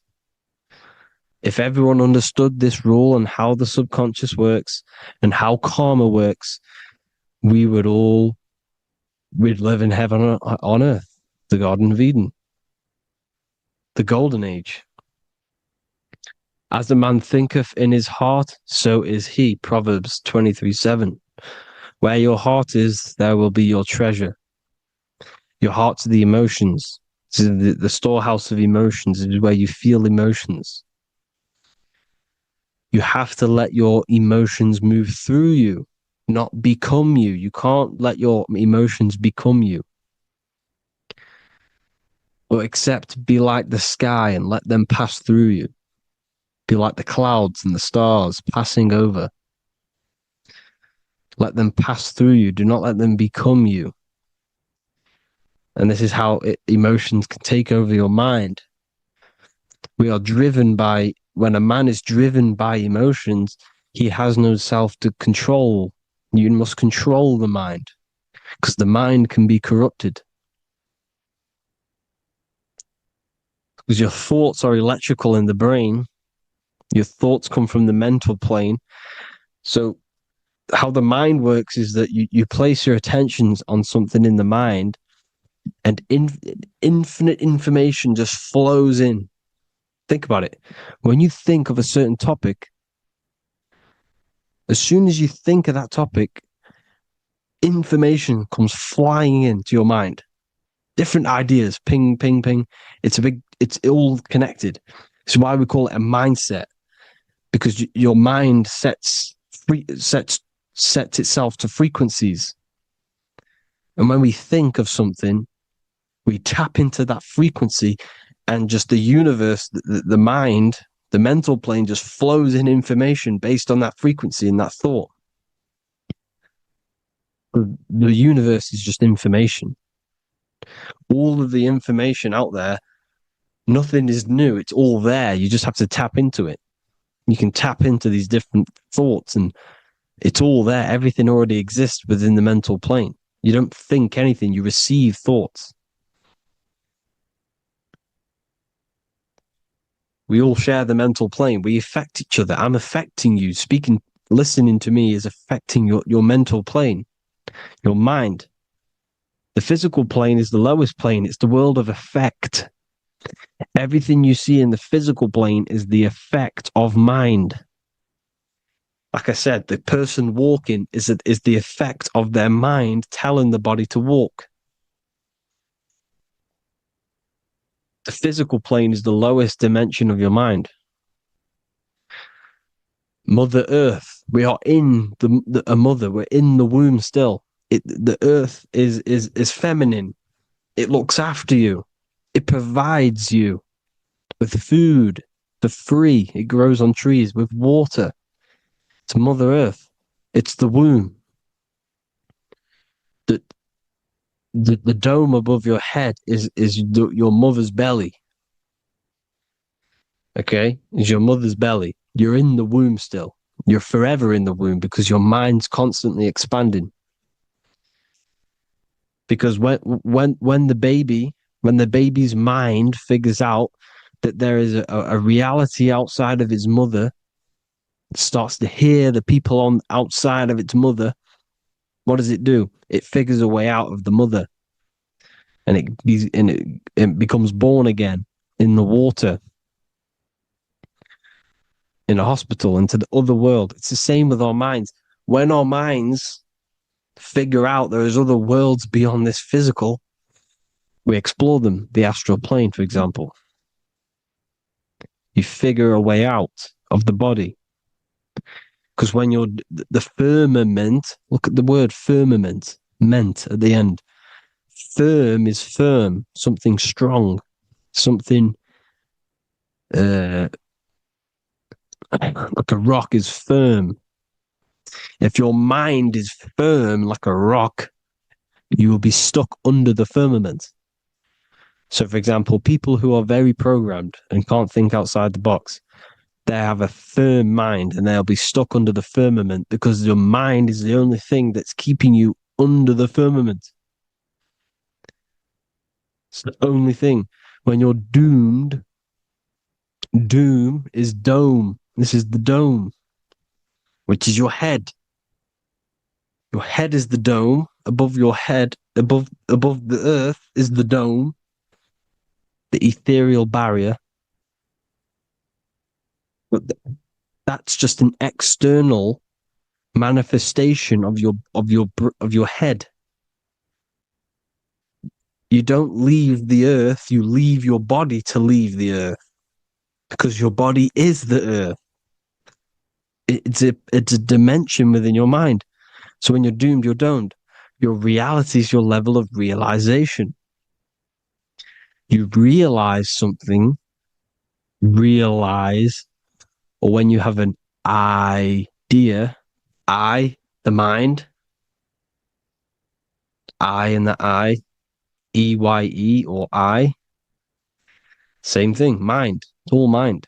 Reality is your level of realization. You realize there's other worlds. That's your reality. Your perception's your reality. Mind in Latin is mens. Jesus was known as the fisher of men, which is the fisher of minds. He was fishing minds worthy of knowing the higher truth, the deeper occult knowledge. Jesus figured out that we are all God.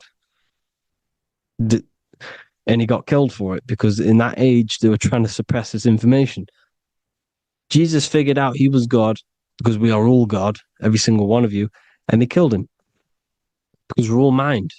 We are not the body. We're the invisible intelligence, which is God. But you are not God if your mind is attached to this physical world, to the worldly pleasures. If you master your mind and travel the depths of your mind, that is God. Mental and men. Look at the word mental. It has men in it. Men in the Bible means mind. Here you see Masonic, the Masonic symbol with the eye, the mind. Looking over, everything is the one. Everything comes from the one. All the lines coming off it, giving its life to all of the life forms. Down here on the bottom, you have duality, black and white. Up here, you have singularity. One and the two. Unification and division. The lower self is divided into the left and the right. So the Bible even says, I forgot what verse it is, but it says, it's better to go through life with one eye than to have two and be cast into the fiery abyss of hell. I'm not sure what verse it is, but you can research it yourself. It's better to go through life with one eye, to be unified consciousness, dimension. No brainer. The language tells you the truth, people. Dimension. The dimensions are in your mind. Entertainment. Entertain the mind. Disappointment. It's all in the mind. Environment. The environment that you are in is a product of your mind. Within, rearranged spells high twin. Within is your mind, and your external world is mirrored from the decisions you make in your mind. Advertisement, commitment, it's all meant, it's all mind. Everything is mind. Everything. So, this is important. The collective thoughts and collective beliefs. The collective, because we all share the mental plane. And because of this is why we are in a weakened state of consciousness at the moment. Because the collective thoughts and the collective minds overall are asleep. And they don't believe in anything. You see, everything is true within the mind. You think of something, it is there instantly. You think of a chair, it's there in your mind. You think of anything, it's there instantly. So everything's true within the mind. Anything can happen in the mind. Anything can happen on the physical plane if the collective consciousness, the collective minds believe it to be true. This is why back in the days, in the ancient days, you look at all the old world stuff, you see all this crazy technology, and it's because as a collective, as humanity back then, they believed that they had much more open minds. Therefore, the things manifested in the physical world were a lot more out of the box, so to say, compared to today. For example, magic is not as powerful today because the masses don't believe in it. It's still powerful, don't get me wrong. But if the masses believed, or if everyone knew magic could be real, because it is, anything's real in the mind, it would be a lot more powerful. You see? So and what they're trying to do is create a hive mind worldwide. They're trying to make one religion, an external God. What happens when you worship something external? You give energy to it, because where attention goes, energy flows. Where your mind gives attention to, energy goes there. And when we all believe in external gods and give our worship and our power to these external things, we all give energy to it, which will manifest as a demon in the astral planes. It's a hive mind. They're trying to make a hive mind to summon our energy. Trying to summon our energy. And it through mind, through collective thoughts, the hive mind. They want one religion, one government, one currency, one belief system.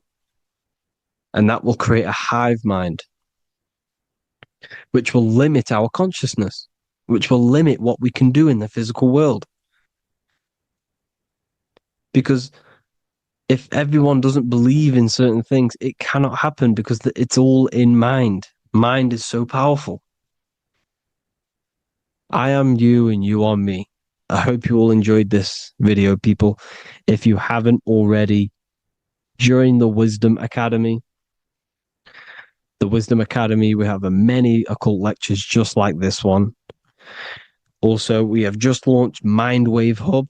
If you want genuine frequencies, genuine binaural beats, because the ones on YouTube, the ones on Spotify, Apple Music, they're all tuned to A440 hertz, which shuts down the right hemisphere of the brain. If you want to gain access to your true consciousness, your mind, you need to balance the two hemispheres and balance the chakras. You can do that externally by listening to binaural beats. If you want true frequencies, true binaural beats to hemisync the chakras, hemisync the brain, to gain access to the different dimensions of your mind, well, you can gain access anyway, but it's going to help you if you're trying to learn this. Join Mindwave Hub. The link will be in the description. Listen to the binaural beats, meditate to them, listen to when you go to sleep. They'll massively benefit you. Thank you all, people. Hope you had an amazing, lesson. Hope you learned a lot. And please subscribe. God bless you all.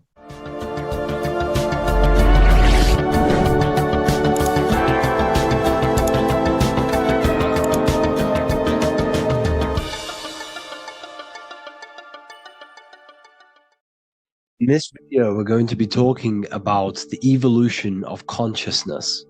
You are born human, however, you possess consciousness, which is the awareness behind your being, the awareness behind your thoughts, the experiencer behind your five senses, the experiencer, the observer behind your thought, emotions, and senses.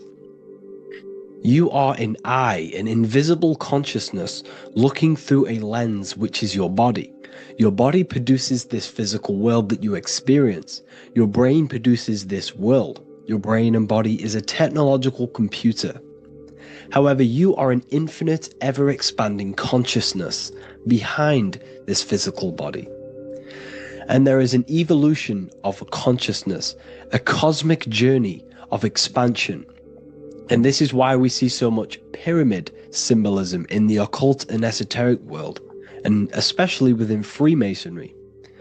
Because the pyramid represents climbing, an evolution, a raising state of consciousness, a journey.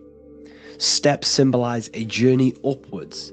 This is the raising and the evolution of consciousness, our inner world, the transmutation of our inner selves, of our souls and consciousness and our minds. So when we see this pyramid, we're seeing a evolution, a way up to source consciousness.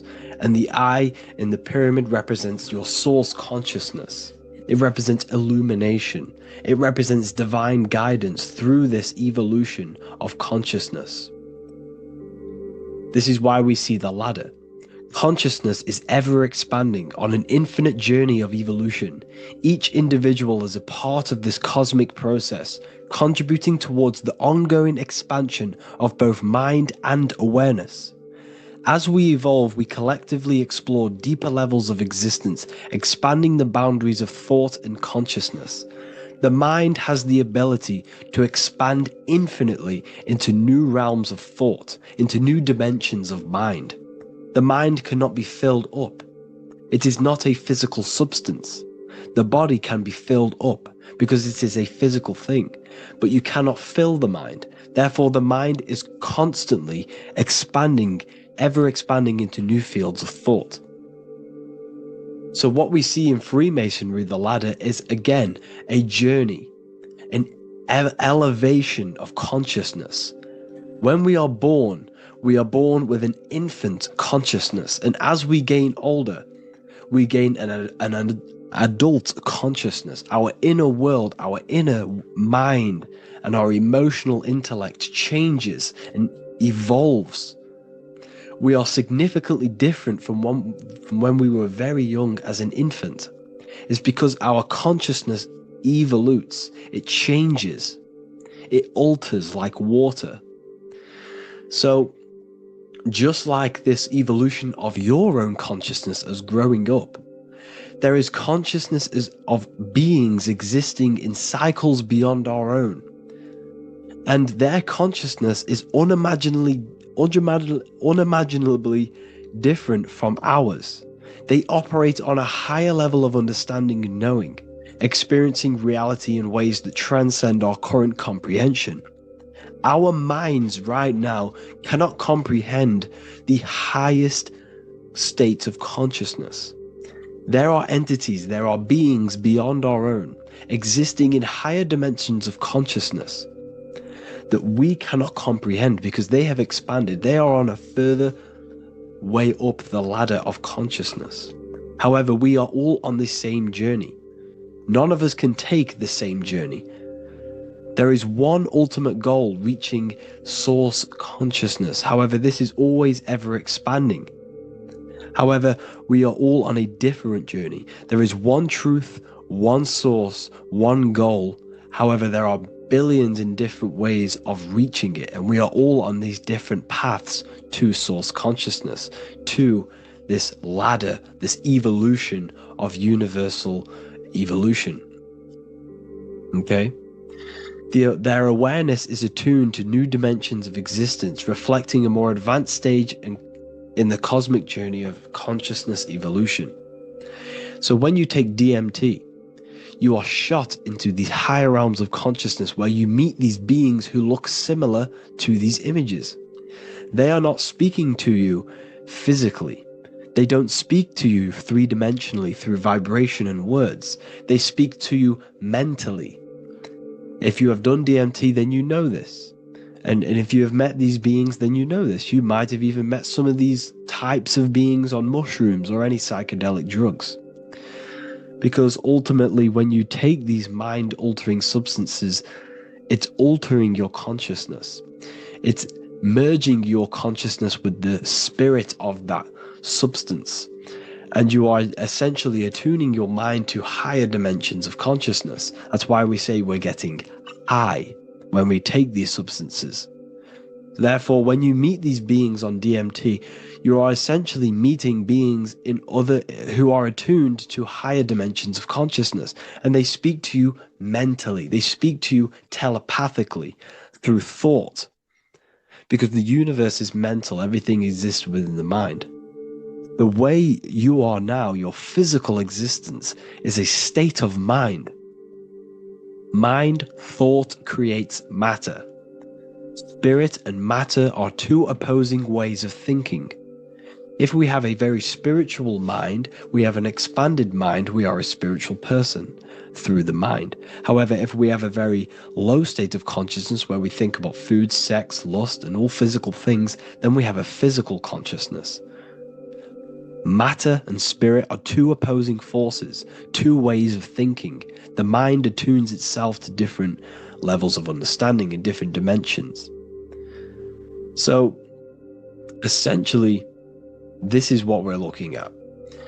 The body is a vessel for the fluidic, formless consciousness, a temple that houses the essence of our awareness. While the five senses are limited to perceiving only the physical plane, the mind transcends these limitations, capable of perceiving the full scope of reality. It is through the mind that we access deeper truths beyond the material, tapping into boundless nature of existence. Physical existence is a thin band, a thin layer of reality. It's like 0.001% of reality. And your five senses are only tuned into this layer of reality. But the five senses are, by design, only allowed to perceive physicality. But the mind has the power to expand beyond this physical five sense state. The mind has the power to expand and evolute. It is a conscious decision whether you want to take this path or not. You can stay in a three-dimensional way of thinking, or you can expand your consciousness from within. It's not an external journey. There is no God going to save you. You must save yourself. Therefore, behind every single one of these eyes is the same source consciousness. However, we are all different cells in a different journey. The organs in your body, the cells in your body are all alive. They all possess same consciousness, universal consciousness. However, we are all on a different journey of evolution.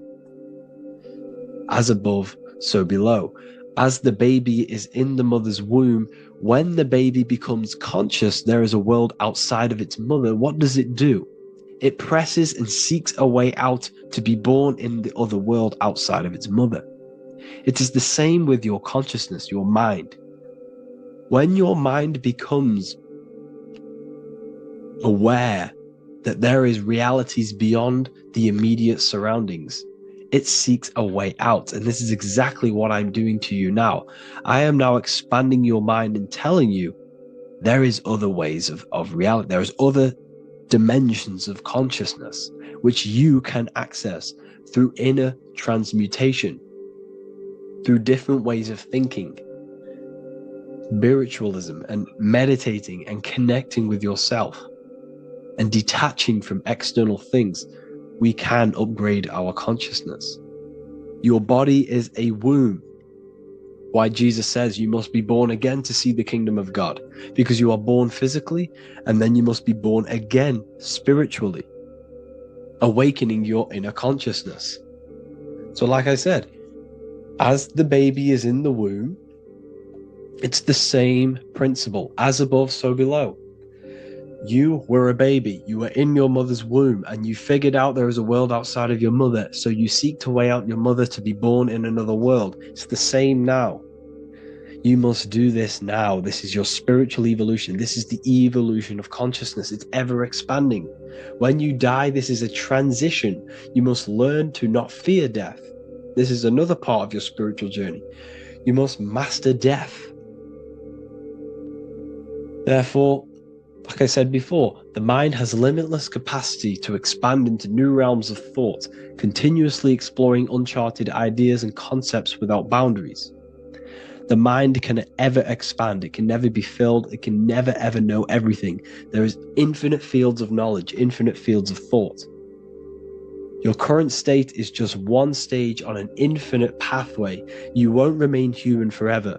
The human experience is a crucial phase where we learn to balance polarities, master the fundamental laws of the cosmos. It is a period of growth and transformation, preparing us for the next stages in our cosmic evolution. The goal is to strive for perfection, yet the true perfection is unattainable. It's like a tunnel, and there is a light at the end of the tunnel. And as you walk through this tunnel, the light is ever moving backwards. You should forever seek to meet that light, but you will never meet that light because consciousness is ever expanding. You should strive for perfection, yet knowing that perfection is forever unattainable. The journey is endless, with each step revealing deeper layers of understanding and experience. The pursuit of growth and expansion is itself the essence of our evolution. You can find all of this knowledge in the amazing book that I have read for years. I have read this book, The Emerald Tablets of Thoth, the Atlantean, by M. Dorial, translated by M. Dorial. I'm telling you now, this book, now that I've told you this, you have some context on the book. The whole book is about evolution of consciousness. He's talking about higher dimensions beings. He's talking about how you can transcend this physical plane. It is truly the most amazing book you will probably read. One of the best spiritual texts you'll see. It's hard to understand, so you must read it over and over again. And the more your mind progresses, like for me, I read this every couple months. And the more I learn about consciousness, the more I expand my own consciousness. And every time I read this book, I pick out something new that just completely blows my mind. Because you can only understand this book to your level of consciousness, to your level of understanding. So now that I've told you all this information, go and read this book and it will absolutely blow your mind. And so will the Book of Wisdom Volume 2, which is now available. I released it the other day. I'm just going to read a page out now. This page is called Spirit and Matter. The Earth is not merely a dense, lifeless rock drifting through space. It possesses spirit, a living essence that animates its form. But what do we mean by spirit? Spirit in esoteric terms refers to the energy, the life force, animating the principles infused in matter. So essentially, what this page is talking about is how everything has spirit, consciousness within it. You are the middle, you are spirit and matter. You have the ability to expand your mind to the God self and raise above our animal instinct, our material self, and know the divine and expand. Animals cannot do this. Animals are not self-aware. Humans possess self-awareness. We can observe our consciousness. We can say, why do I exist? We can look in the mirror and know that we need growth. And this is what Anunnaki means. Anu means above. Anu was the supreme god of the sky, which is a metaphor. He represents spirit above, heaven. Anu came down to earth and married Ki, the goddess of the earth, which represents matter. It's a myth, it's an allegory. Anu married Ki and gave birth to the Anunnaki. Spirit came down and infused with matter and gave birth to the human, which is you. You are spirit infused in matter, Anu and Ki, Anunnaki. You are the Anunnaki. And this is just one of the teachings in my book. Honestly, this book is absolutely amazing. If you truly, truly want to expand your consciousness, give this book a read. And obviously, if you're inside the university, I give you this book for free. A paperback version. If you join the university, follow the steps inside of the general chat, you'll be able to download this book. Sorry, not download it. Order a paperback for free. All you have to do is pay for the shipping. You'll also gain amazing knowledge inside of my library, where your mind will just be overblown with the amount of esoteric books. There's over 45 rare occult books, plus you get a PDF of the Volume 1 and Human Health Guide. You get reoccurring updates where I expand on symbolism, occultism, where you will just feel absolutely amazing once you understand esotericism in yourself. You'll also learn how to create the dream reality that you want with the Manifestation Mastery course, where I teach you how your consciousness creates reality. You'll have a real lectures where I post lectures on symbolism, occultism, esotericism. There's a conscious community and live calls and Q&A where you can ask me questions and I'll answer your questions. I just want to say thank you to everyone who has joined the university. Thank you for even liking and watching this video. Any support I just appreciate every single one of you. Please, if you can, leave a comment and a like on this video and let me know any videos you want me to make in the future. And I will start uploading a lot more to the YouTube. So yeah, thank you all for tuning in today. Have an amazing day. Do the elites actually worship Saturn? In this video, we're going to be discussing the occult and esoteric meaning of the 7 planets and the abuse of the Saturnic energy within today's world. This will help you gain a deeper understanding of reality, yourself, how you create reality, and what these 7 planetary energies actually truly are. In order to understand anything within the universe, we have to understand the law of correspondence, the law of as above, so below. There is one consciousness expressed in infinite forms. Me, you, the squirrel, everyone who possesses consciousness within this universe is an expression of the one divine consciousness, what we like to call Source, God, or the grand architect of the universe. We have to understand there is a large scale, but the large scale is mirrored in the small scale. If we look at lightning, this is a large scale. This is the macrocosm. Then we go a bit smaller to the trees. We see the same pattern. Then we look a little bit smaller into the human body. We see the same pattern of the nervous system. Then if we zoomed into the microcosm, brain cells, we still see the same pattern. This reveals the universe is a fractal universe. The large is reflected in the small. And this is the symbol of the Fibonacci sequence, which represents this as above, so below principle. The big spiral represents the macrocosm, but then this spirals into the tiny spiral. This symbol goes for eternity, never touching, never finishing. The large is mirrored in the small. With understanding this, we can realize that we are a microcosm of God. We are our own universe. We are our own world. Your body is the earth. Your mind is the mind of God, just in a smaller version. You are a drop in the ocean of the vast collective consciousness. With that being said, everything you see outside of you is inside of you. As above, so below. The 7 planetary energies on a macrocosmic scale are the 7 energies that form the physical world. The physical dimension is crystallized thought. Everything you see around you was thought made manifest. Thought imagined, then created in the physical reality.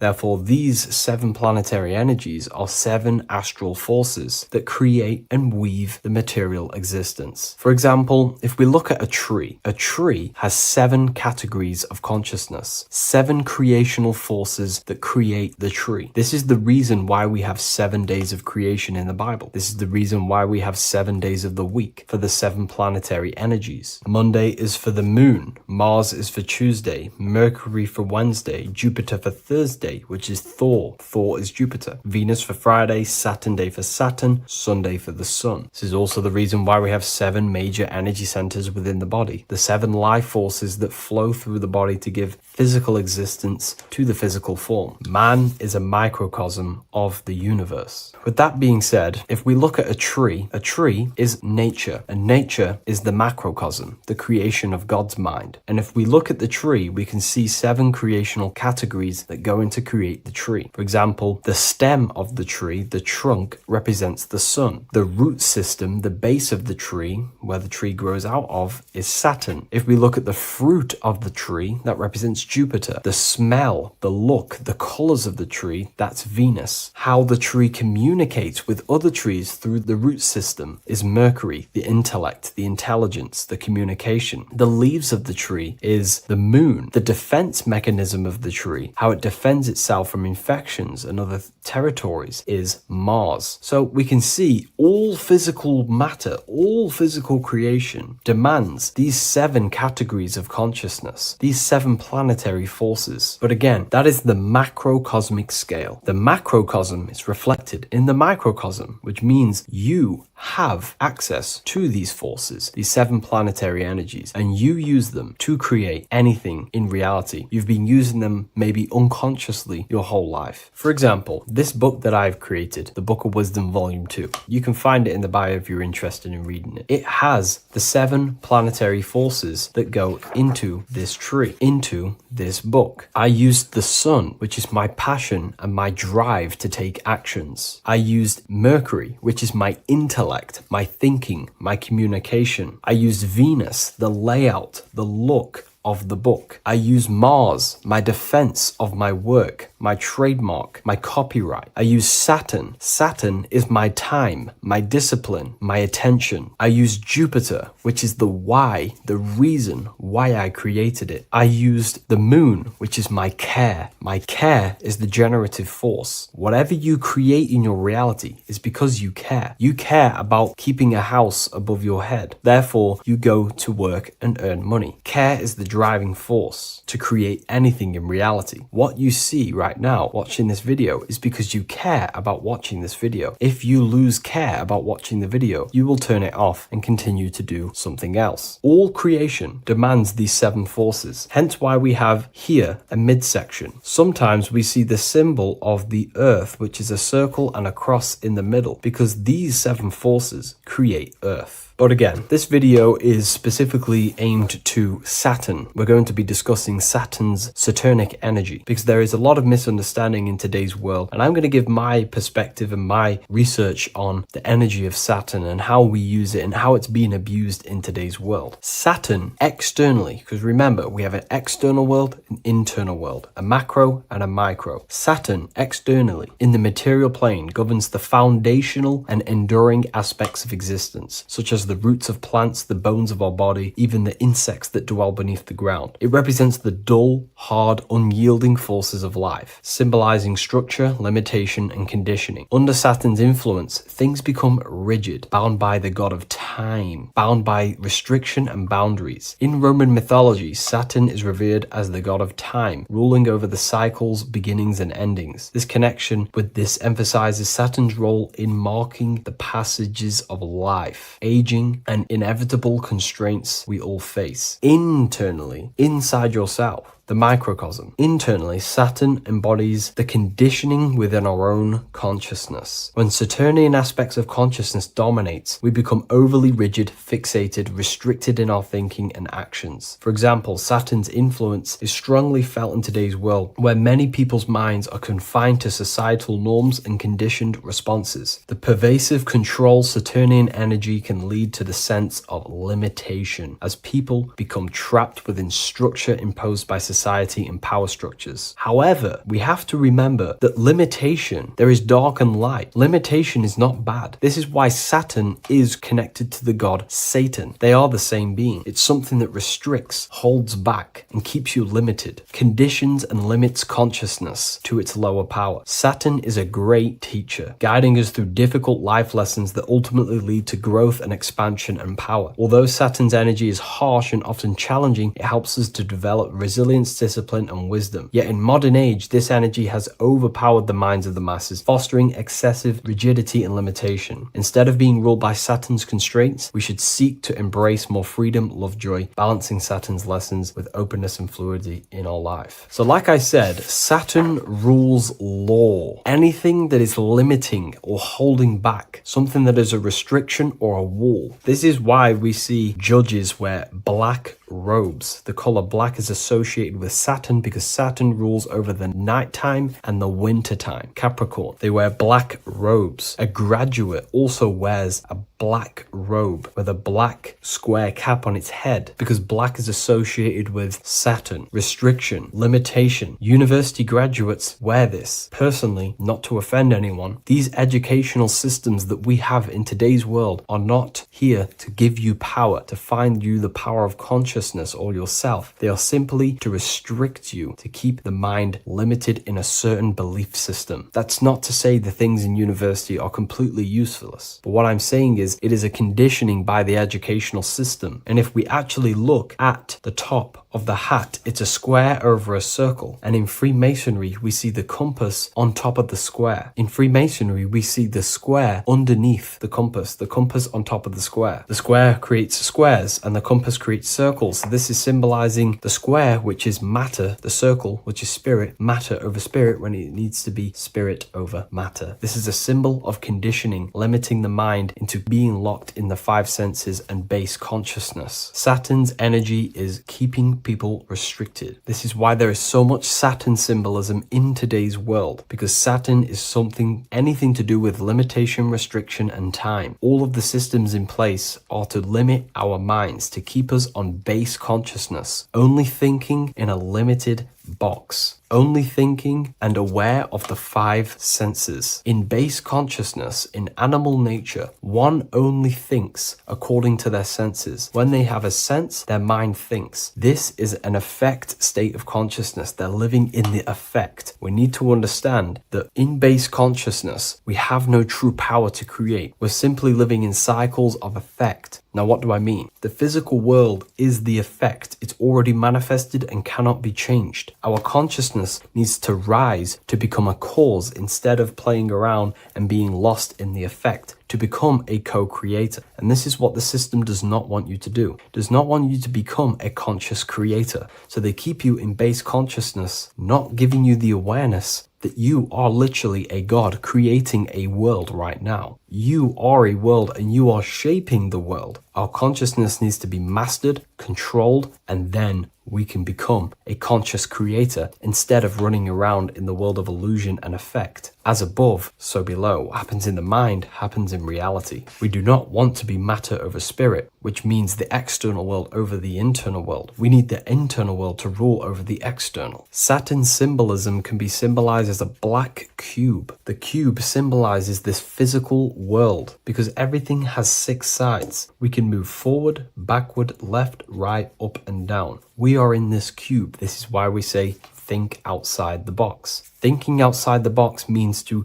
become a cause and not an effect. The mind needs to be a cause, an instruction center, and not just thoughts that are reinforcing the effect and lost in the effects of the material world. Instead of reacting, we need to become a commander. This is a symbol of conditioning and the physical plane. Black is dull, lifeless. The physical world is lifeless. It has no power to create. It has no power to do anything. It is simply a projection and an effect. You, the mind, consciousness, are the cause. You can create the effect. In today's system, Saturn's energy is heavily relied on, which is just simply man-made laws, restrictions, time wasting, and keeping people in base consciousness, only aware of the physical 5 senses. Let's get something straight about the elites. They do not worship Saturn. There is nothing to worship. They simply use the energy of Saturn to keep people limited. They're not using the planet Saturn, but they're limiting people in their belief systems and physically where they can go, restricting boundaries, countries, restricting people's minds through mass media, which is all symbolism of limitation and restriction of Saturn. They're not worshipping it, they're using it and abusing it. Saturn could be anything in your mind that keeps you limited. If you have a limited thought that does not allow you to take action on something, that is a Saturnic energy within your own mind. Anything that is indoctrination, anything that is boundaries on you, that is a Saturnic energy. Some people say that the Saturn and the moon are working together to trap our soul. This is highly symbolic. Saturn and the moon are not forming a matrix to trap your soul and keep you reincarnated. Again, this is symbolic. And in the esoteric version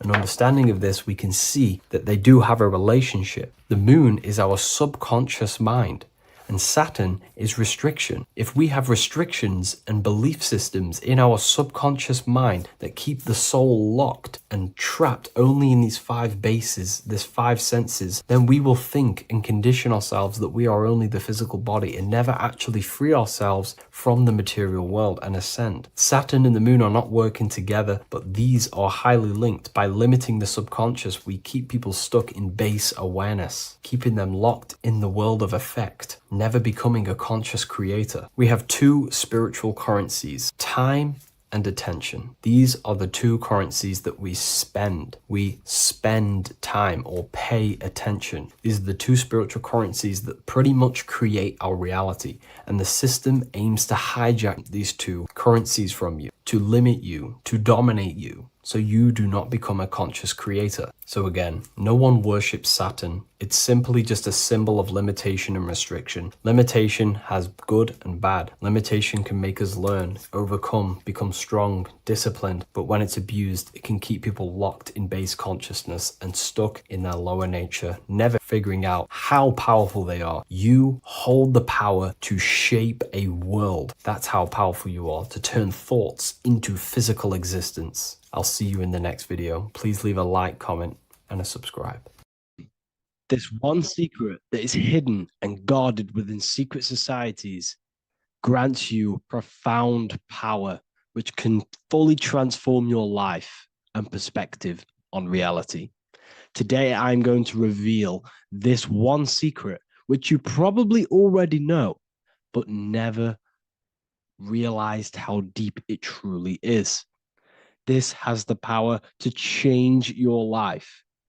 It is the key to your potential. And if you stay with me, this power may be yours, and you could transform your life with this hidden secret that is guarded within secret societies and esoteric orders. And this secret is not really a secret, but something people overlook, that the universe is mental. Everything we experience and interact with and perceive originates within the mind. The universe is a boundless field of consciousness, a mental construct molded and shaped by thought.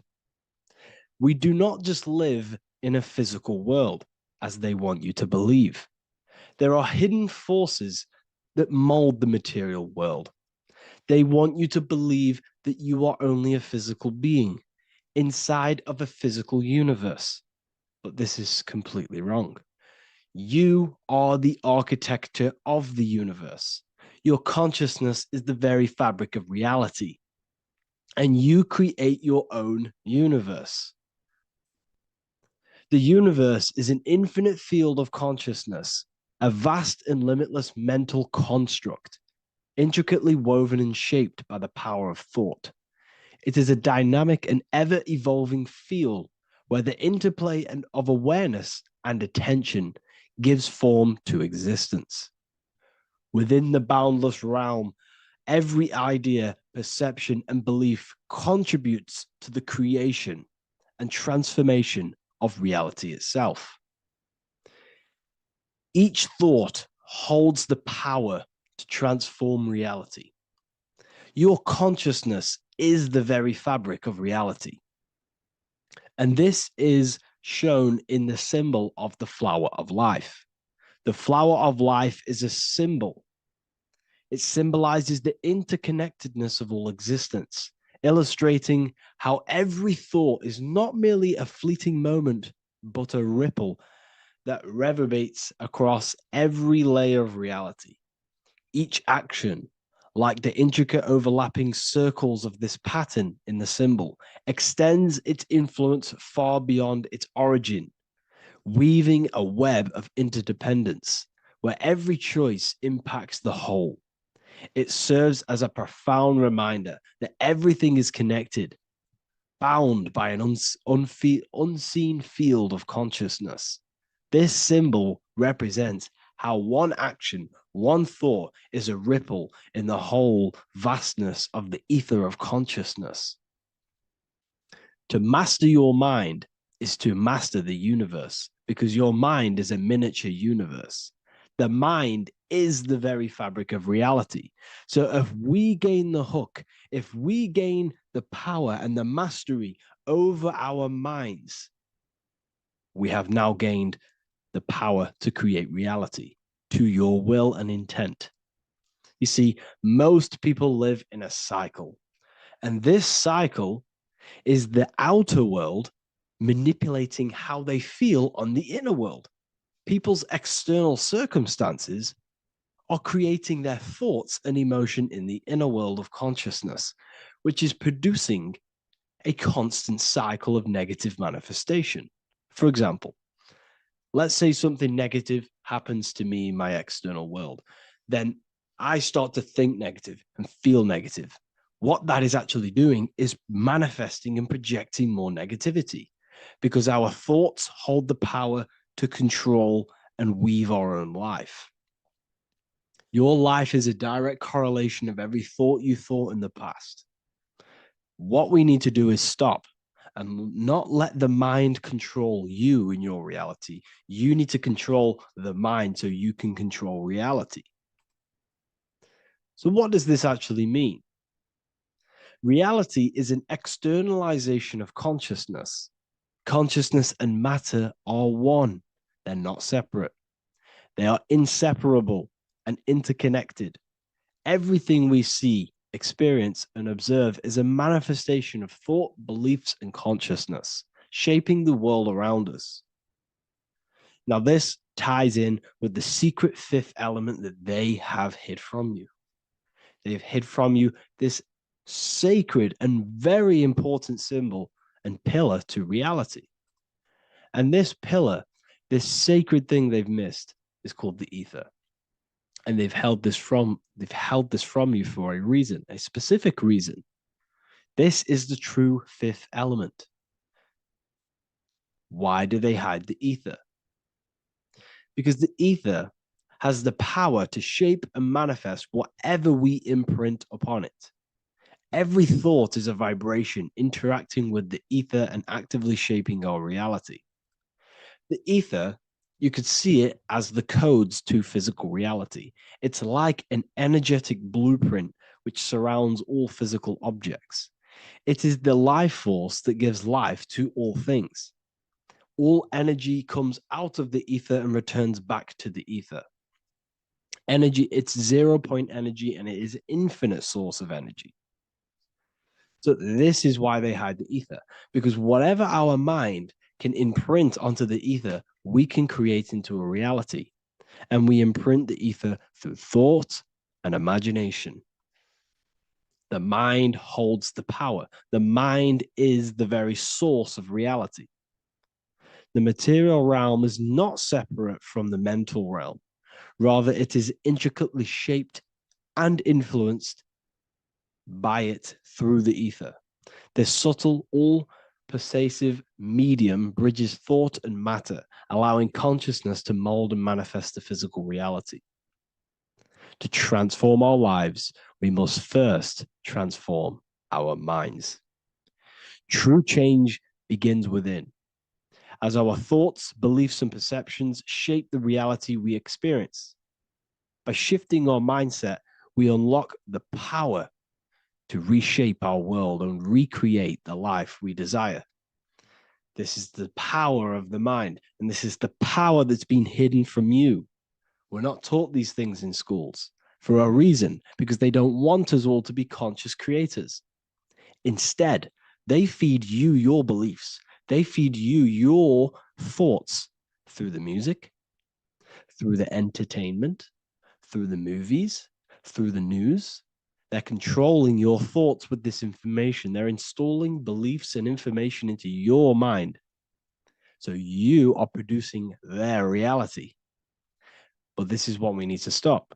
We need to take control. We need to stop consuming their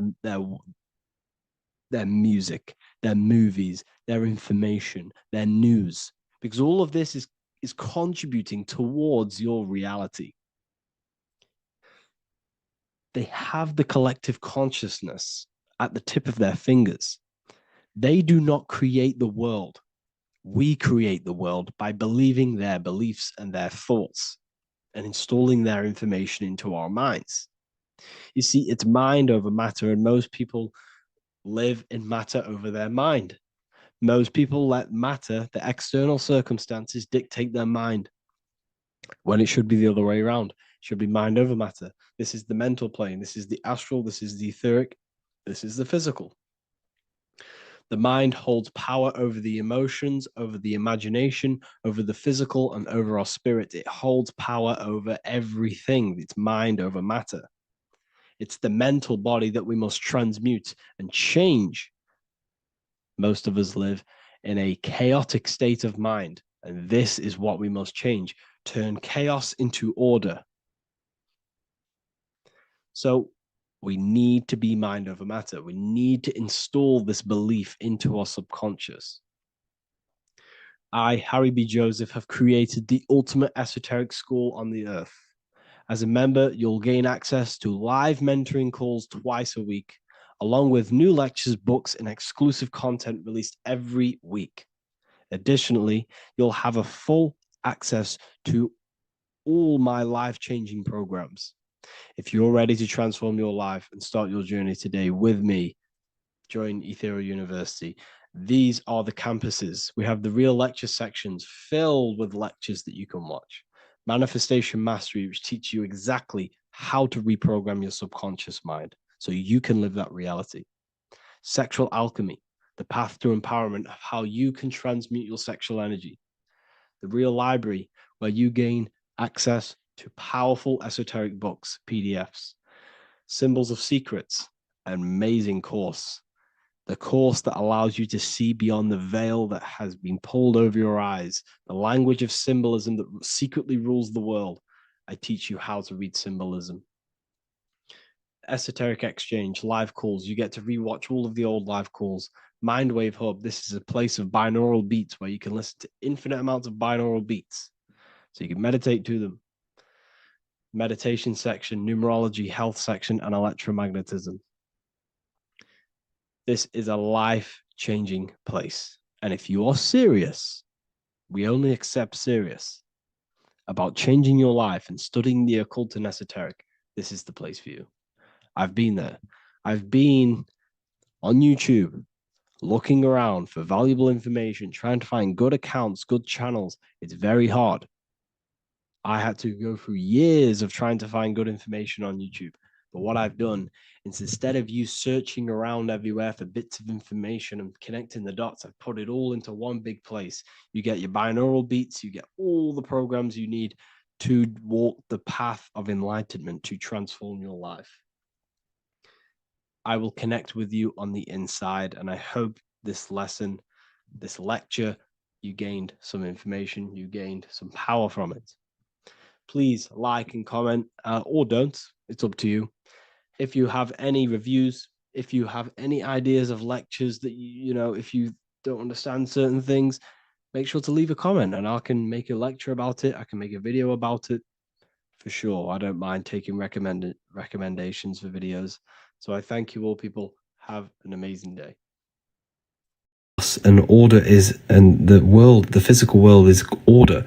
It's order out of chaos. This is the chaos of emotion. Sorry, not emotion. Chaos of imagination. Chaos just means there's no order. But then the physical world is order out of the chaos. This is an order. This is an order out of imagination. Okay. Does that make sense?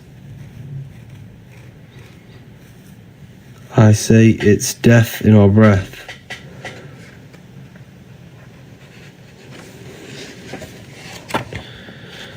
This is the pineal gland. So this is why Buddha has a pine cone on his head. The pine cone represents it's an open pine cone, and this represents the open pineal gland. Now the pineal gland is pretty much a radio receiver for consciousness.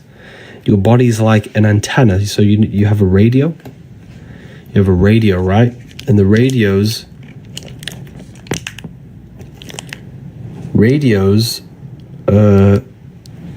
pick up frequency and then play the song of that, play the frequency.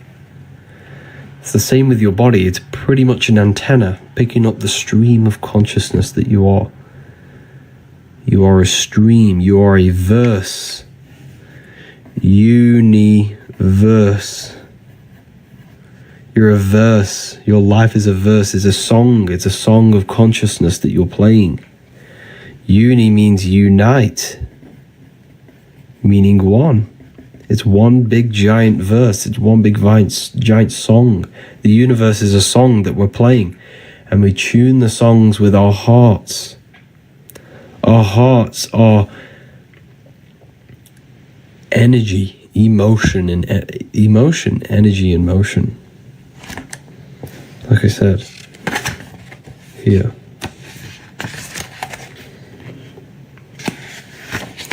heart is the philosopher's stone. Emotion is energy in motion. The expression of emotions resonates through the heart, exerting a significant influence on the individual's overall magnetic field. The emotional state of an individual emanates outwards from the heart, influencing and interconnecting with the surrounding magnetic fields.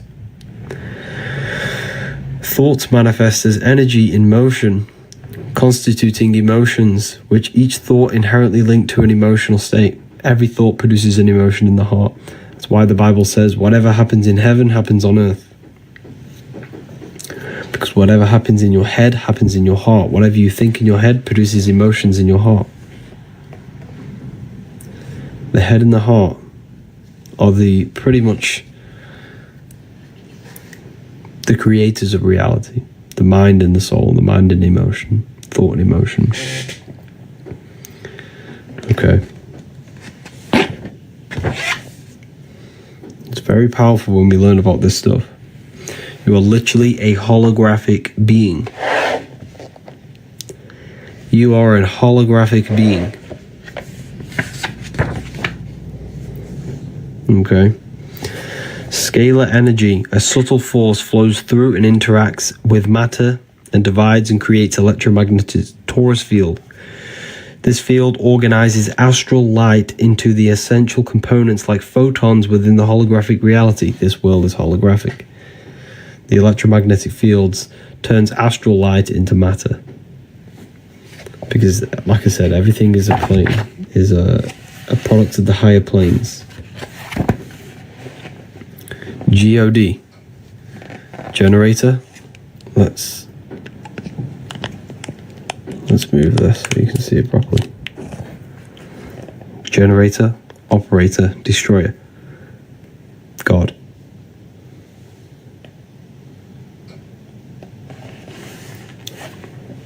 How to activate the pineal gland. You can do it many different ways.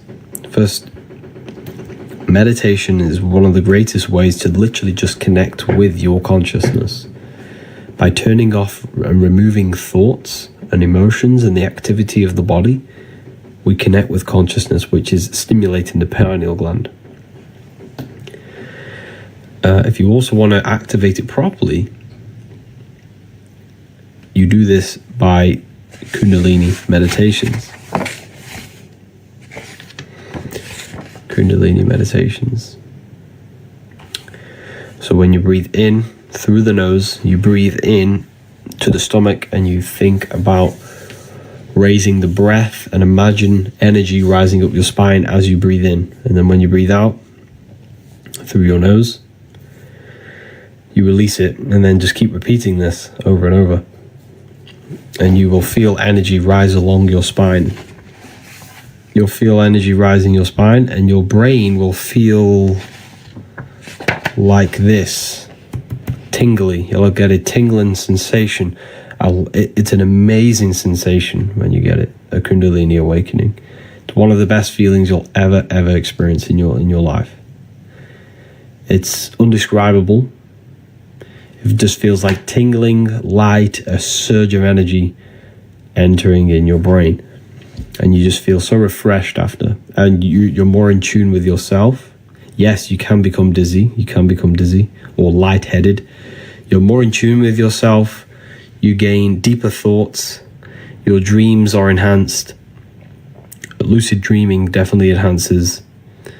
You pretty much become a superhuman. My brain tingles periodically on a regular. Yes, that is your Kundalini. That is your Kundalini awakening. Now, there's many different levels to Kundalini awakenings. You can have a small awakening or a large one. There is a medium, a half, and a full.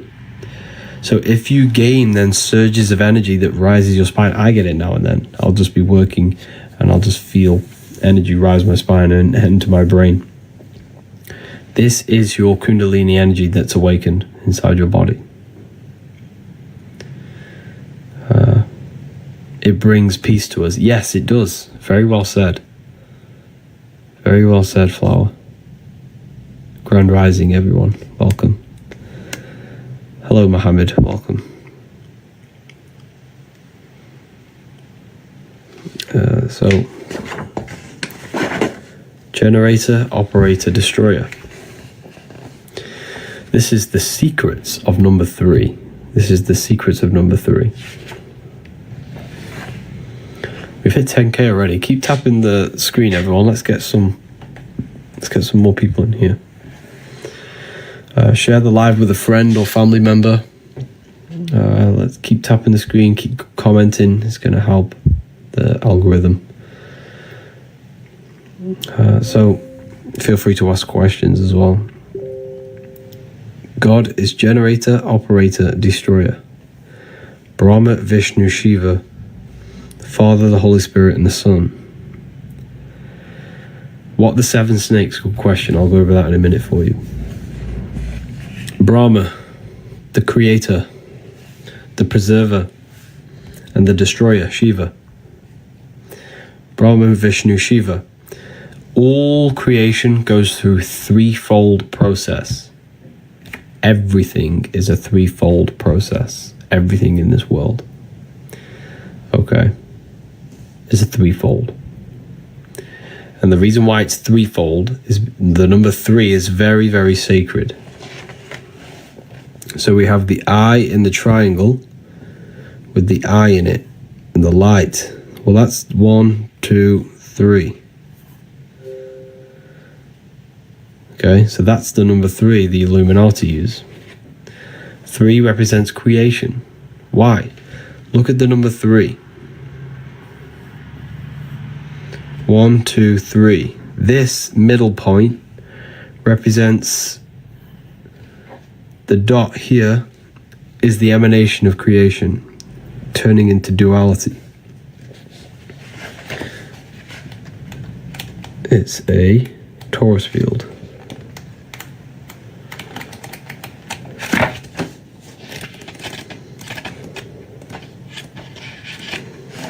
It's a torus field. Okay, it's here. There's the number 3. Represents creation because the torus field is threefold. Consists of dielectricity, which is rest, the midpoint, magnetism, motion, and electricity, polarization. This is the physical world is simulated by these atoms. So the threefold is dielectricity or ether, magnetism, and electricity. That creates the physical world. Them 3 forces. And everything in this world follows by them 3 principles. Everything is generated. Everything's generated, operated, and destroyed.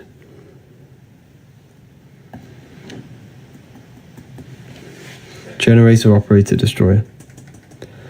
Generator, operator. So you will live, you will be born, you will live, and then you will die. Everything goes through this threefold process. That's why the Freemasons at the top of their artwork always have an eye in a triangle. I'll show you. I'll try and find an example. It's very powerful.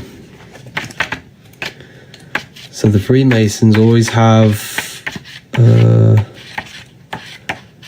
where is this page?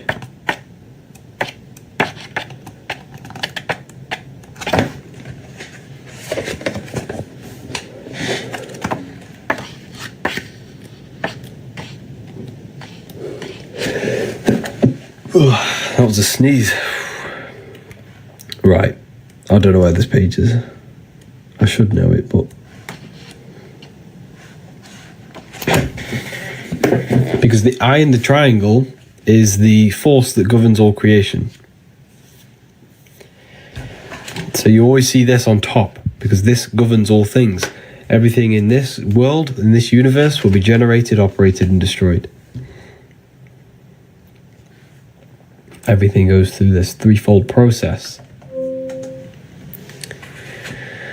Okay, so the Freemasons always show you that in their artwork. And it takes a threefold to create something. So the number 3 is creation. It represents creation. So it takes a father and a mother to produce a child. That's threefold. It takes dielectricity, magnetism, and electricity to create the physical world. You have the Father, the Son, the Holy Spirit. Generator, operator, destroyer. Brahma, Vishnu, Shiva.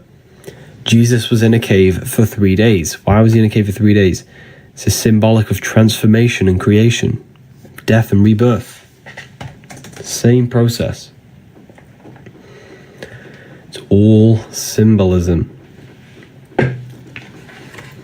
All symbolism. Why isn't my laptop working?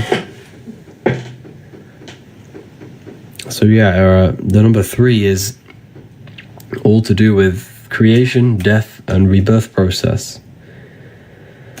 The book, I wrote this book myself. You can find it in my bio. You can get this in a PDF form. The only place I sell it is on my website, the Book of Wisdom. Click the link.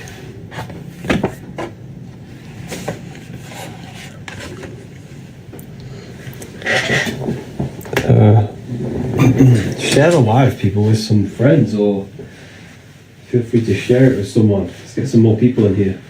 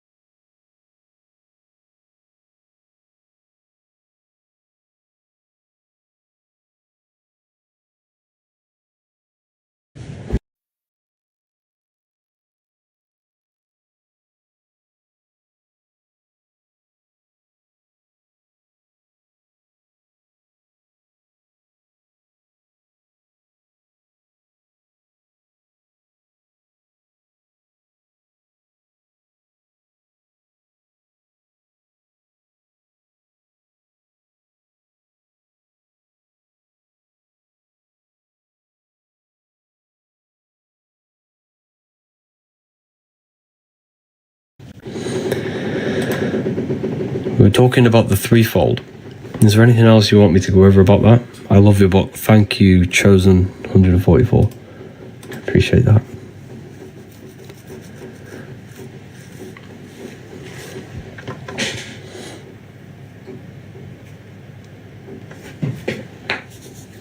How to ensure negative energy.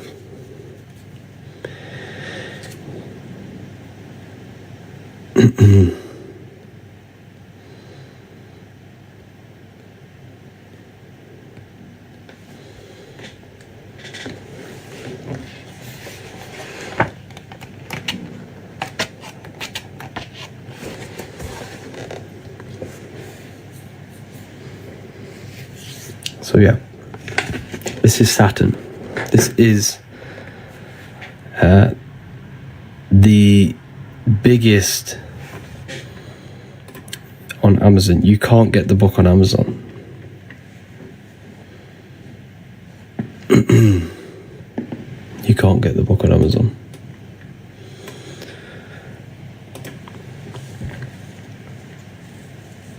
Is this volume 1? You can get it in my bio.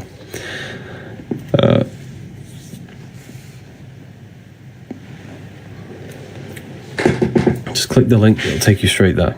So anyways, let's go over this. We're talking about Saturn.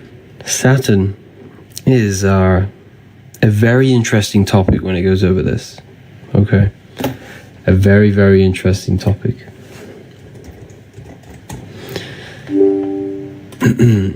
It is pretty much the god of this world, the god of the elites, the god of this physical plane, this matrix. This is why you see it absolutely everywhere. It is literally everywhere. Okay? Everywhere. And the reason why it's so powerful is because... Is this volume 1? Yeah, this is volume 1. The reason why it's so powerful, and the reason why you see it literally everywhere, like the Nike symbol is Saturn. Capital 1, Nissan, Vivian Westwood, Toyota, Walkers, NASA, all symbolic of Saturn. All symbolic. This is very, very important. The moon is our problem, not Saturn. Now, the moon is not the problem. I'm going to go over this for you. So there's something going around called the Saturn-Moon matrix, right? I don't entirely agree with it because there is nothing outside of you that can trap you, that can control you, there's nothing outside of you that can trap your soul. So people believe that the sun and the moon are trapping us, right? And I'm going to explain how that is working. So, people say Saturn and the moon are trapping our souls. The moon's an artificial thing, and the Saturn's a simulation thing. No, but Saturn is pretty much it's the ruler of this material world. It's the god of this world. It pretty much creates this world. It's the force that creates this universe. Okay? Because it creates time. And everything in this world is created by time. So the planets are not physical place. They're not physical. They're symbolic. And they're energies that create this physical world. So if we supposedly look on the North Pole of Saturn, supposedly there is a cube. You add up all sides, you get the Star of David. 6 points, 6 triangles, 6 sides. 666. You're made out of carbon. All life forms are based on the bonding properties of the element carbon. Your body's made out of carbon, 6 protons, 6 electrons, 6 neutrons, 666. So if we look very closely here, this is the true order of cosmology. This is the true cosmology. You have the Earth, which is known as purgatory. Then you have the moon, and at the end you have Saturn here and the moon at the bottom. So this explains the Saturn-Moon matrix, right? This explains the Saturn-Moon matrix. You have moon is at the very bottom, Saturn is at the top. Now these are layers of dimensions, pretty much. The stars represent the astral plane.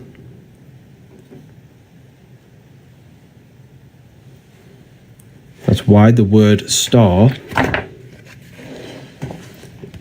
is, you rearrange the word astral, you get star. Because this is where we come from. We come from the astral plane. That is our original light body. That's our light body. And the astral plane is your imagination. The astral plane is your imagination. That is a whole dimension. This sounds a bit crazy to people, right? This will sound crazy to new people. But you must understand that your physical reality, your imagination is not physical. You can't touch that screen you have in your mind. You can't touch thoughts. You can't touch imagination. So they are higher dimensions. The imagination is a higher dimension. Okay, so when you use that screen in your mind is using a astral plane, the astral light, the light of the astral. So when you imagine something, you're creating form out of astral matter. So Saturn is the first one that governs this material plane. So what you fall from the astral plane into the material plane. You fall from the astral into the material, and Saturn's the first celestial body that will incarnate you into this plane. That's why you have 7 days of creation. Saturn day for Saturn, Sunday for the sun, Monday for the moon, Thursday for Thor's day, Jupiter. So it's all symbolic of these 7 gods. These 7 gods that incarnate your soul into this reality. This is why you have 7 major chakras on your body, and you can feel them. You can simply just feel them. You can feel your gut, you can feel your anus, your gut, your solar plexus, your heart, and your throat. You can definitely feel your throat chakra. You can definitely feel your anus. You can definitely feel these places. These are all energetic centers in your body.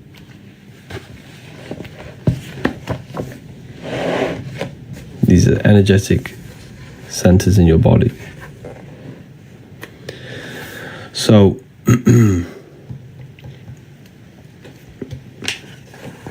Saturn is worshipped in this world because Saturn is what represents Satan. Satan represents limitation. Same thing. This is why we celebrate Christmas. Sorry, not Christmas. New Year's. Why do you celebrate New Year's in December? Have you ever thought about that? The New Year's is not in December. The New Year's is spring. Spring is the New Year's. So what's that represent? Why are we worshipping New Year's in December? Or January, in the winter? When? Who rules the winter time? Does anyone know? Who rules the winter time? It's definitely not the sun. What is always opposite the sun? So wherever the sun is, if you look directly opposite, you have Saturn. Saturn is always opposite the sun. So Saturn rules the winter. This is why we work. This is why we have the New Year's in winter, because it represents Saturn. And did you know Christmas was a Roman? You can research this yourself, right? Christmas used to be called Saturnalia in the Roman times. Yes, it was a festival worshipped to Saturn. And what they used to do was sacrifice people in the Roman times to the god Saturn. This is no lies, you can research this. It was called Saturnalia Christmas. It was worshipped on December. And December and January are the months with the most deaths. This is why Saturn is the known of death and reincarnation. Look. Because Saturn is what reincarnates you. He's the reaper. Saturn's the reaper. He holds the scythe. This is the Saturn god. This is symbolic. This is the Saturn god, right? He holds the scythe. He's the scythe. And look what he's doing. Can you show you? This is not a real person. It's symbolic of Saturn. This is an ancient Roman painting of Saturn. What is he doing? He has a scythe and he's cutting off the wings of a child. What does this represent? The wings represents your astral, your spirit self. What does he do? He cuts them off. He incarnates you, turns you into physical. You're now under the rules of Saturn. So he represents rules, structure, laws. This is why all judges wear black robes. This is why when you go to university, you wear a black cube on your head. This is why the Jews wear a black cube. This is why the London Underground symbol is Saturn. You'll never unsee that now you've seen it. Have you ever seen the London Underground symbol? It's Saturn. Why? Because Saturn rules everything that is underground and structure. So Saturn is Satan, and this will absolutely blow your mind. After this live, in fact, I'm going to try and get it up now for you. Type in Roman god Saturn. And guess what he rides? He rides a sleigh in the sky. And he looks exactly like Santa. I'll show you. Check this out. You think this is all a coincidence? Here it is. That's the Roman god Saturn on his sleigh. This is why you worship Christmas.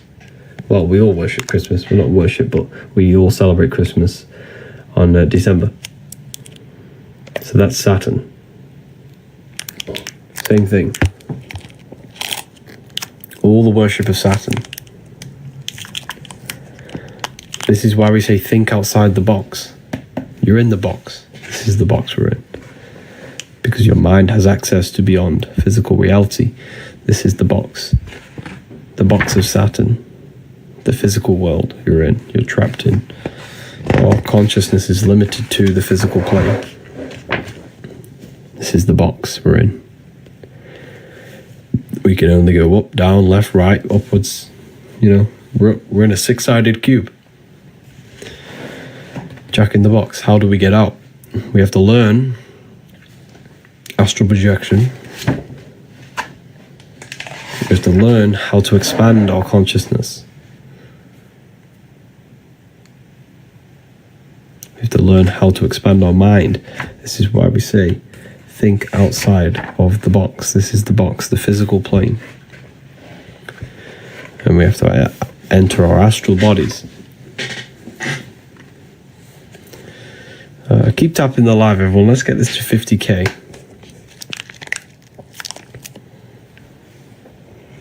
Your free astral projection guide is incredible. Wow, thank you, Ivy. Did it help you?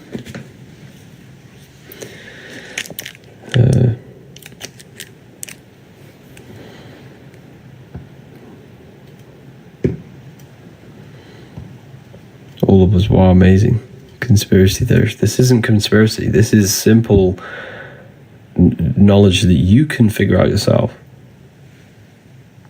Yes, I never thought it would work, but it truly did. Wow, that's amazing. That's amazing. Thank you for that. That's a free book as well.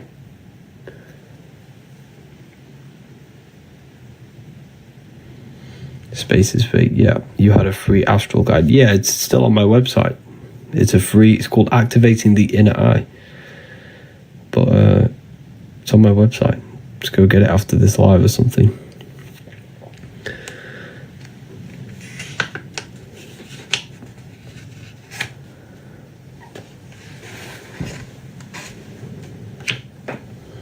So we're basically trapped in a box with an Almighty. Yes, so the mind is pretty much trapped in a box. The mind has no limitations, remember.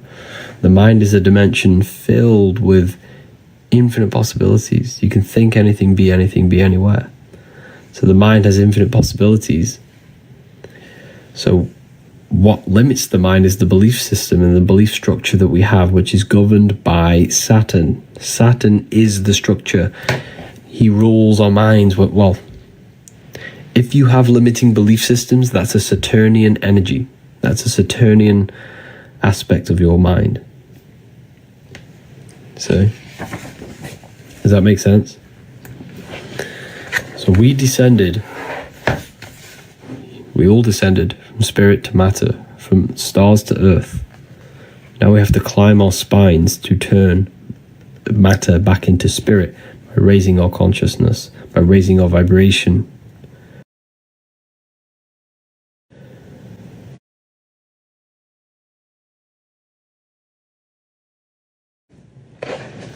And the way we do that is by raising your consciousness,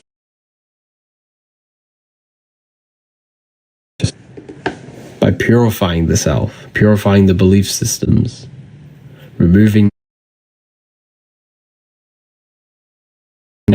controlling our emotions. When we gain control over ourselves, we can raise our consciousness. Here's the Baphomet. The Baphomet has a goat head. The goat represents Capricorn, which is ruled by Saturn or Satan. Same deity, same thing. Saturn, Satan. Because this is the limiting aspects of our consciousness.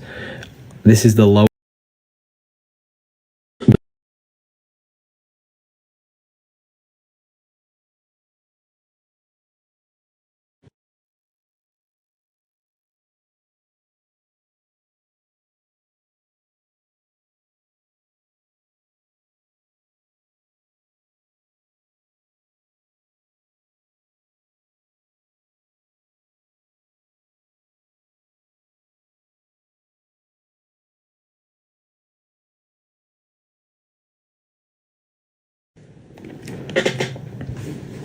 So, this is Saturn. Satan represents the lower mind, the lower self, because it's a ground animal, and it represents a lower aspects of the lower aspects of the mind, limiting belief systems. Low frequency. Why these all red, orange, and yellow? McDonald's, KFC, Pizza Hut, Burger King, Wendy's. They're red, orange, and yellow because they represent the low frequency chakras, red, orange, and yellow. They keep you trapped in this low state of consciousness. Why? Because these foods attack your nervous system. They attack your immune system. They attack everything in your body, keeping your body in a fight or flight state, keeping you in low stages of awareness. They're addictive. Okay? So they keep you down. They keep you in low energy. They keep you in low frequency. Is this Satanism? We'd be very surprised, right, that everything in our reality is satanic. They have trained us to become satanic. A lot of people are satanic without even realizing. The whole system is based on Satanism. Okay, it's based on Satanism, the whole system. The whole system has you worshipping material things, worshipping false icons like celebrities. That's Satanism. Worshipping money, worshipping clothes. Like, all we care about is Satanism. Like, taking substances to alter our minds, like toxic chemical. That's all Satanism. Obviously natural substances are not bad, but I'm talking about synthetic ones. You teaching this is Satan. This is far from Satanism. What I'm teaching you right now is to master your own mind, master your emotions, and master yourself, so you can become the best version of yourself, so you can align your mind and heart with the God consciousness. There's no,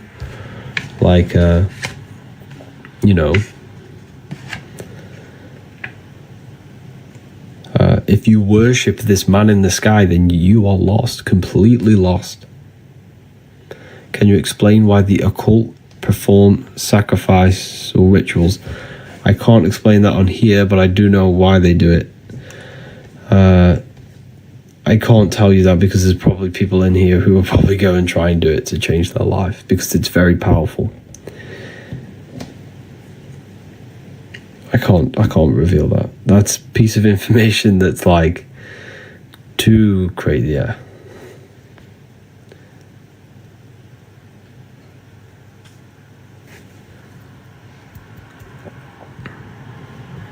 It goes deeper than you can imagine. God is real. It is real. Yes, God is real. Of course.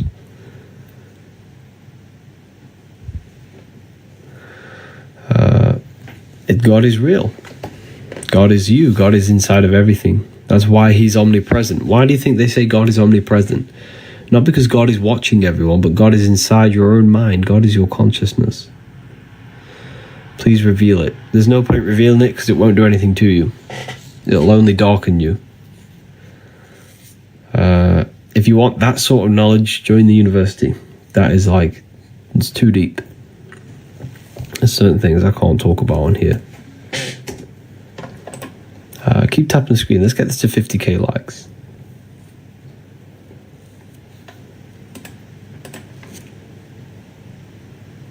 Let's get this to 50k likes. How to open your third eye. Your third eye is opened by imagination. University's lit. Wow, thank you. The university is an amazing place. But your imagination is your connection to the fourth dimension, to the astral plane. You just have to learn how to use your imagination. Your imagination will open your third eye. Your third eye is your vision in the spirit realm, which is imagination.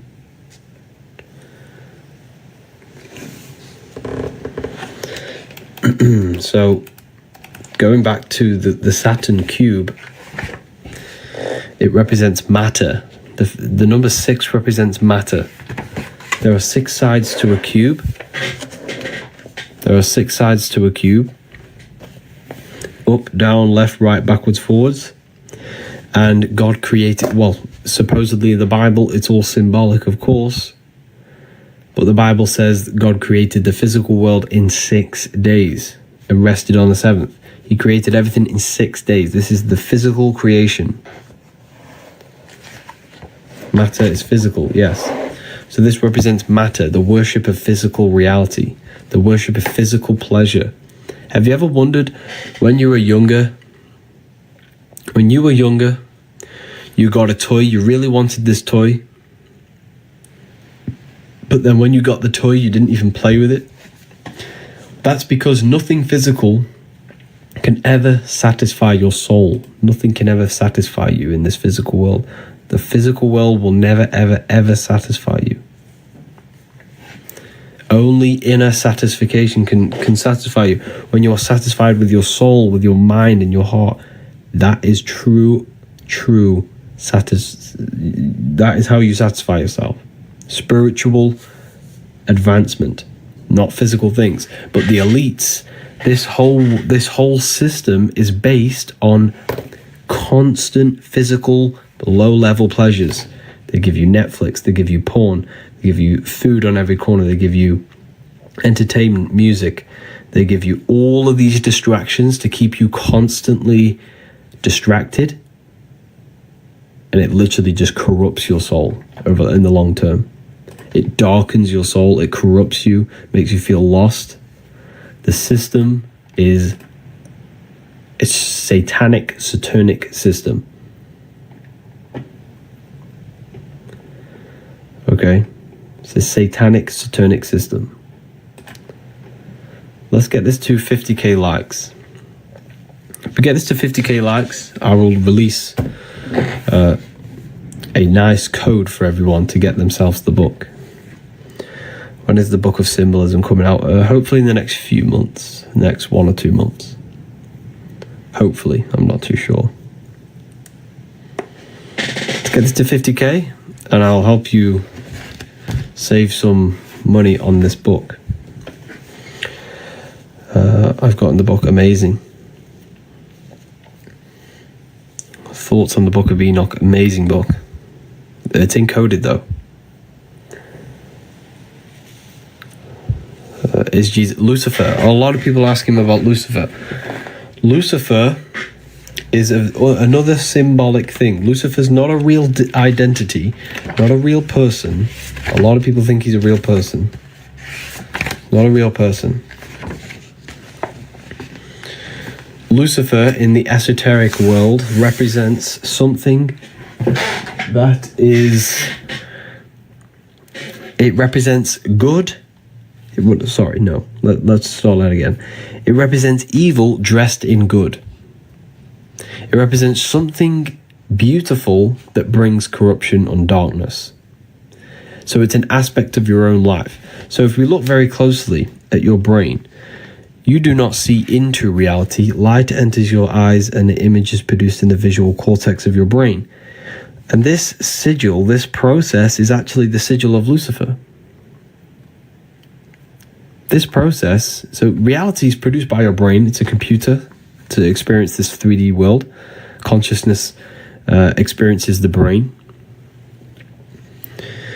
So everything you see is in your visual cortex, and this is the sigil of Lucifer, representing the body. The eyes can be Luciferic. Why?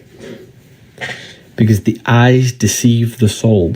When you close your eyes, there is an inner self, there's an inner being, there's an inner consciousness, an inner word, inner voice. That's the spirit, that's internal, that's invisible.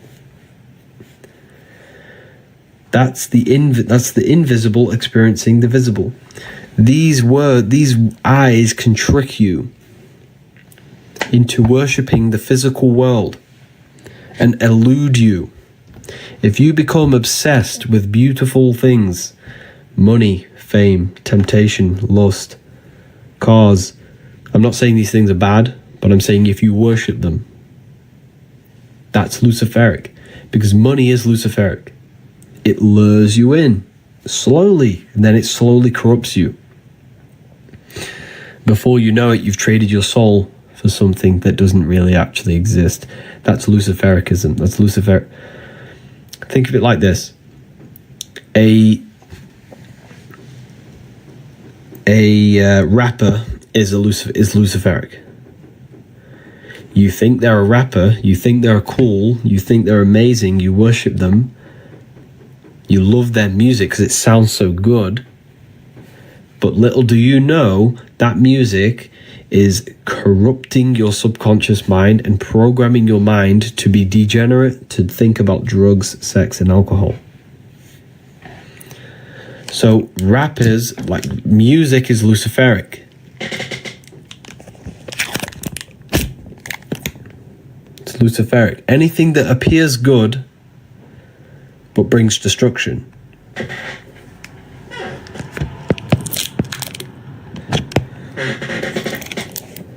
Okay. Music is hypnosis. Yeah, music is hypnosis. It puts your brain in a hypnotic trance. That's why you can't not move your body to music. It's a hypnotic trance. It's a form of black magic. Yes, black magic. Very well said. Very well said. So everything in this matrix is to lure you in slowly. Katy Perry in space. There is no space. So the whole system is Luciferic. I probably shouldn't be telling you this, but it's the truth. This is deep stuff. The system works on Luciferic energy, luring you in, making you think. The brain chip, for example, that brain chip they want to put in your brain, they're going to say, oh, it's so good. You know, put this brain chip in your brain. You can download information into you. You won't have to go to school because you'll download everything when you're born. You'll download language. You'll download anything you wish into your brain. But there's a catch. It's Lucifericism. This phone you have is Luciferic. They made it sound like it's so good, but it lures you in. It's actually mind control. And now people spend 9 hours of their life every day looking into a mind control machine, programming your mind. Same, everything's Luciferic. The whole system's based on this. It's illusion. That's why it's symbolized with this, the eyes. It's the false light. That's why the word Lucy means light. Fur means to bring. It means to bring light. It's me saying, oh, I've got all this light. Can I help you? But then there's a catch. That's Luciferic energy. Okay, so we have hit 50k. I did hit 50k a while ago, but does anyone want me to produce a code, a coupon? I can carry on if not, but I know a lot of people want the coupons.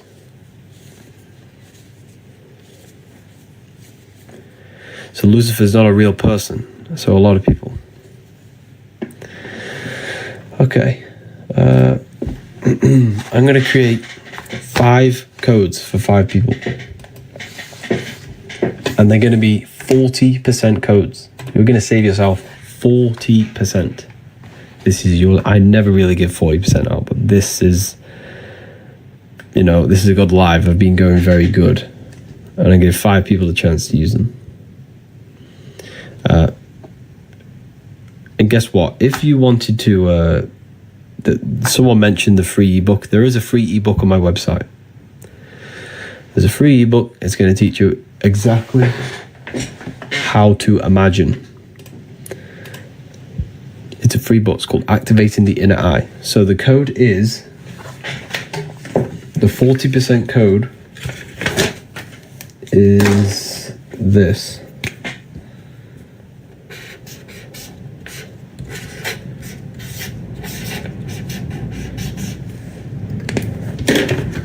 Add this at checkout, wisdom. all capital letters. This is the Book of Wisdom Volume 1 we've been going over. There's also Volume 2. Use the code WISDOM, all capital letters. There's 5 of these available. You can get Volume 1 in PDF. There's English, French, Italian, Spanish, German. There's so many different languages. We even have this one in Russian. We have many different languages. Use the code WISDOM, all capital letters. This is Volume 1 we've been going over.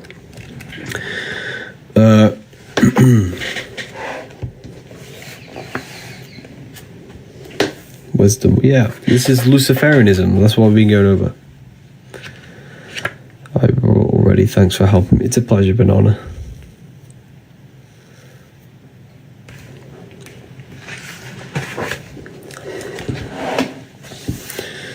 So, heel, hell, connected to physicality. Head, heaven, connected to spirit, connected to the stars. The head is heaven, the heel is hell. The head is heaven, the heel is hell. The bottom of the foot is called what? The soul. The soul. They say the bottom of the foot's called the soul. Well, it's spelled differently. It's spelled like that. Same thing though. Why? Because they're telling you your soul is in hell. If you worship this plane, we all want good things in life. Don't get me wrong. I'm not saying don't want money, don't want abundance, don't want wealth. I'm not saying that. What I'm saying is have, balance between these two. Balance between the inner and the outer world. We all want good things. We all want good things in life, But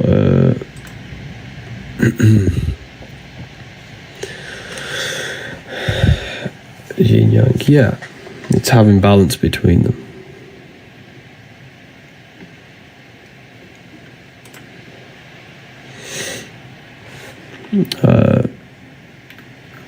What was that?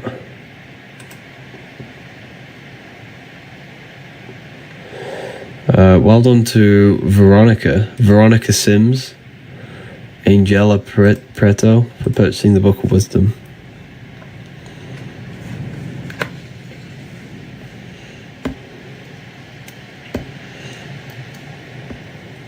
Conscious. What you do a regular day. I wake up, I visualize what I want, then I get straight to work. Well, have a shower, straight to work. Make content, work on my book, work on the university, speak to clients, speak to students, then go to the gym, come home. Pretty much the same day every day, to be honest. I'm very disciplined, very controlled, and very focused on my goals. But my goal is to just literally just help as many people as possible, awaken their mind and open their minds to new things. That is the goal.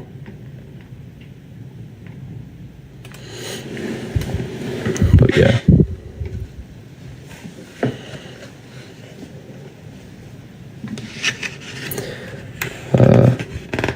Thanks for the code, just ordered. It's a pleasure. You'll love them when it comes. So here we have, look at the power symbol. The power symbol on your phone is upside down your brain because the power is within. The power is inside. The power is inside the mind. This is the power of the mind inside of you. Okay? Here we have the Holy Grail. This is the Holy Grail. This is your brain, because your brain's connected to the heavens, the stars, the astral plane, the higher realms, the higher dimensions of consciousness. You're connected directly to them. Your body on its side spells Yahweh. This is Yahweh, the name of God, inside of you. You are Yahweh. And Yahweh is the breath, breathing in. That's Yahweh is way. Yahweh. Inhale, exhale, because you're breathing ether, you're breathing consciousness. That's what you're breathing. When you stop breathing and stop disconnecting with whatever this is in between us, you lose consciousness. So the quickest way to raise your consciousness is through breathing exercises.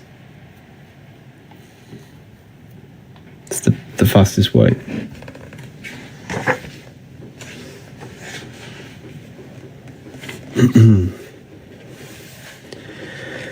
The symbol for spirit is a circle. That's why your head is a circle, because your head's where spirit is. Circle. What about breathing? Breathing is connection to consciousness. It's the fastest way to raise your consciousness. 5 points on the body for the 5 elements. 5 fingers for the 5 elements. They demonized your middle finger because it represents ether.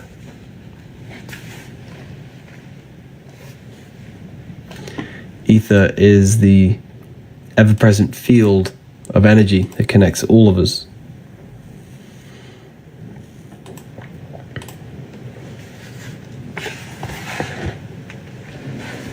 The ever-present field that connects all things. There are 2 codes left. The code was wisdom. 2 codes left.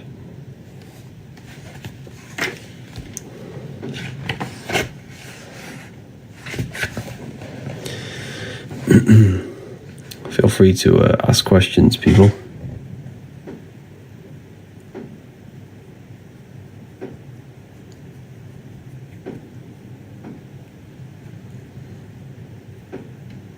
How do I use the code? You use the code at the end. It's at the checkout.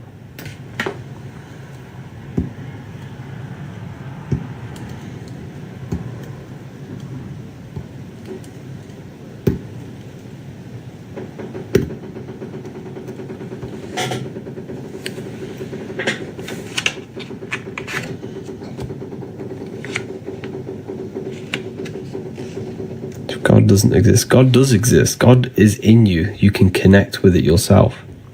You just have to connect with the source within you. And the way you connect with the source is by turning off the thoughts. Because when you turn off the thinking mind, you turn off the human. You turn off who you think you are. If you don't think, then you're no longer your name, your job, your reputation. You're pure awareness. That's who you truly are. You are not this being. You're not this matrix man or woman. You are not this name. It's made up. If you turn off your thoughts, what's left? That's who you actually are. Pure awareness. Turn off your thoughts and you'll figure out who you are. Pure consciousness, pure awareness. You can only figure this out by going within and actually connecting with it. It's very, very important that you connect with yourself. Become the observer, yeah.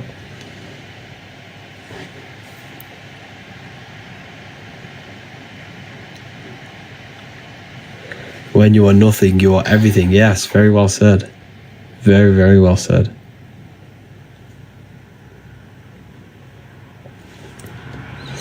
When you are nothing, you are everything.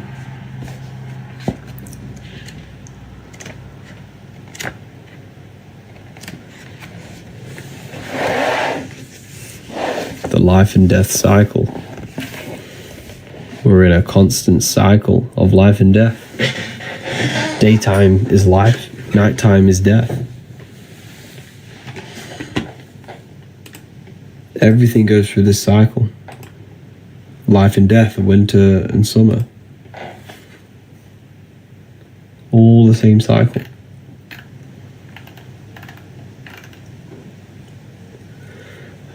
When you go to sleep, you enter spirit. When you're in your day, you enter matter. Spirit and matter.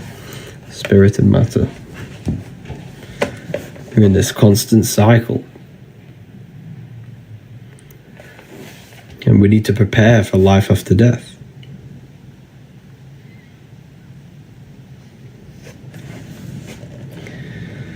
That's why the word death is ether. This is the ether. Everything is born out of the ether and returns back to it. Everything's born and dies. Energy can only be transmuted, never dies. So it's born and it returns back to ether, back to singularity. Physical is phi cycle. We live in a cycle of phi, of a torus field. The cycle of this torus field, though, is what we live in. This is your heart. It's the same thing with your heart. Everything leaves the heart. The blood goes into the heart and leaves the heart. Everything goes in and out of the heart. Energy leaves the heart and returns back to it. All blood leaves the heart and returns back to it. It's a cycle of the heart, which is ether. The heart is an infinite vortex.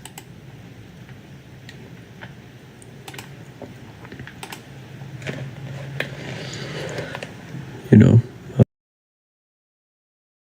very, very powerful.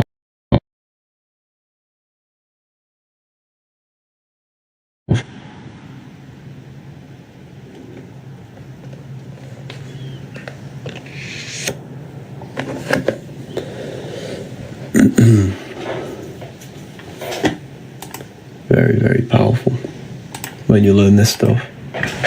I'll be back in 2 seconds.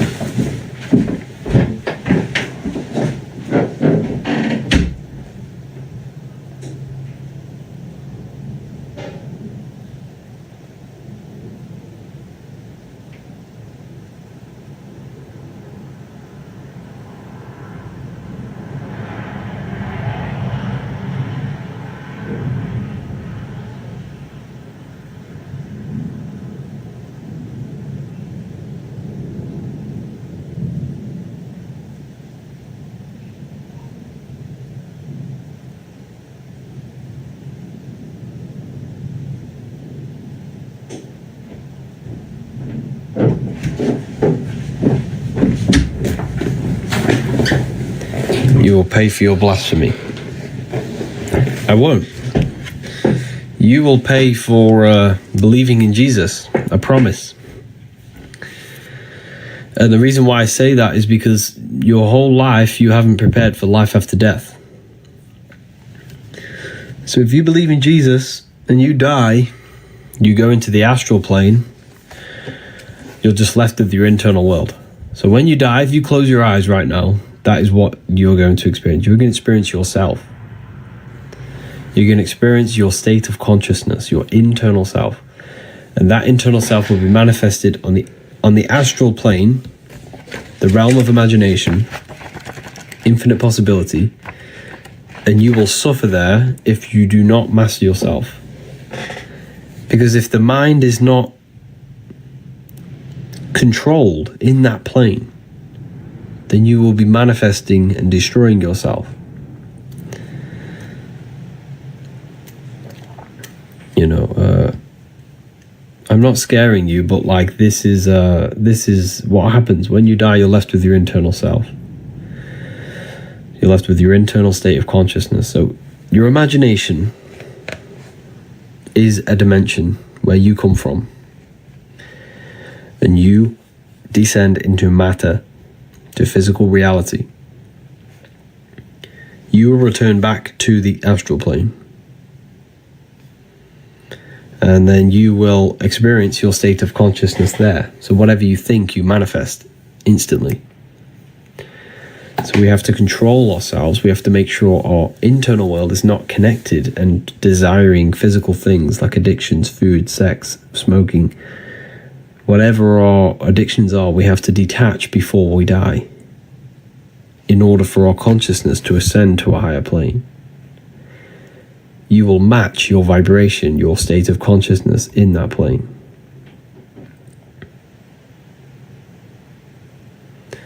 So you will match. If you're thinking sex, food, money, drinking, smoking, you will match the beings, consciousnesses, and souls that think the same things, that are on them level of thoughts are very low vibration. They exist because, okay, the higher you go, the less formless.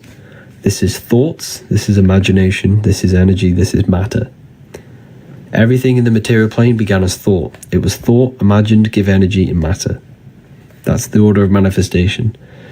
So you're in the material realm now. When you go to sleep, you always go to the astral. But when you die, it's just a bigger version. When you die, you're going to return back to the astral in your state of consciousness. So yes, the battle between spirit and the flesh, very well said, Remit. It's the battle between spirit and flesh. That is the battle between Jesus and Satan, Horus and Set. All of these gods that you see in religion is symbolic of the battle between your inner world and the outer world. There is a battle inside your own mind. There's a battlefield in your mind going on right now.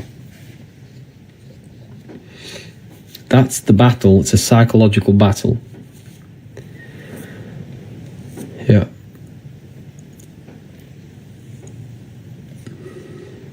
A psychological battle.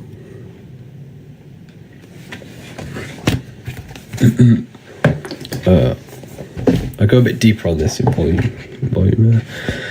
So here, right, I'm going to show you. I'm not being a monk. Like, I'm not saying, don't engage in anything of the physical world. Never will say that. Me personally, I just balance it. Like, this is what I do. I'm not telling you to do anything. This is pretty much off my research of esoteric, occult wisdom, and life after death research. But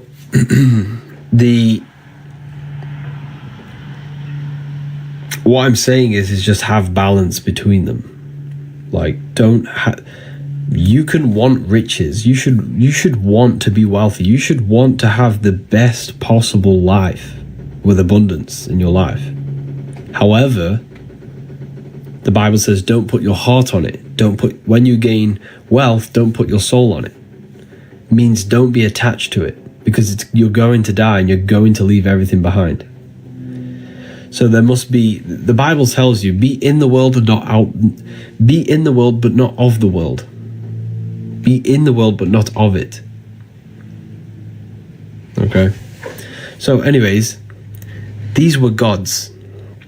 These were the Sumerian gods. Can you see this very clearly? These were the Sumerian gods, right? And they had two faces, all symbolism. This is two faces. Because what are we? We are physical and spiritual.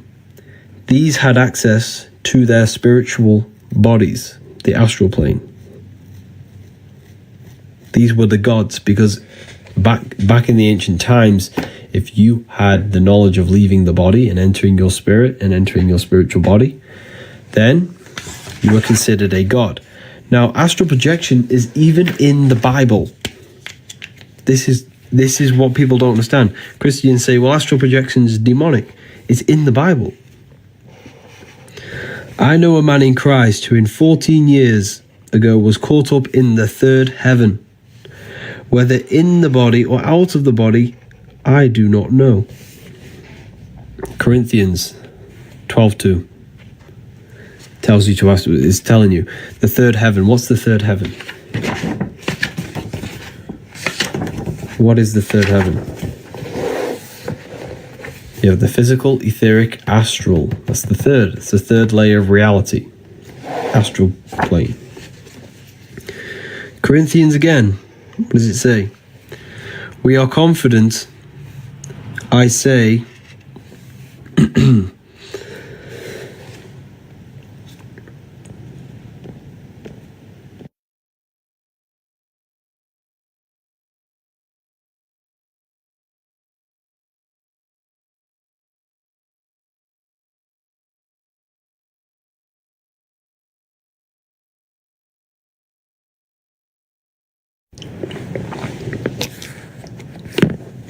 sorry about that. I had a tickle in my throat. Corinthians 5:8. We are confident, I say, and willing, rather absent from the body, and present with the Lord. Present with the Lord. Absent from the body. Corinthians 5:8. Corinthians, whether in the body or out of body, I do not know. He was in the third heaven. Same thing. This is all astral projection. This is accessing spirit. And I still have angry Christians in the comments calling me a deceiver. This is in your Bible. This is in your Bible. So what you need to do, Christians, is do not follow the church. Follow the Bible. Go and read the Bible. Do not follow the church. The church is Rome. The church is Rome, and they want to enslave you. If you figured out what Rome did, you would never go to the church ever again in your life. If you figured out what they actually did to the world, to every race possible.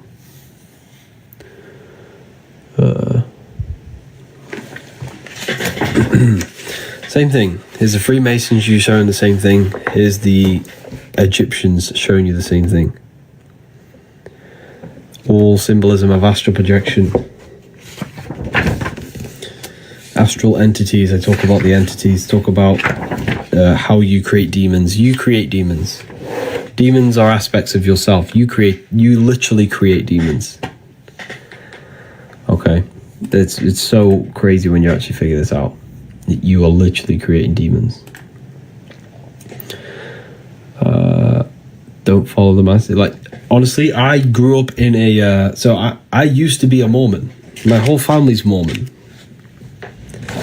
So I know about Christianity. This is why I spent a lot of time studying the Bible.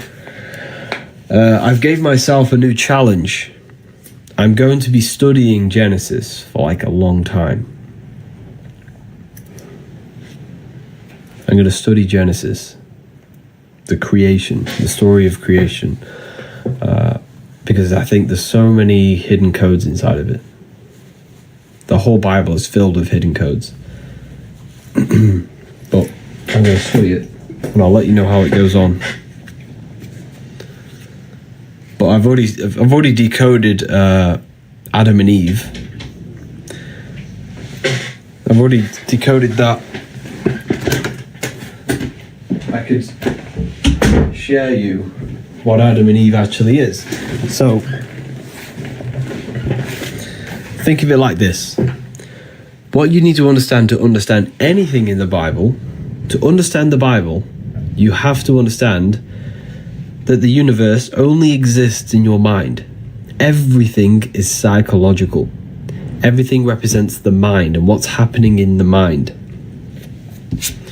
The events that play out in the Bible are the events that happen inside our own consciousness, inside our thoughts, our emotions, and our actions. Okay? So when Adam and Eve are in the Garden of Eden, they eat the apple, and the serpent is there that tempts them.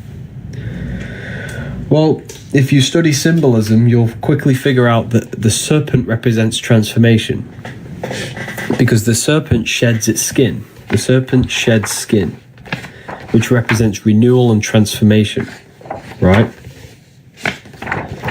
For the people asking, there was one code left, wisdom. Someone asked for the code. Wisdom, all capital letters. So the serpent represents transformation because the serpent sheds its skin, right? So it transforms itself. So the serpent in the tree tempts Eve. Eve represents the inner world, spirit. Adam represents matter. Okay? So Genesis is the beginning of your life, the Garden of Eden, which is even when you are in an even state. Now that sounds like a stretch, I understand, but let me explain. When you are when you're a baby, your mind, remember, everything is psychological, the universe is mental. Your mind is whole. You don't have any contradicting thoughts. You don't contradict yourself, so you don't say, I'm going to do this, but then I don't have I don't have anything inside of me that says you can't do that, but we do now as a child. So we're even. Our mind is whole. We don't suppress aspects of ourselves to fit in with society, what we do now. We all do this. We don't have anything fractaled in our consciousness. Our mind is not fractured. But when we gain the knowledge of good and evil, which is growing up, when we reincarnate, we're a baby, we're whole, but then we grow older. This happens to every single soul that enters this world. This happens to everyone. So it's a story that happens to everyone. And then as you grow older, your consciousness now splits. You gain the knowledge of good and evil. Your mind starts to contradict you.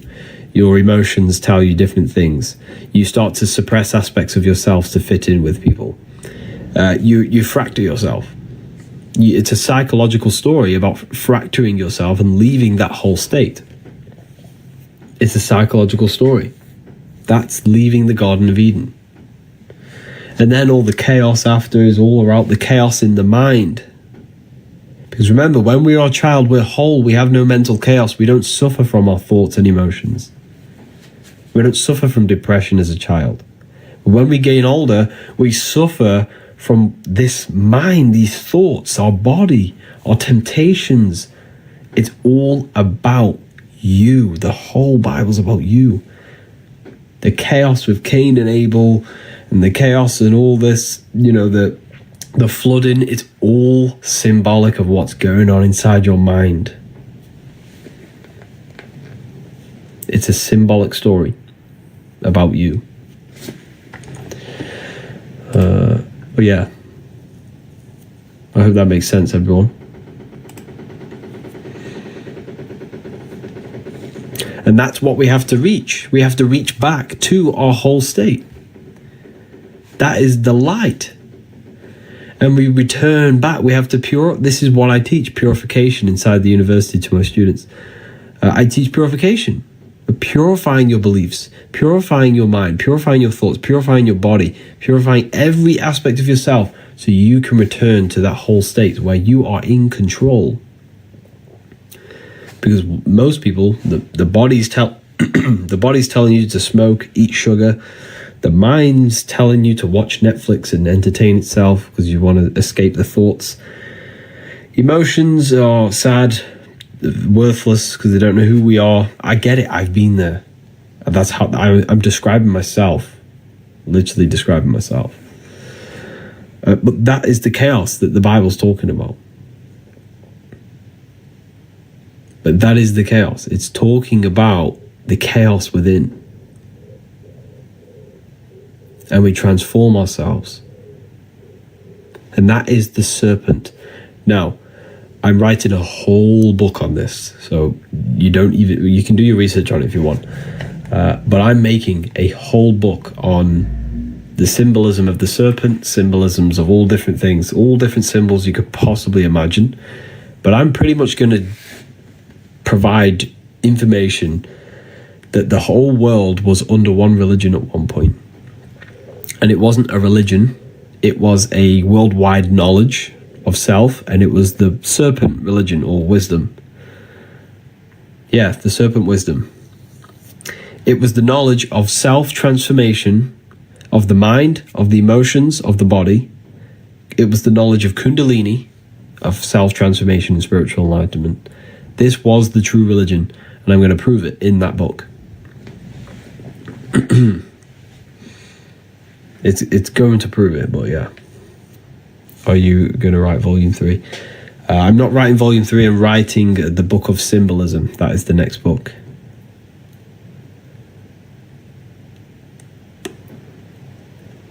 Bye. Have a wonderful day. Take care, Sundus. Take care. Maybe Luciferianism. Study that. I have studied that.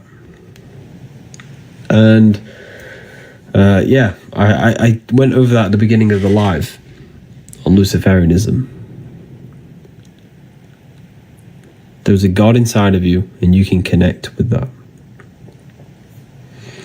How do we join the university? Yeah, all the links in the bio.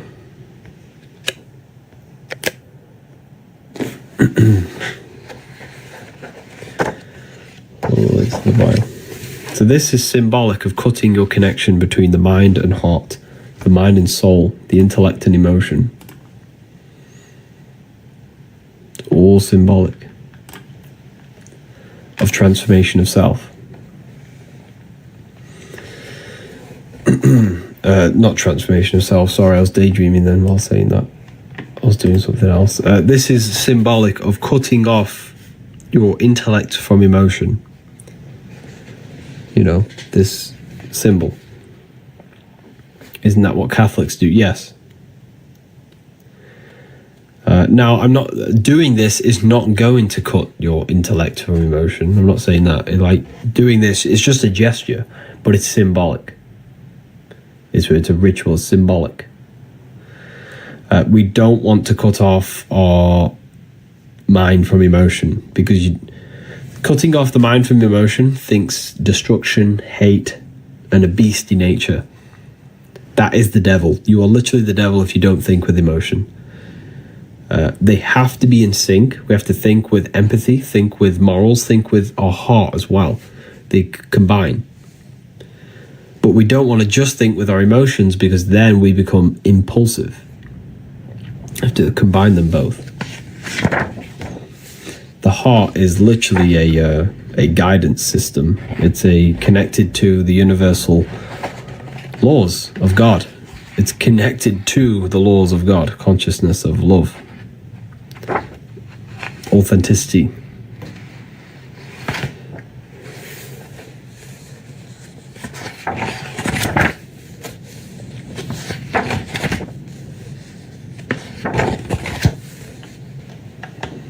But yeah,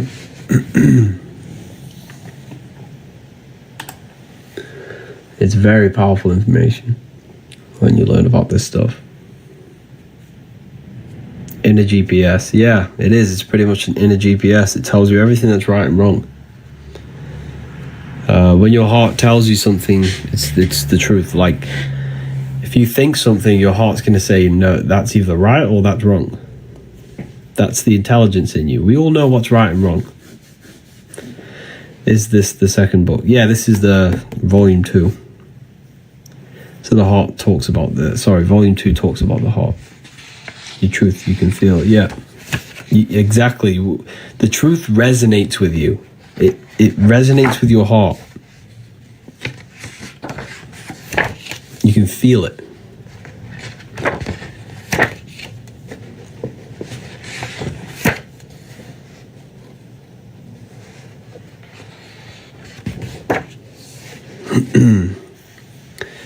When did you finish the second book? Oh, a while ago. It's October now, I think.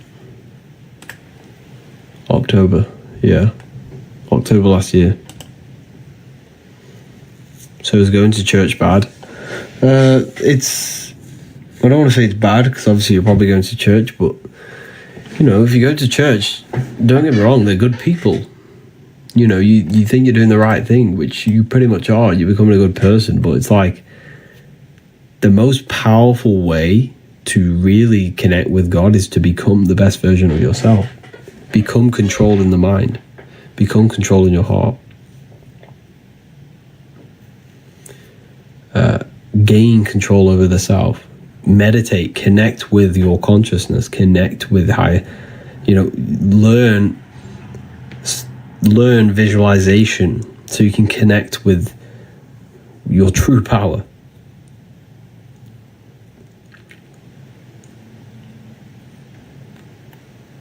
So,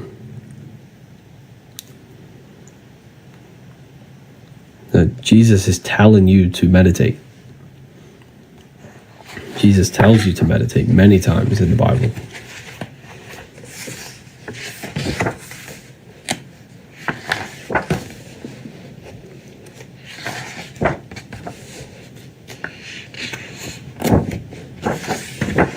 many, many times.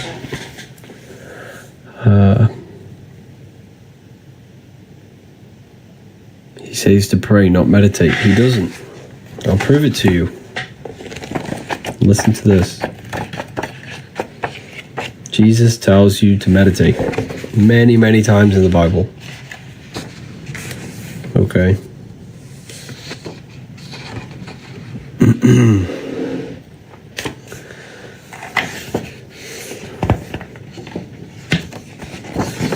Here it is.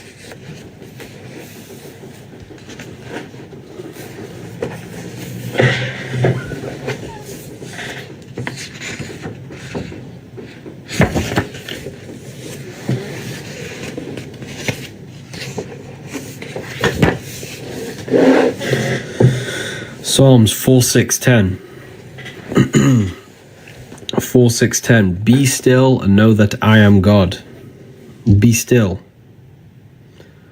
Be still is meditation. Be still. Keep the mind still. Keep the body still. That is all meditation. Then he says in Matthew 6:3-4, take no thought. 5 times he says this. 5 times he says take no thought. 5 times, 5 senses. Turn off the 5 senses and take no thought. This is all meditation. Take no thought is connecting with the pure self. And we also have another powerful verse inside the Bible, which is a very powerful verse. Here. Matthew 21:12, Jesus went into the temple of God. Corinthians 3:16, do you not know that you are the temple of God? Jesus went in the temple of God, but then he tells you, do you not know that you are the temple? So you got to go within yourself to go inside to God. Then he says, Luke 11:52, for you have taken away the key of knowledge. You did not enter in yourself. You didn't enter in yourself. Luke 11:52. You've taken away the key. You didn't enter yourself. You have to go within. Then, Luke 6:6. When thou prayest, enter in thine inner chamber and shut the door. When you pray, enter in thine inner chamber. This is the inner chamber. This is your inner chamber. It's your mind. You got to go within the mind. This is why they teach you to be scared of the dark when you're a child, because they don't want you going inside yourself. They don't want you going inside. Why? Because the inner room of exactly, the authentic, very well said. The inner room of consciousness is where they don't want you to go. Exodus 14:14. You need to be still. Wow, you only need to be still. It's there. Enter in the inner chamber, the inner room. There is a room inside of you, right? And this room is a very sacred room. It's the room that every Brahma goes into the cave. Jesus goes into the cave for 3 days. This is the cave. The cave is this beautiful room inside of you. This cave is when you turn off thoughts and you are left with pure peace, pure love, nothingness. That's the inner room. That is the room of where your worries go out the window. Everything goes out the window, and you're left in that room. The upper room where Jesus meets the 12 disciples, the 12 cranial nerves in your brain. You just got to go within yourself. It's symbolic. The whole thing's symbolic. The whole thing. Egyptians are telling you the same thing.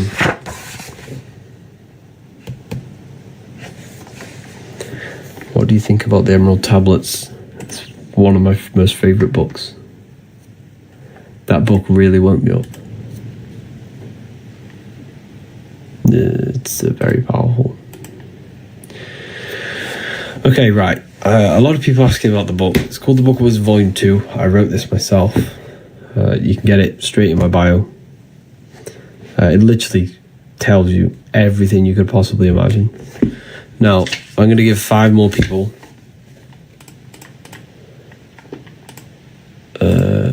the chance to save 40%. Okay, so 5 more people can use this code, Wisdom. You got 2 streams. Yes, I have 2 lives on at the moment. So 5 people, use this. Click the link in the bio.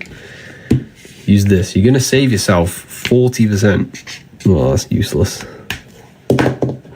You're going to save yourself 40%.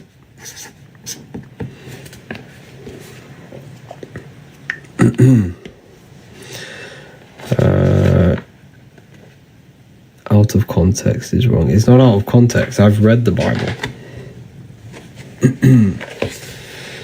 Here it is. The energy field around your body. Sacred energy field that produces all physical life. Did you know you become sick? This field becomes sick before your body does. This is the field that becomes sick before your body does. This is what we call, I forgot the name for it. There's a name for these machines, right? And what these machines, if I join the university, what do I gain? What don't you gain? You gain, there's a live lecture tonight talking about the secrets of number 3, where we do a live discussion. You get all it teaches you everything you could possibly imagine and to transform your life, to go from darkness to light. But yes, tonight there's a live lecture. There's a live lecture. We are all discussing certain things. The secrets of number 3. There'll be many people there. There'll be a great discussion at the end. So if you, like, when you're an intelligent person, you're pushed away from society.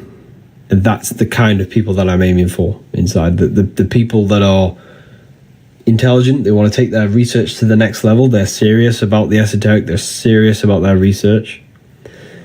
That's what it's pretty much for.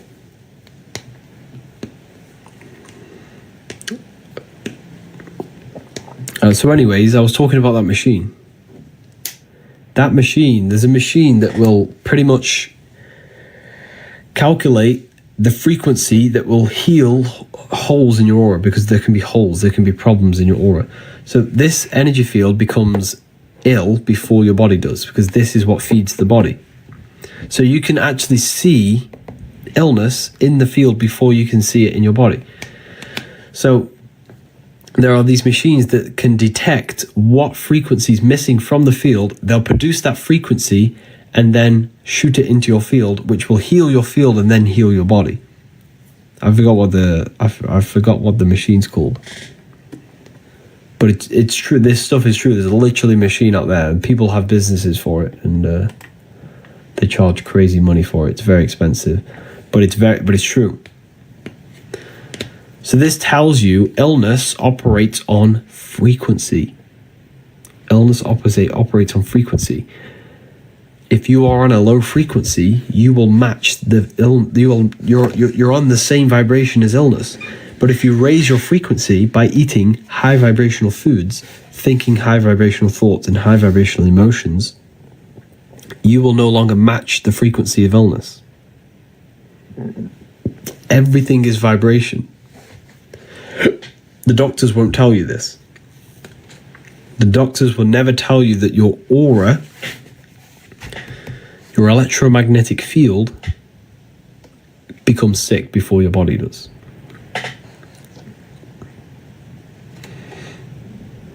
Yeah, it's very true.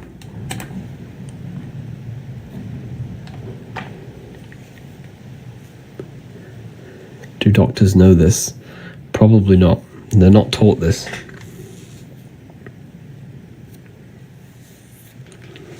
And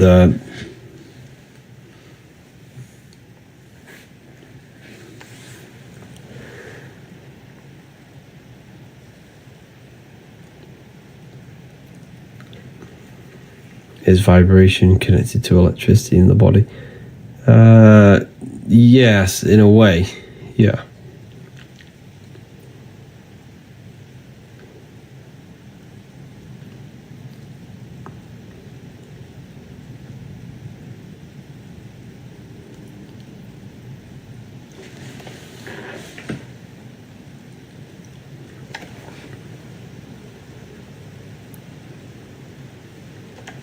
Any coupons for the university? No. It's already underpriced for what's inside, to be honest. What's the best foods for high frequency? Fruits. Fruits, vegetables, because it's literally crystallized sunlight. It crystallizes the sun.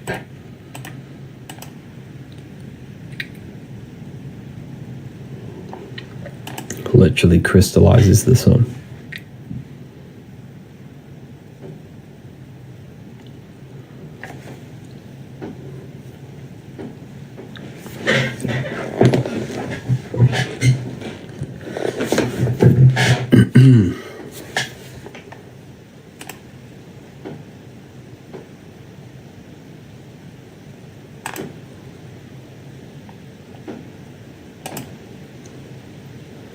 The sun is artificial. The sun's not artificial.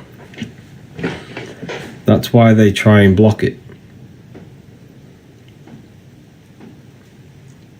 The sun upgrades you. The sun produces melatonin in your pineal gland. It makes you feel good.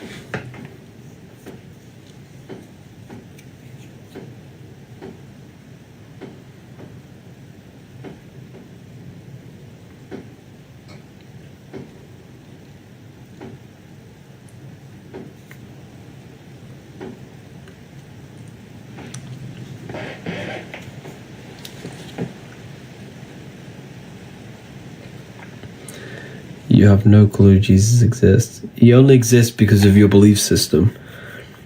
You know, whatever you believe in, that's your reality. This is why believing is failing. It's a failing system. Belief is a lie. You have to know. And the only way you can know is by going inside yourself. And when you go inside yourself and meditate for long periods of time, you will have an experience that will completely blow your mind off. And that will prove to you that you are literally God in human form. You are connected to the infinite. We're all this one consciousness. We're all drops of the ocean. And belief doesn't get you anywhere. That's why this is why Islams think they're right and Christians think they're right. But what we need to do is know. And the only way you can know is by going in yourself and actually having direct access, direct experience. But Jesus is kind, brother. Who is Jesus? A character in a book. If that book didn't exist, you wouldn't think Jesus ever existed. So it's a belief. You just have to go inside yourself. You can connect with God.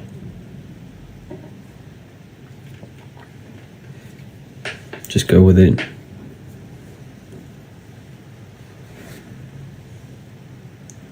Just go within. You'll see Jesus there. You'll realize you are Jesus, just a human with a powerful consciousness inside of you.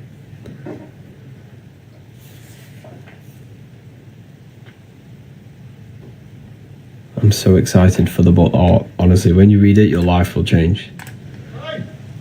Life will change.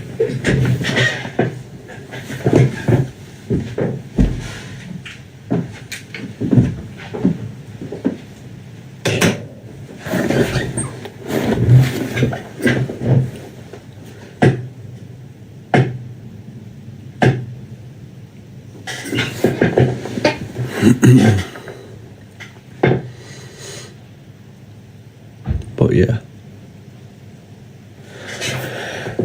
I'm gonna love and leave you all here today. Harry, the books are amazing. Still reading. Thank you for that, Anya. If anyone's read the books, let me know in the comments. If I join the university, will I have symbolism class as well? Yes, you'll have the symbolism class. You have everything you can imagine. We also have a library in there as well. We have a library filled with books. But yeah, if you join, I'll see you tonight in the live lecture. We can have a discussion after the lecture. But yeah, I'll see you there. Ordered, can't wait. Wow. I'm working through them every day. Amazing.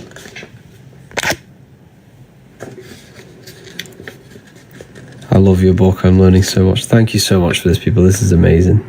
You should start doing podcasts. Yeah, I really want to. I think that's my next thing. I think that is the next thing. Thank you, everyone. Have an amazing day.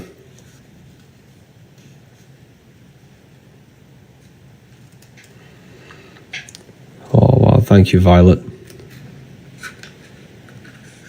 Both books are amazing. Thank you so much. Wow, this is amazing to see, like, the change, to see how it's actually helped people. But yeah, thank you, everyone. Have an amazing day. Take care. I think there were a few codes left, I'm pretty sure. Wisdom, all caps. There's a free ebook on the website as well.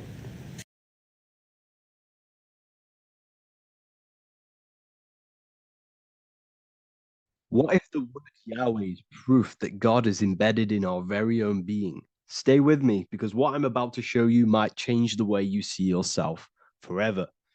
Today's topic is decoding the mystery name of Yahweh, the sacred name of God from the Hebrews. By the end of this video, you'll uncover the true meaning of the word Yahweh and how your connection to it unlocks your own personal power. When we look at the word Yahweh in Hebrew, we flip it on its side. We're actually looking at the human body. These are the legs, this is the torso, here are the arms, and here's the head. So if we actually switch this on its side, we see the human body. The Hebrew name Yahweh often translates to I am. The I am. Now, what is the I am? The I am, when you say I, you're referring to your highest self. Everything with the letter I in the beginning, most of them words are referring to our inner self, inside, intelligence, internal, in. The I represents the inside self, the invisible self. You cannot see the I am because this is the spirit, this is our consciousness. It's the intelligence controlling the human body. When you say I, you're not referring to your name, your job, your reputation, your ego, or your thoughts. You're referring to the observer who is beyond the thoughts, the one who's observing the thoughts. That's the soul. Look at the word Yahweh, Yahweh, the sacred name of God. Yahweh can be observed in the natural rhythm of the human breath. When inhaling, we subtly hear Yah. When exhaling, we hear Way. Do this yourself. Breathe in through your nose, you'll hear Yah. Breathe out, you'll hear Way. And in fact, the letter H, H, when it's pronounced, it carries the soft sound of wind or breath, a gentle exhale that mirrors the very essence of life, giving air. Breath is the spirit of life. It's what connects us with consciousness. If we stop breathing, we lose consciousness. The body shuts down. We're breathing the spirit of breath. We're breathing in the spirit of life. It's the very essence that gives us physical existence, and we're constantly staying connected to this breath at all times. Now let's look at Yahweh. 1, 2, 3, 4. There are 4 letters. The Tetragrammaton is the 4-letter Hebrew name for God. Okay? Tetra meaning 4. We have 4 gospels of Jesus. Jesus is depicted with a cross with 4 sections. Jesus has the 4 sacred animals around the side of him, always depicted with these 4. A bull or an ox, an eagle, a man, and a lion. These are the 4 fixed signs of the zodiac. Aquarius, the man; Scorpio, the eagle; Leo, the lion; Taurus, the bull or the ox, which are related to the elements. Leo is a fire sign. Aquarius is an air sign. Taurus is an earth sign. Scorpio is a water sign. These are the 4 elements. And the 4 elements correspond to the 4 bodies of consciousness, as we see here. This is fire. This is air. This is water. This is earth. So we are made out of the 4 elements, which represent the 4 bodies of consciousness: mind, emotion, spirit, and body. The soul is incarnated into 4 sections. Hence why Jesus has 4 gospels. Hence why Yahweh is a four-named word, because we are tetraform. We have 4 bodies of consciousness. There are 4 pillars to reality: the mind, emotion, spirit, and the body. So what we're actually looking at here is the name of the very essence of the self. Yahweh represents the universal consciousness that we're all tapped into, because the body is like a radio. The body is basically a radio antenna, which is picking up the stream of consciousness, and we're all the same consciousness, just experiencing it in a different body. And Yahweh is the name for this intelligence that we're all acting out, that we're all manifestations of. So now let's look at the word Yahweh, where we read it this way in Hebrew, which is 10565. 10565 in the Hebrew letters and the numerical values. And the DNA is made up of 4 bases. These 4 things which create the DNA. This basis is the genetic code for all living things. Each DNA strand is held together by sulfur bridges that appear in a repeating pattern of 10565. This pattern matches the numerical value of the Hebrew letters of Yahweh, Yod, He, Vah, He, which are 10565. This means the structure of DNA, the code of life, follows the same number sequence as the sacred name of God, Yahweh. This is a factual observation. So we're looking at 10565. So let's look over this one more time.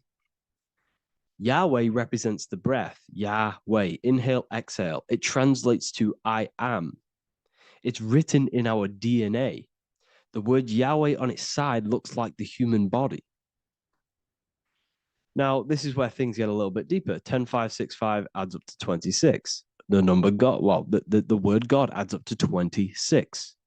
Allah adds up to 26. There are 206 bones in the human body, 26. 26 adds up to 8. 8 is the number of infinity. We are all the infinite consciousness. Consciousness will never die. It's immortal. It's infinite. We are all infinite. We are not these skeletal structures. We are Yahweh, the universal consciousness. The creator of all things is our essence. We're all God with individual identities, but the highest versions of ourselves is God.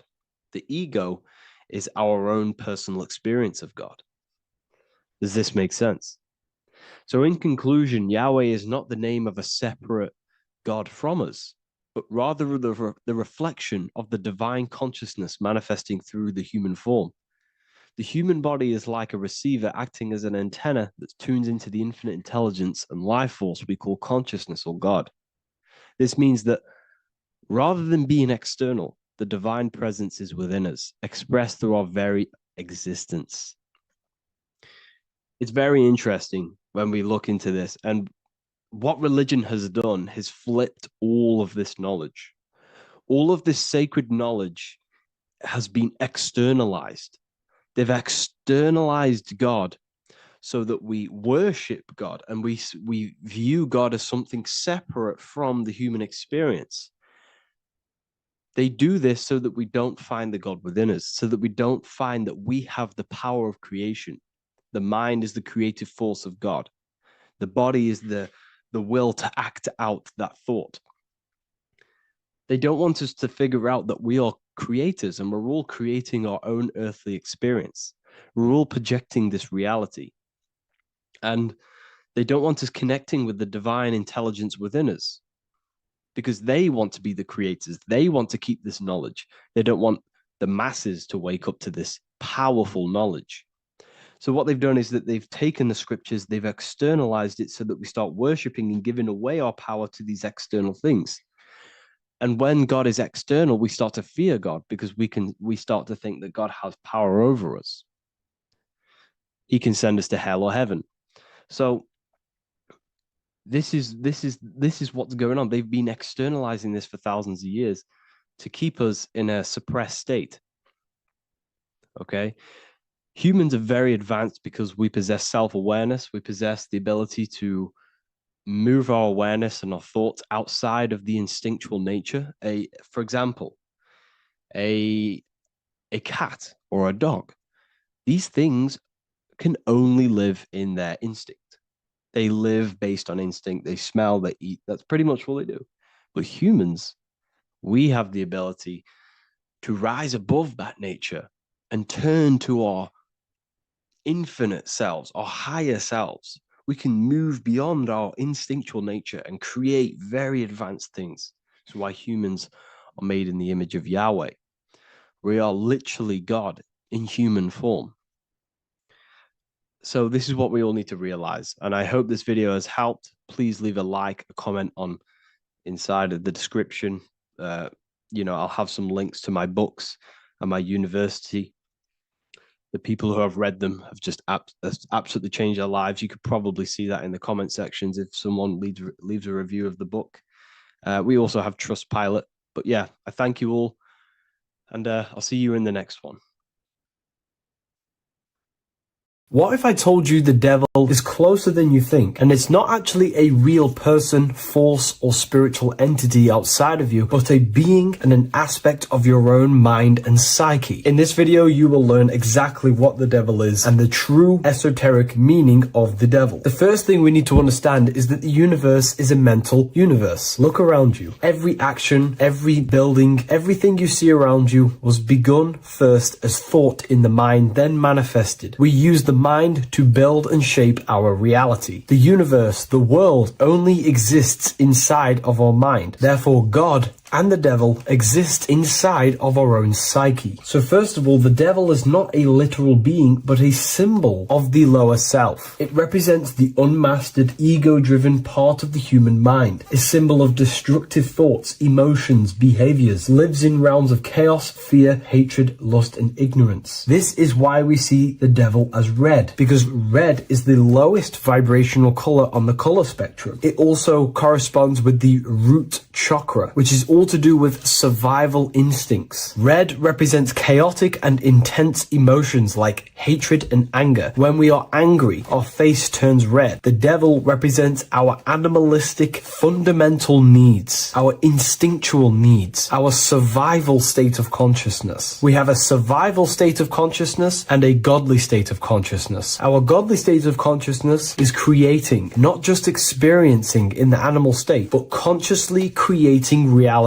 This is why we see the devil with a goat head, an animalistic head, and the head is where the brain is. The animal head represents living off instinct, the part of our mind that lives on urges, impulses, and instincts, eating, sex, power, ego-driven actions, and ego-driven thoughts. Animals are only aware of themselves. Animals live on instinct. They have no ability to consciously create like humans. This is our lower desires for the material world. That's not to say the material world is evil. However, when our consciousness is only seeking material things, this leads us down a path of self-destruction, because nothing material can ever satisfy our soul. Everything material is temporary. Therefore, the devil represents the part of us that seeks only material desires, only material fulfillment, the ways of thinking where we only think about ourselves and ego-driven thoughts. It also represents the unchecked, unconscious self, where we have no mastery over our thoughts, over our emotional impulses and no mastery over our actions. We are living in instinct and impulsive states, which causes chaos, selflessness, destruction, and keeps us bound to our lower material 3D state of consciousness. It's important to recognize that the word devil was never present in the earliest Gospels. Instead, what was mentioned was a spirit of evil. This distinction is crucial because it underscores that the idea of the devil, as popularly conceived, does not actually exist as an independent entity. Rather, it is a personification of the lower aspects of the human mind, a facet of our own consciousness. The term spirit of evil was not meant to denote a specific deity or being, but rather any force of negativity, whether it manifests as a destructive thought, emotion, or action. A spirit is a force, an energy, and we have three forces that create our reality: thoughts, emotions, and actions. We have full control over these three aspects which transform and mold reality. A destructive thought, a destructive emotion, a destructive action is a spirit of evil, and it originates from the darker aspects of the human psyche. So now, because we're on the topic of the devil, we have to look at the pentagram, which is obviously connected to the devil heavily. The upright pentagram represents spirit, air, water, earth, fire. Upright, which represents spirit, the most important element on top of the earthly elements, showing spiritual principles over material principles. As spiritual beings as we are, we have to put our spirit first, our higher self first, and material things second. Why? Because material things never satisfy us long term. Seeking material fulfillment will leave us feeling unfulfilled in the long run and very unhappy, and we can lose ourselves in illusions. We have to put our spiritual principles first. Seeking wisdom, knowledge, connection to the divine, and connection to our higher self is what gives us true fulfillment in our hearts and souls. But when we see this pentagram inverted, we now have spirit on the very bottom, which now represents earthly principles on top of the spiritual principles. We're putting our earthly elements on top of our spiritual element, which this inverted pentagram represents no longer caring about spirit, no longer caring about our invisible internal world, and only caring about this external body, food, sex, material things, cars, money, and all the things outside of us, the world outside of our mind. This is what true Satanism is. Satanism is not worshipping an external deity, but it is worshipping the self, only fulfilling the ego's desires. This is what true Satanism is, and we have all been conditioned to live in this state. Satanists want us to believe that there is an external deity called Satan or the devil, and the reason they do this is because they trick us, making us believe that we are not Satanists, while they are actually conditioning us to be self-seeking, ego-driven people, where we only care about sex, food, material things, and money, which is actually conditioning us to be Satanists. 80% of the population today are unknowingly involving themselves in Satanism, which is ego-driven thoughts, actions, and emotions, dwelling and living in this state where we only care about ourselves. When we are spiritual, we realize we are all one. We are all one consciousness family, and we need to do things that help and contribute towards our collective experience, helping others instead of seeking to serve only the self. The angel is depicted with wings, which represents elevation, higher self. The devil is represented with an animal horns, which is on the ground. A goat is on the ground, which represents the lower self. This is the elevated mind and the lower material mind. Horus, the bird, higher self. Set, the ground animal, lower self. Jesus and Satan. These are two forces, two characters that exist within the human psyche, not real entities. They are forces of our minds, and there is a battle between our higher self and lower self all the time within our own minds. There's always a part of us that's telling to do one thing and another thing, to do something bad and to do something good. There is this battle inside of our own consciousness. Here we have the human spinal column. The human spinal column is showing you the higher and the lower self. The higher self represents the head. The head is where the mind is. This is the creative essence of the universe. This is where all material things begin as a thought in the mind. We create with the skull, with the brain. This is our higher self, the heavens, connected to the heavens, the sky. And the lower end of the spinal column is where our reproductive organs are, where our gut is. Our reproductive organs and our gut is all to do with survival. The lower lower end of the spinal column, lower instinctual 3D based consciousness. The lower end of the spinal column is where our lower self dwells. Eating, consumption, power, and sex, lust. These are all emotional forces and instinctual based organs that are not inherently evil, but when we dwell and live off this lower end of the spinal cord, it keeps us in low states of consciousness. Our goal to raise to our higher mind is to balance this, not to overeat, not to abuse power, not to abuse sex and lust, but to master these organs and gain the ability to say no to these organs so that we can raise to our creative side of consciousness. Instead of dwelling in our instinctual nature, we can turn to our creative nature and consciously become a builder and constructor of reality. This is the true way of raising consciousness. This is the stairway to heaven, out of the animal consciousness to the higher consciousness. To wrap all of this up, it's all about gaining control over our instinctual lower nature and allowing our spirit to rule over our body and not our body ruling over our spirit or mind. The moment you let a thought become instantly an action is the moment you are an impulsive person. We are all trained to be this way. It is okay if you are in this state. The moment you let a thought turn straight into an action without questioning, that is the mind controlling you and you not controlling the mind. We need to gain control over the mind, and we do this through many different ways, through meditations,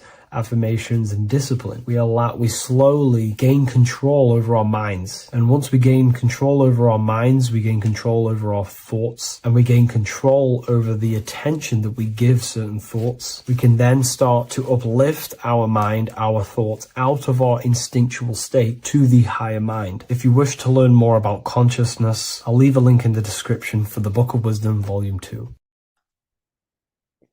In this video, you're going to learn exactly what Christ consciousness truly is and how to cultivate this into your life so you can live a better life, create the things that benefit yourself and humanity, and ultimately to bring heaven on earth. This is the true way. If you're familiar with my work, you know that, I'm pretty much obsessed with symbolism. Symbolism is such a massive topic, and it unlocks profound ancient wisdom that is hidden behind these layers of symbolism of the ancient paintings, symbols, and texts. So I was going through some Christian artwork and I came across this painting. It's a well-known painting called The Sacred Heart of Jesus. And it just blew my mind what this is revealing about human consciousness and Christ consciousness, which is what Jesus represents. If you're not familiar with Christ consciousness, you should definitely do a bit of research on that. But I'm going to explain it today in detail. So when we look at this painting, we are looking at symbolism.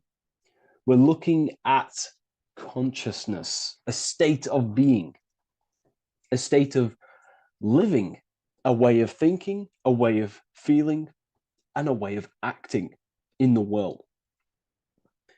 As I've said this many times, we're all creators. We all create and generate reality. And you don't just have your personal reality, you have a collective reality. Your reality is affected by the collective consciousness. Depending on the collective consciousness's understanding of reality will also affect your life. We have a collective life and a collective experience. So Jesus in this depiction here is in a way showing us instructions to reach Christ consciousness, whether you see it yet or not. But I'm going to decode this for you. And your mind might be blown after watching this. Okay, so what is the meaning of Christ consciousness? What's the whole purpose of this? Very simple. Like I mentioned before, we have a collective experience on this world. And Christ consciousness is the natural consciousness that we all need to be functioning on to generate peace, love, and unity on the earth in this experience we call life. That's what Christ consciousness truly is. It's a state of being that we need to cultivate within our own self, within myself, others, and everyone in this life and experience, so that we can all live in peace and heaven on earth, what they like to call it, so that we can generate the best experience possible together on this thing we call earth, on this material world, this material dimension. The material dimension is simply just a physical dimension of thought. It's a physical outcome of thought, but that's a whole other lecture. So please leave a like, leave a comment if you have any topics to talk about that you wish for me to cover, and definitely leave a subscribe if you like my content and channel. So to go deeper into this, right, we've explained what Christ consciousness is and what it actually, will do to the earth and what it will do to reality and our collective experience. And it's also representing a profound understanding of self, a deep understanding of the true nature of self, the true source of self, what the self is, pure consciousness, pure God. We are all Jesus. Jesus is you, a physical manifestation of the divine made manifested physically.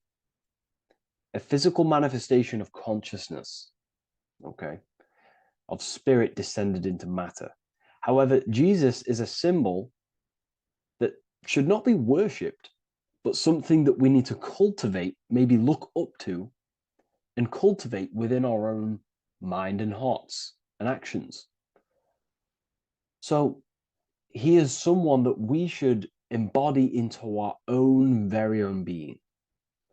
We need to reach a level of intellect, the mind, a level of emotional understanding, and ultimately this creates Christ consciousness. Okay, and now I know that was very, very vague what I just said, but I'm going to explain it a bit more. I don't want to give it fully away yet because you need some more information, more keys. So let's observe the top end of this painting.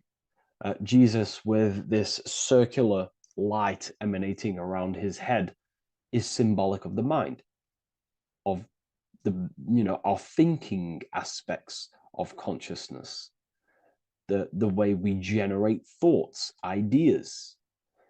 The mind is also good at also ruling communication. It also rules what we give attention to. Okay, so this is symbolizing the mind of every human being. The mind is a very powerful center of consciousness located in the head, of course. This is why Jesus is the head at the top with the circle around it, representing the mind. Now, to reach Christ consciousness, we need to purify our minds. Purification of the subconscious mind. The subconscious mind is the hidden aspect of our mind with all of our memories, belief systems, and everything we've ever experienced is stored within there. We have traumas there. We have bad belief systems that hold us back. So it's about reprogramming the subconscious and aligning the subconscious with higher consciousness, with higher understanding of self, removing any mental blockages from the mind. Because in today's world, most people's minds, including myself, before I, purified myself, and I'm still continually purifying myself. That's not to say I'm perfect, because I'm definitely not. But what I was saying was purifying the mind so we can have a powerful mind. Because like I was saying, most people's minds are not their own friend. They let their mind control them. They let their thoughts create negative influence on them, negative emotions. They let their mind destroy their confidence, destroy themselves. We do not want a mind like this. We need a mind that is our best friend, that receives powerful thoughts, that gives someone power. We do not want our mind taking away our power. Okay, so in this specific image here of Jesus, this represents a light mind, a powerful mind, enlightenment. The word enlightenment means light and ment. Ment coming from mental or mind. Light in the ment. This means a powerful mind. Light is also symbolic of knowledge, information. When someone's very intelligent, you call them a bright person. It's a bright mind. It's knowledge of self. So the mind is conscious of self.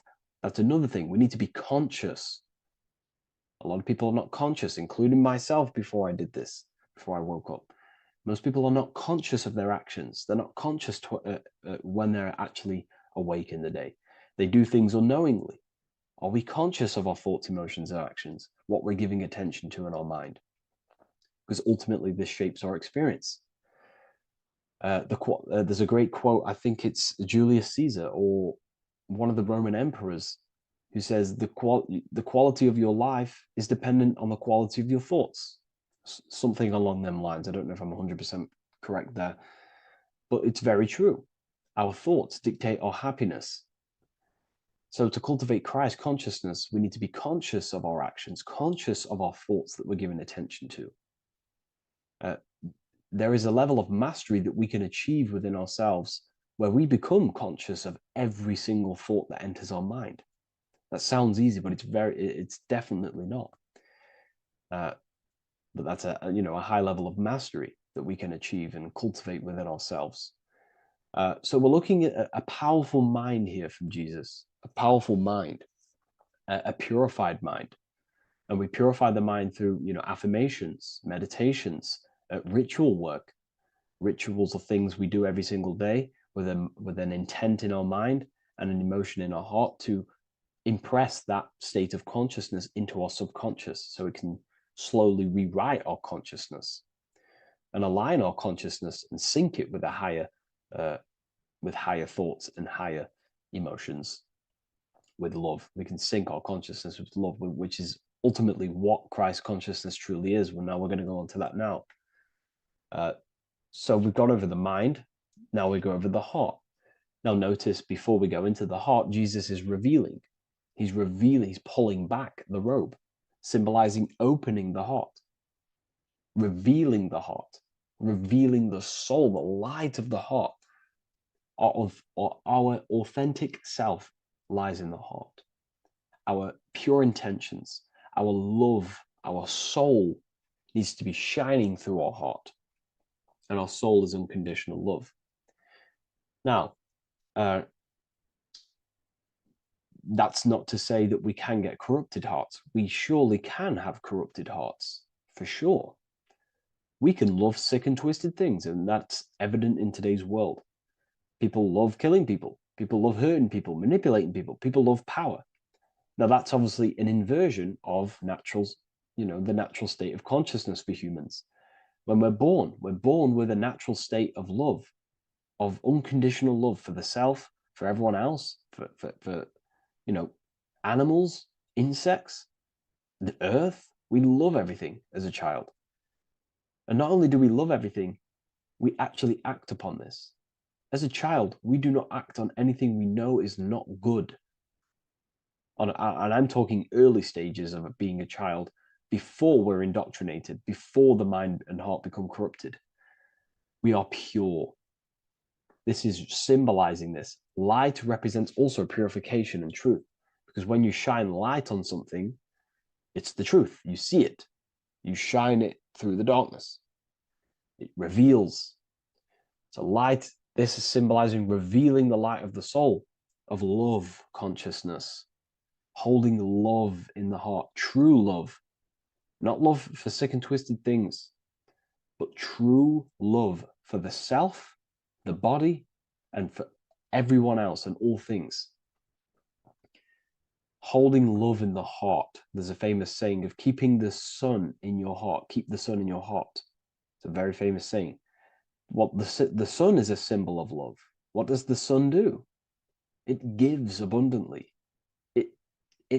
All it does is give light, give energy, power, light to the earth, and everything is feeding off this source The sun expects nothing back. It just abundantly gives. It's a symbol of love. This is the love principle of creation. Now, the heart is also governing our actions. What we think about, okay, in our mental field of consciousness is directly corresponded and observed in our hearts. What we think about directly corresponds with what's going on and what we feel in our hearts. Okay? Thoughts produce emotions. So if we give attention to negative thoughts, there's no wonder we're having negative emotions in our hearts. So purification of the mind is also having an effect in purification on the heart. Because when we purify our thoughts and only give attention to powerful thoughts and positive thoughts that uplift yourself and humanity, then we're going to also see this change in the heart, see this emotional change in our consciousness. Okay, so this represents the purification of, a purified heart, the light emanating around the heart. Love for the self, love for one another. And you're revealing this, you're shining the heart on others. This represents, revealing your true self to everyone without suppressing aspects of self. Revealing the light, not holding back the light. Because people in darkness will look at people who are spiritual and say, oh, he's into the woo-woo stuff. It's about revealing that and not caring about others. Because when you shine a light, you're also planting seeds in other people.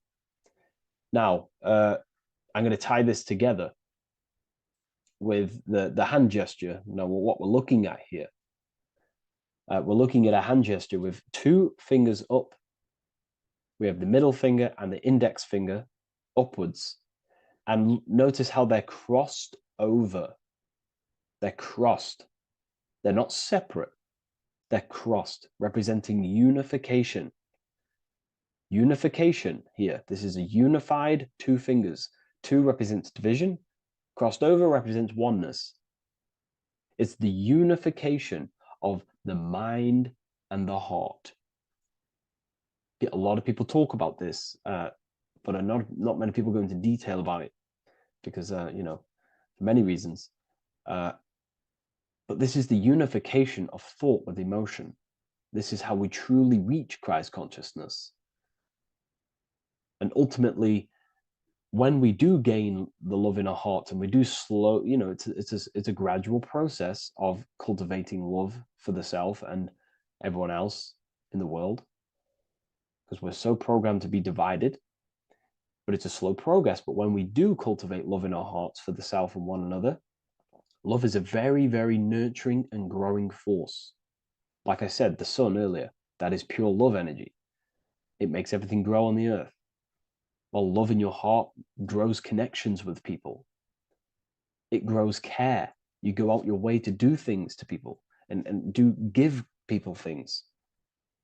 It's a very nurturing and growing energetic force.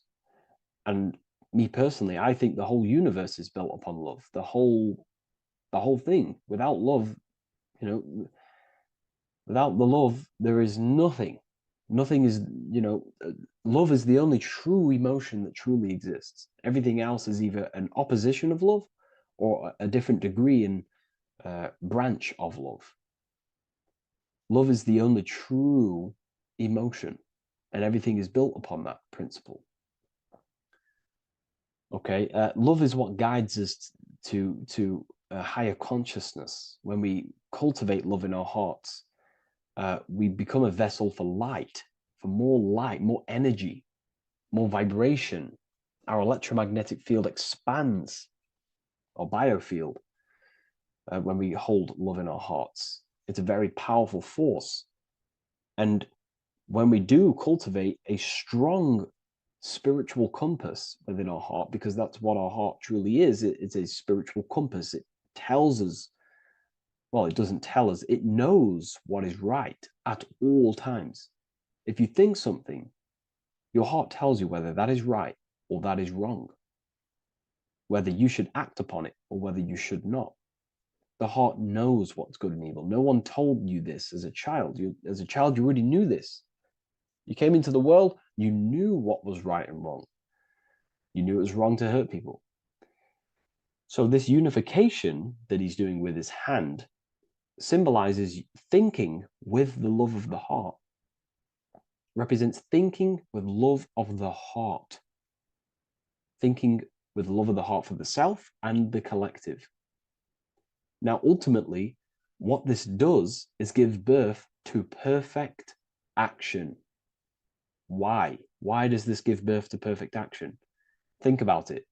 Every time you've taken an action, why did you take the action? You probably, well, you would have thought about it, you had a feeling towards it, a care energy, and you took action.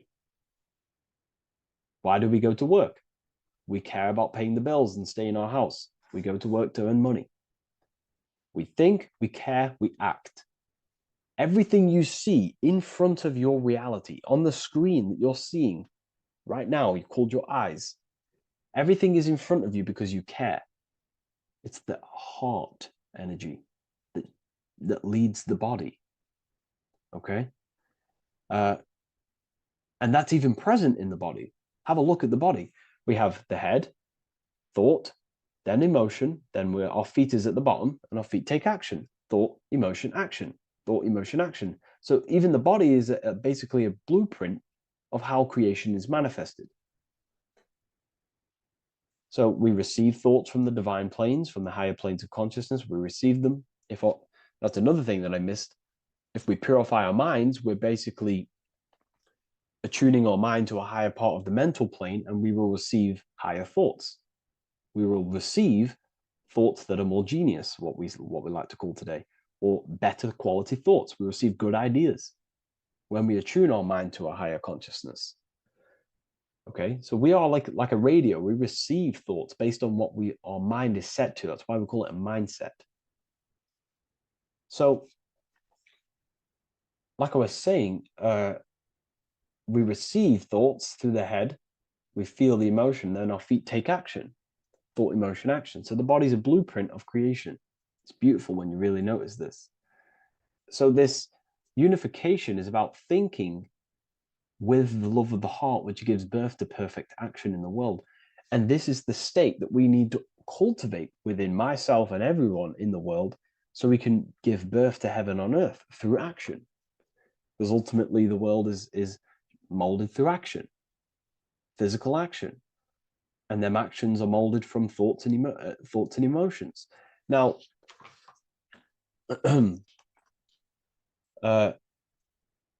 just to have a little announcement, I am now opening 10 more spaces inside my symbolism masterclass. We have 10 more spaces. You're going to learn about a lot more about symbolism. It's very affordable. I'll leave the link in the description if you wish, if you care about gaining more information and learning the ability to read symbols. So what is the inversion of this? What is the inversion of this consciousness? Well, that's what we call satanic consciousness. Satanism. Satanism on its true level is the opposite, the opposing the natural state of consciousness that we are born into. It's about thinking with no emotion, thinking and acting. This is what the Skull and Bones represents here. So the Skull and Bones Secret Society, this is their main logo. Again, we have the skull, which represents thought, and the bones, which represent action. The bones take action in the physical body. We're looking at thought and action with no emotion, no empathy, no love for one another, only love for the self, the inverted love. Okay? We're looking at gray. Gray is a symbol of dullness, death. There's no emotion in gray because colors provoke emotion. When we look at a color, it invokes an emotion. Gray has no emotion. So we're looking at dullness of the emotions. I'm not going to go too deep on this subject. I'm going to create a whole new lecture for that. In fact, I think we have a great lecture inside Ethereal University on Satanism. We're going very into depth of what Satanism is and what Satanism consciousness truly is. And again, it's just the cross inverted. Satanism is just it's the invertation of, I don't know if that's a word, but it's the inverse of natural law, natural consciousness, of love consciousness that we are born into. Okay, so ultimately the message in this video was to create love in our minds, love in our hearts. Think with the love of the heart. Think with the care for one another. And that gives birth to perfect action. And when we align, when we do truly act out what our heart is telling us, and I know this from first-hand experience. This is what happened to me. I woke up, I started to follow my inner guidance. I always took action on it. I was saying yes to it every single time. And it led me, this is, I'm getting goosebumps actually saying this. It led me to where I am. That action, me saying yes to my heart, to that knowingness of goodness within me, was like a domino effect. And that domino effect, every time I did it, it was just opening more and more doors, not physically, but mentally. I was receiving more information. I was receiving more opportunity physically. My work started to explode on social media. Like, when you follow your heart and truly take action on what you know is good, it's like a domino effect that leads you step by step to where you're meant to be. And it's so profound and it's so, beautiful. And I'm telling you this from firsthand experience. This is ultimately how you kind of unlock your purpose in this physical world as well. So not only is it going to create a better world, it's also unlocking your true soul form and soul purpose while you're here. It's very beautiful. So I thank you, everyone. Please leave a like, comment, and share, and subscribe to the channel. And I'll see you all inside Ethereal University if you decide to take your studies to the next level. Take care. What if dreams aren't random at all, but messages from a deeper part of yourself, trying to show you things? In this video, you're going to learn exactly what dreams are from an esoteric view, how to control dreams, and how to dream more frequently. Dreams are not nonsense. They are expressions of the subconscious mind. In the daytime, we're using our conscious mind, what we are aware of. This represents the daytime, the sun, the external world. We're operating in the external, outside the body in the day. But when we go to sleep, we return inward. Everything does this breath. We breathe in through the nose and out through the nose. Everything does this in and out process in the universe. We live, we die every single day. We wake up, we express things in the external. Then at nighttime, we return back to darkness, back to the internal. This is the breath of the universe. We have summer, we have winter. This is the breath of the sun and the seasons with the earth. You have an internal world and an external world. External is physical, the internal is spiritual. Like I said, when we go to sleep, we are returning back to the internal world of your own consciousness and subconscious mind. Your subconscious mind holds everything about you,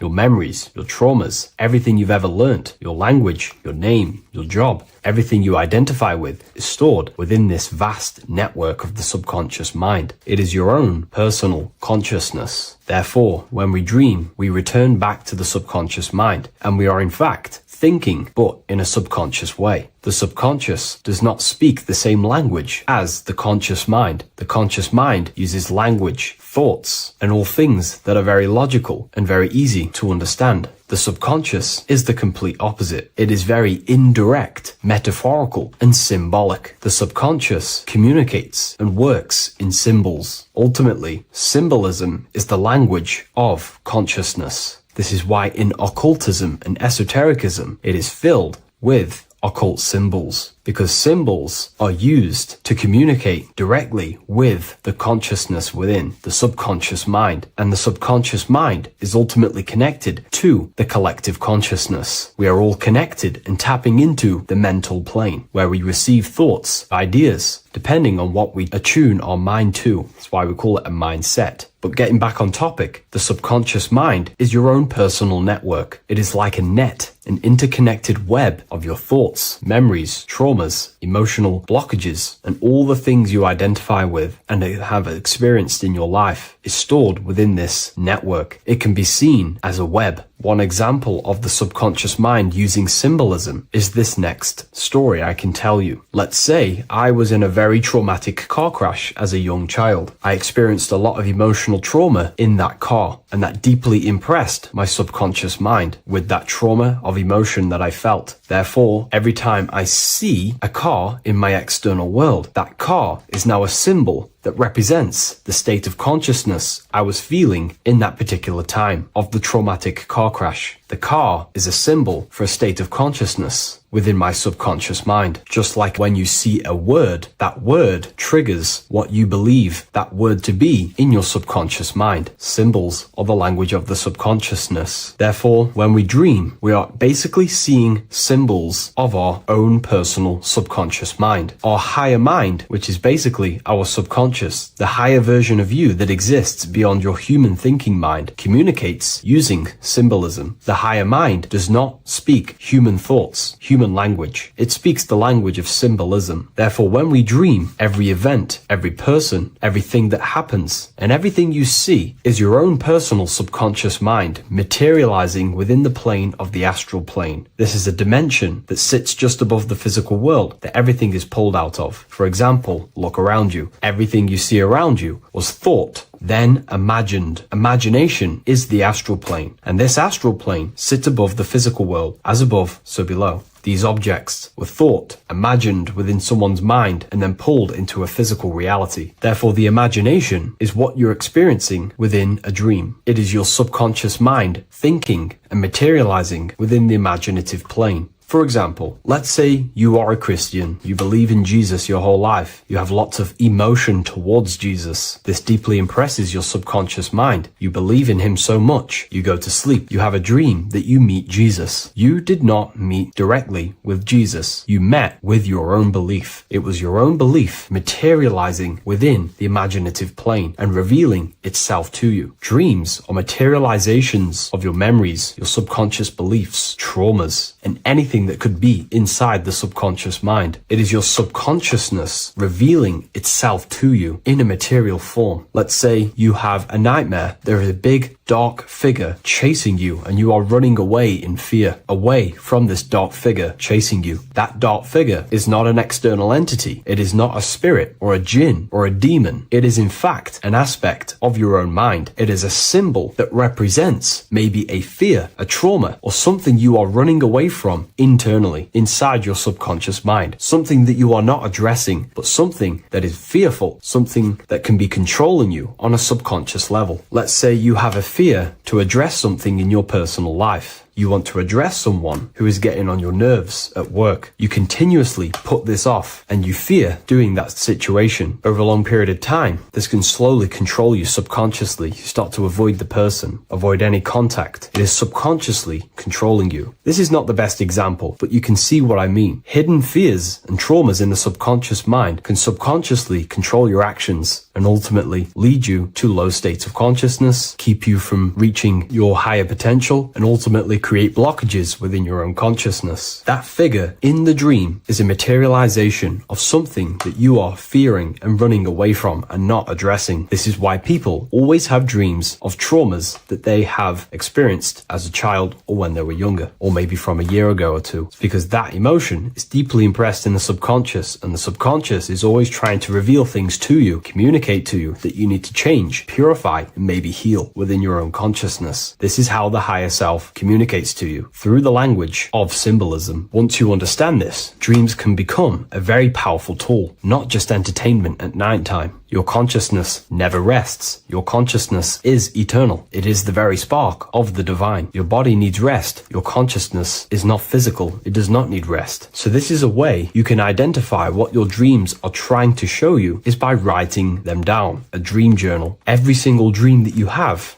a book placed near your bed. Every time you wake up, first thing you should do is pick up the book and write every single detail that you can remember about the dream. The people that you met, are all symbols or aspects of yourself. Maybe it is a friend you saw in your dream. That friend represents a state of consciousness that is within you and is trying to reveal something to you. It's about making the subconscious into the conscious, to become conscious of the unknown. Write down every detail, everything you saw, every event that played out, even the details of the clothes that they were wearing. Everything is symbolic within dreams. Write everything down and then analyze the dream. Don't analyze it from a logical mind. Analyze it with the right hemisphere of the brain, which allows you to see metaphors, read between the line. Try and gain the message that it's trying to show you. What does this overall mean to you? And what could this reveal about aspects of yourself that you need to heal or maybe take action in your life and world? Because your higher self is always guiding you towards awakening and fulfilling your mission in the manifested physical world. Dreams speak in symbols, not logic. Ask about your dreams. What is this trying to tell me? Don't take things literally. Look for an emotional tone and symbolic resonance. With practice, you'll begin to understand the personal language of your subconscious mind. Now that you understand that, again, please leave a like or a comment on this video. This is now a technique for lucid dreaming and dreaming more often. This is not going to happen overnight. This is not an easy method. It simply takes practice and dedication. Every morning, choose 3 time slots. For me, I choose 4:30, 5 a.m. and 6 a.m. 3 alarms that are going to go off at these 3 times, half an hour apart from each other. Each time you wake up, stay awake for 5 to 10 minutes. Turn off the alarm. Try and keep your conscious mind awake, but drift back into sleep. There's no other better way for me to explain that. It's very difficult, but try and keep the mind awake, but the body falling back asleep. More than likely, you will drift off back to sleep. Then the next alarm will go off half an hour after. This will wake you up again, guaranteed. You will probably drift back to sleep by repeating this process. After the 3 alarms go off, each one of them times, you're either going to have a dream or a lucid dream, but definitely you will have a dream. And if it doesn't work one time, keep trying it. I've been using this method for a very long time, and I can tell you 70-80% of the time it triggers a dream, and a very vivid dream. And it's ideal for lucid dreaming because keeping the conscious mind awake while letting the body fall asleep, you can become conscious within these subconscious realms of your mind. But when you are conscious inside the dream world, you can do what you want, but you also want to let the dream naturally unfold. If you try and take too much control, then you will wake back up. If you feel any fear in your dream, you will wake back up into the material world. Another tip to dream more often is to meditate before bed. Simply close your eyes and think about nothing for 5 to 30 minutes. Detach from everything outside you, your name, your job, work, thoughts. Mentally detach from the world and the physical pleasures and become pure awareness before you try and go to sleep. This will help you become conscious while being within the self. If you wish to learn more about consciousness yourself, the Book of Wisdom Volume 2 can definitely help you. I'll leave a link in the description. Thank you for watching this video, and I'll see you in the next one.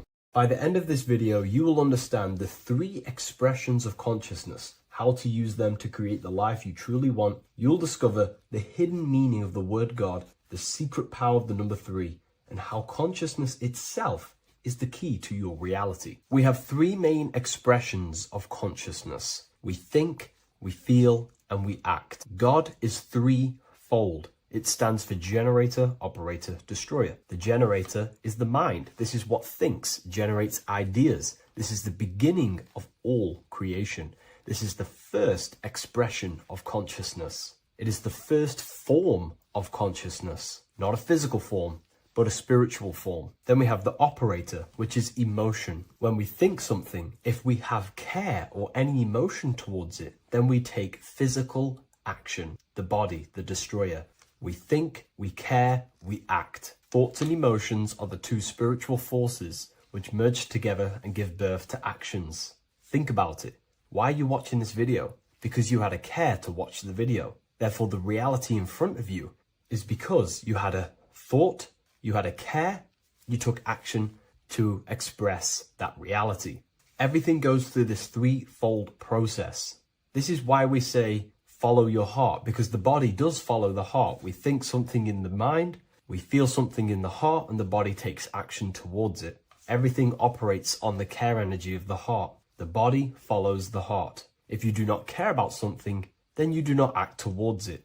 It is the care energy that guides our actions in this world. Going back to the generator, the mind is a part of the mental plane, the infinite dimension of infinite information. There is no limitations in the mind. Everything already exists as a piece of information or a thought. This is the beginning of all creation, the spark of creation itself, thought, the mental plane. And our mind exists like a radio, our conscious mind. This is why we call it a mindset. What we set our mind onto through attention, mental attention, whatever we set it on, we receive thoughts that are very similar to what we set it on. The mind is like a radio, and whatever we tune that radio to, we receive that frequency and play that song. So if we purify our minds through ritual work, meditation, and affirmations, the mind can become a temple to receive higher thoughts, higher ideas, and better genius ideas. Going back to operator, this is the Holy Spirit. This is what we care about, our emotion. This is the feminine side of consciousness. Thoughts is masculine, the Father. Emotion is the Holy Spirit, which is feminine. And these two create a child, which is Jesus, the Son, which is actions. When thoughts and emotions merge together, you have a physical action, which is a masculine force, which is why it's a son. The Holy Spirit represents a purified heart, love consciousness, holding love in the heart. And when we purify our minds, we have an effect and purify our hearts. And the reason why I say that is because whatever we think in the mind directly corresponds to what we feel in the heart. As above, so below. Thoughts create emotions. If we think something and our heart tells us that is bad, we have a feeling that that is wrong, then we should not take physical action towards it. And if we do take physical action against the feeling of knowing it's bad, then you are going against the spirit. That's what the word Satan means, or Satan. The Hebrew word for Satan is Satan. It means adversary or opposer. You're opposing the Holy Spirit. You're opposing what you know is good. You're taking a sin against the Spirit, against the guidance from your soul, the knowingness of good. So when we do purify our mind, we purify our hearts. And when we cultivate love for the self and one another's in our hearts, we gain the Holy Spirit, which is love consciousness. And when we think in our mind with the love of the heart and we merge our thoughts with love, it gives birth to perfect actions. This is what the true Christ consciousness is. We think with the love of the heart and it gives birth to perfect actions. And if everyone did this in the world, we would live heaven on earth. Everyone would be balanced within themselves and the world as a whole would be balanced. So we need to gain full mastery over these three aspects of our consciousness, over our what we give mental attention to, gaining love for ourselves and the collective in our hearts, and gaining a strong disciplined willpower for our physical actions. And if you can gain full control over these three-step process, you can gain full control over your reality. The number 3 represents this 3 aspects of creation or transformation. This is a transformative process from going invisible to the visible. This is also why Jesus dies in a cave for 3 days. It's all about transforming the self. Transformation is the number 3. Me personally, I think the Holy Spirit has been replaced for the sacred feminine aspect of consciousness. They do not want us connecting to our feminine side of consciousness, because then we will cultivate love in our hearts for the self and one another. And love is the most potent force there is in the whole universe. It is what unifies everything. It nurtures everything. It allows things to grow. Think about it. When you hold love or care for someone, you grow relationships. The sun is the perfect symbol and representation of love energy. The sun gives abundantly, expecting nothing back, and allows everything on the earth to grow. It's a caring, nurturing, feminine force that allows things to grow and unify and come together. In today's world, we mainly have thinking and acting without emotion, without care, without the judge of our hearts. It's all about gaining unity consciousness. We think, we care, true care for one another and the self, and we act. And if you align these 3 forces towards something, your business, whatever you're trying to create, you will fully create that reality. because these are the three forces that you can use to generate a reality. You can do ritual work to create care in your heart about something, and then you will take more action towards it. The book I'm using here is the Book of Wisdom, Volume 1. You can get this paperback or PDF on my website. So I hope this video has helped you. Please leave a like, comment, and a subscribe on the channel if you like the content. Let me know what you think about the Holy Spirit and if it is covering up the feminine side of consciousness in the comments section. Welcome to Revival of Wisdom. What is good, people? Is Revival of Wisdom. We're back with another video. Today we're going to be talking about the importance of Saturn and the occult. Let's jump straight into this. So Saturn is the god of the earth, right? It's the time of God, change, destruction, physical matter. He creates and destroys, because the energy of Saturn is the key to crystallization. It wraps things in physical matter, right? He creates everything, all life forms, and he takes things back, because the day that you're born, that's the day that your expiry date is coming. The time is ticking until Saturn takes your life. This is why he's known as the Reaper, okay? As he's personified as eating his child here in this ancient Roman painting. As you can see, he's eating the child. We are all children of Saturn, right? He creates physical matter, our physical bodies, right? He's the god of time because he's the slowest moving celestial body. He's the Lord of the Rings, as you can see here. He's the last one on the ring. He's the slowest one moving, okay? So he is the Lord of time, destruction and creation, okay? This is why his name is Saturn, Satan. He's the devil, okay? But I'm not saying Saturn's evil, guys. It's a part of life. Everything lives and dies, right? He's the key to crystallization. Now, as we have the clock here, our god Saturn, or Chronos in Greek, just means time. He's also the god of time, as I've already said. 60 seconds in a minute, 60 minutes in an hour, 24 hours in a day. Add 2 plus 4 equals 6. 60 seconds, 60 minutes, 2 plus 4 equals 6. That's 666, okay? And as you see on the clock, 6 take away 12 equals 6. 7 take away 1 equals 6. 9 take away 3 equals 6. 6 is the number of Saturn. It's associated with Saturn, right? He's the god of time, of justice. Everything goes back to the Reaper in the end. Everything lives and dies. Now, the artwork of him, he's always got the Reaper staff. You see, it's personifying death. Now, when you see this, the Romans were not saying Saturn was a real person, a real god in human form. No, this is personification. This is what the ancients always did. They personified, just like the Bible. It's all personification. So the personifying Saturn eating its children because it eats. It's the Reaper. No one can escape the Reaper. No one can escape death. Now, Saturn is 666, which is in the Bible, the number of the beast, right? The number of the beast, Satan, 666, right? So on the North Pole of Saturn, you have a hexagon, which makes a cube, right? Now, this hexagon, when you join up all the corners, creates the 6-pointed star known as the Star of David, right? In the Jewish religion. Now, as you can see, the 6-pointed star has 6 points, 6 mini triangles, and a 6-sided hexagon.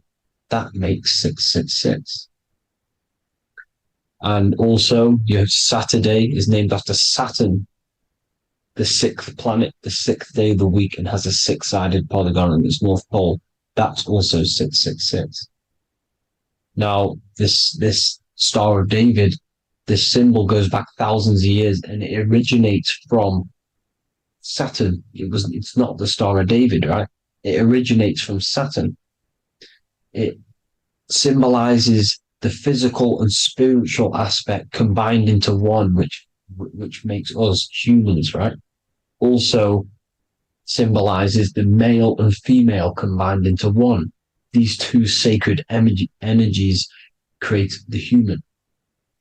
We consist of both male and female energy, also known as the Seal of Solomon. And we all know if Solomon was a real person, he talks about communicating with 72 demons. He could apparently, in the text, he could communicate with 72 demons, and this is sorcery. This is black magic. Now, this symbol is associated with hexing people. When you place a hex on someone, that is a form of witchcraft, which a hex is just a curse. When you're cursing someone, this is black magic. Now, the black magician would stand in the middle of the symbol and cast his spells onto other people. Now, this symbol is obviously on the $1 bill, twice on the $1 bill. And it's very, very ancient symbol. And it originates from Saturn. And let's keep going. So the cube. So I just said how you see the cube on the North Pole of Saturn, right? The cube is limited. It's a 3D shape. It symbolizes limitations to the physical 3D dimension, the third dimension, the physical realm which we are in. Now, as you can see, the color associated with Saturn is black, right? Black is infinite potential. Black is the creation of all things. Before there was light. Light is born out of blackness, darkness, okay? Now, black is physical matter. And as you can see, the black cube, black symbolizing physical matter, the cube being limited, as the physical realm that we are in is limited. It's not like the fourth dimension where everything can exist in a thought. The third dimension is limited, right?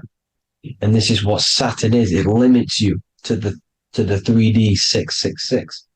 Your body limits you to your physical body.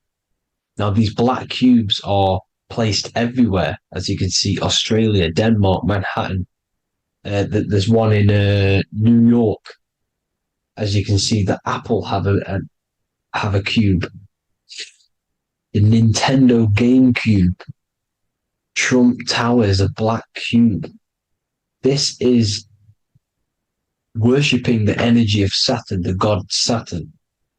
Okay, it's not a god, it's a celestial energy.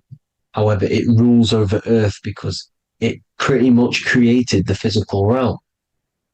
Now, as you see, when you go to a funeral, you wear black, a black suit symbolizing Saturn, which is the color associated, black. And as you see in Mecca, they walk around the black cube in rings. As you can see here, they're stood around in rings, like the Saturn, the rings of Saturn. The Mercedes symbol. You probably wouldn't notice that, but yes, it's Saturn. And when you graduate from university, you wear a black cube on your head. This is all symbolizing Saturn. Okay. Now, as you can see, the Jews here have a black cube on their third eye whilst they pray. Notice how he's shutting his eyes into blackness, darkness, and he's wrapped around a black strap around his arm. This is symbolizing the wrapping of physical matter, of how physical matter wraps things into existence. And as we all know, the Star of David is a Jewish symbol. So he has the black cube and the Star of David, right? So all of these religions are secretly worshipping Saturn. Okay, this is all Saturn worship, Kronos, the god of time and destruction, the physical reality. Now, as you can see, it's symbolized everywhere in all major corporations. Pepsi, internet, that's obvious. NASA, of course, NASA. NASA means to deceive in Hebrew. Universal, Walkers, that one's so obvious. Nike, Toyota. So many different ways they symbolize it. You either see the rings of Saturn or the black cube, as I just showed you here, the Nintendo and the Mercedes, right? It's absolutely everywhere. Now, they also use 666 to symbolize it, as I've just broken it down to you. 666, the World Economic Forum. We all know how they're trying to enslave us into this new world agenda. Google Chrome, CERN, Disney, Coca-Cola, Cadbury's, all of these have 666. Now, every UPS barcode has 666. And even www. Is Hebrew for 666, as you can see here.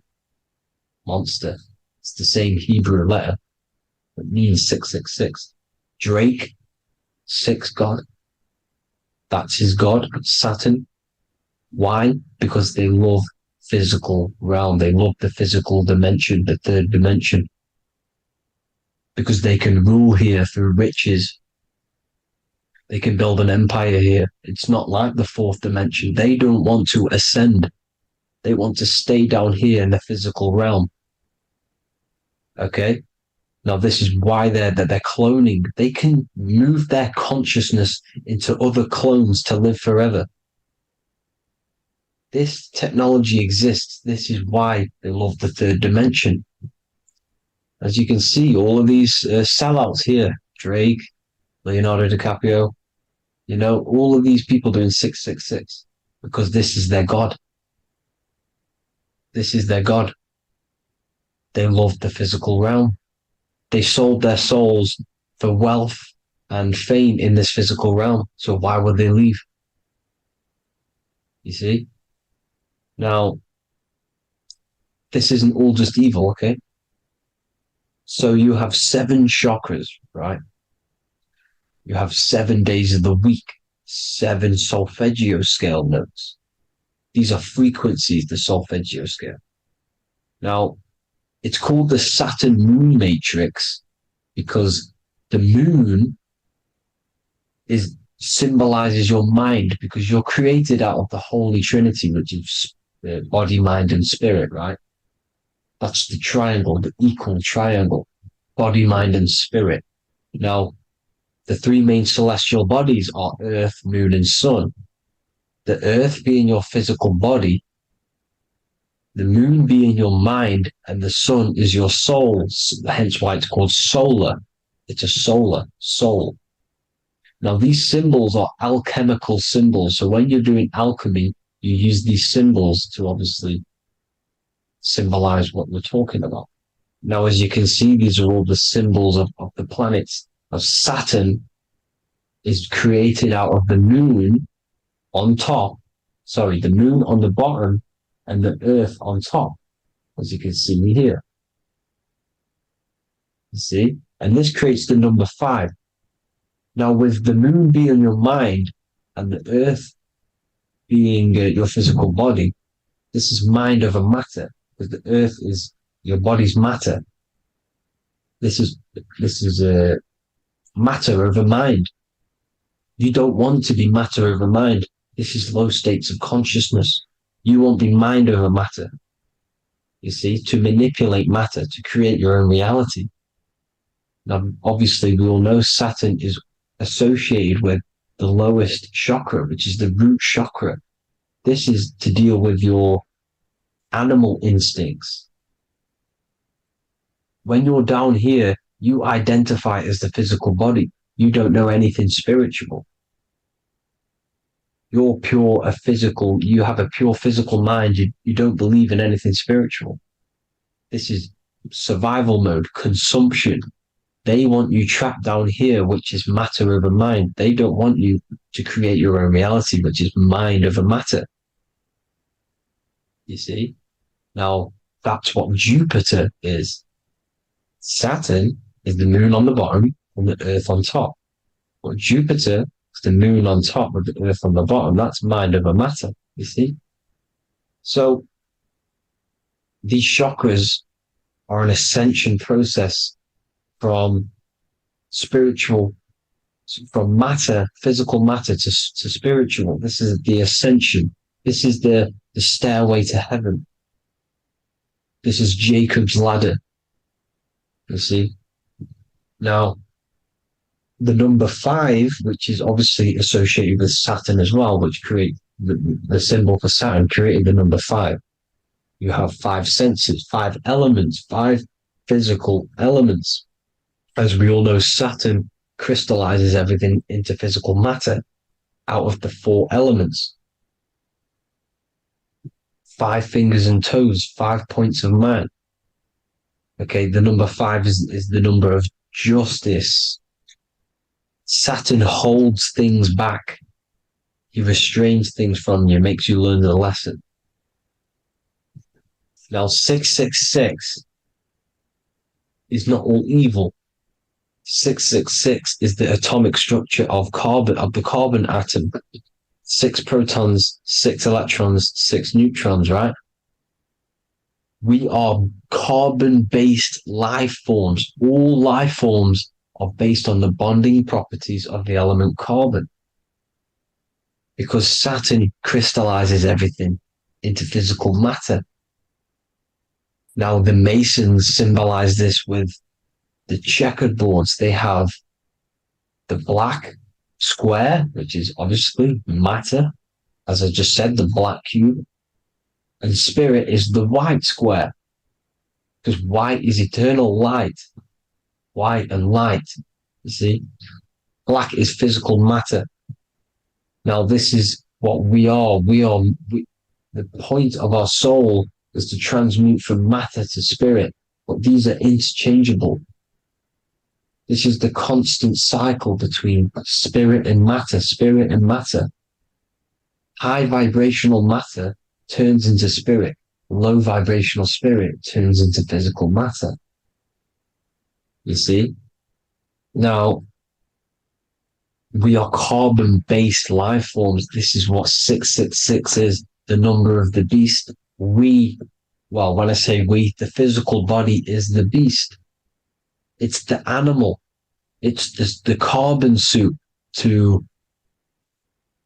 operate in this physical dimension, in this physical realm. See? It's the vehicle used to operate in this physical realm. But your mind isn't from this physical realm, you see? The brain is the physical manifestation of the soul. Okay? So, as you can see here, the spine is an extension of the brain. Everything goes back to the brain. This is literally what your physical body is. You see, this is the nervous system, and everything reports back to the brain, and everything's controlled from this control center. And this spinal column, at the top of the spinal column is your third eye, which is known as the pineal gland. And this is the seat of consciousness. It's the center of consciousness. That is your true self, pure consciousness. This body is just a physical body. This body is mortal. This body runs out, but your consciousness lives forever. They don't want you knowing this. This is why they keep you down here in your lower chakra.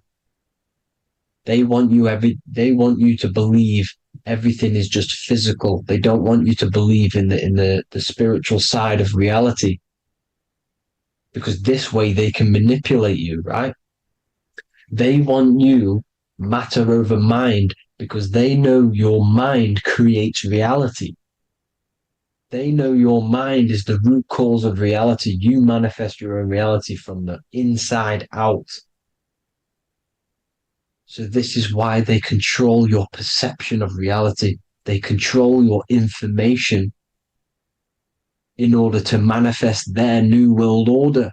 You, who are ignorant to knowledge and wisdom, you who are ignorant are manifesting their agenda because you accept their information and their perception of this reality. Now, this is why they tell you the globe model, the heliocentric model, to trap you into physical matter. Now, if you understood about this true form of this realm, you'd understand that there's a spiritual side behind everything. The spiritual side, something has to exist. The root cause of reality is higher planes of existence. It happens in the mind before it happens on the physical plane. You see? They don't want you knowing this. They want you matter over mind, which is the symbol for Saturn. Moon over Earth. The Holy Trinity.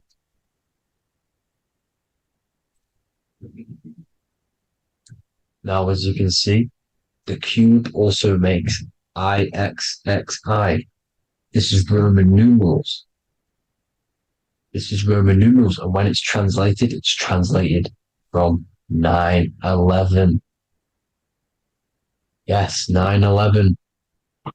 This is the secret code of the One World Order. The two twin towers, when the two become one.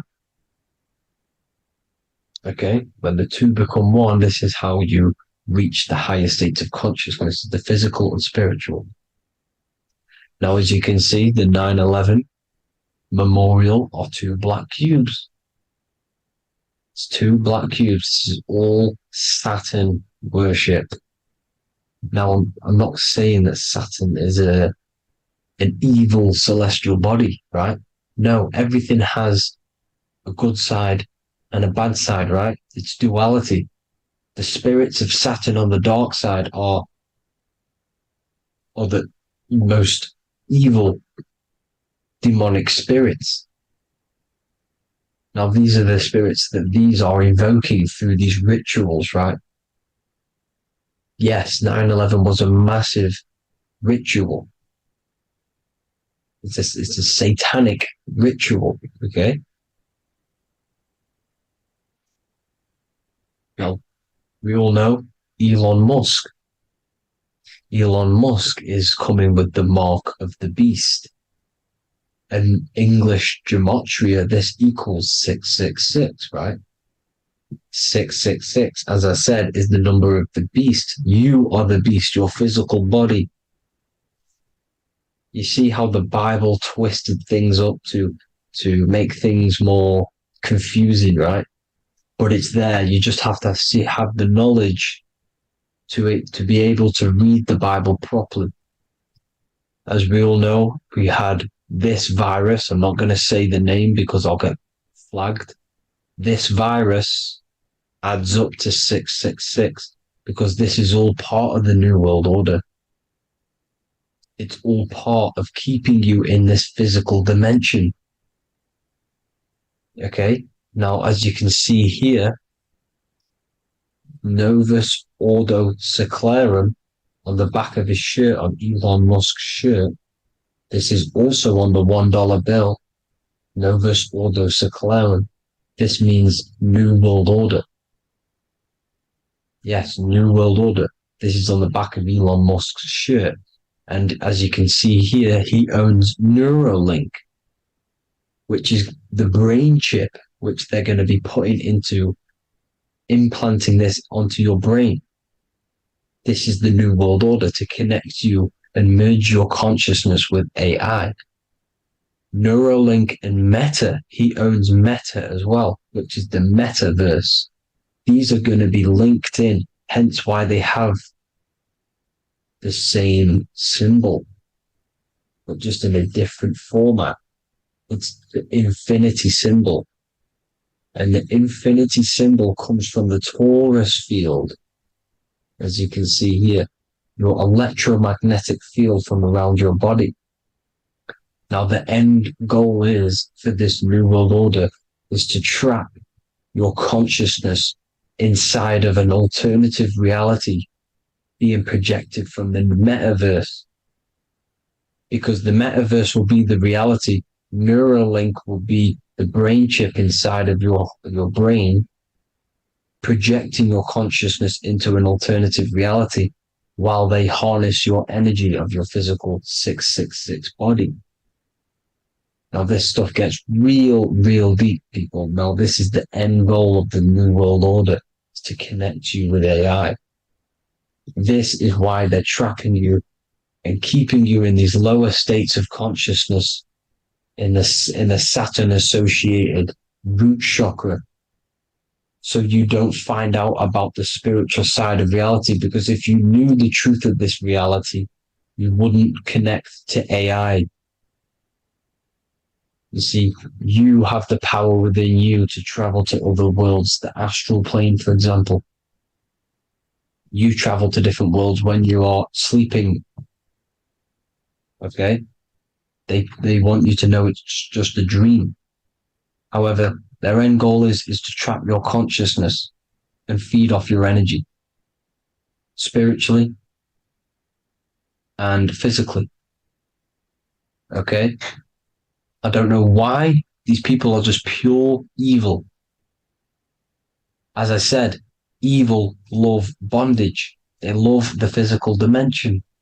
They don't want to ascend to other realms. These evil love the third dimension. This is why evil spirits will inhabit bodies, exorcisms, because they miss being in the physical realm. They miss it. Evil love bondage. So this is why they're cloning and putting their consciousness in clones to stay in this third dimension, to stay as further away from the source as possible. Okay? This is why they're doing it. And this is how it's all linked in.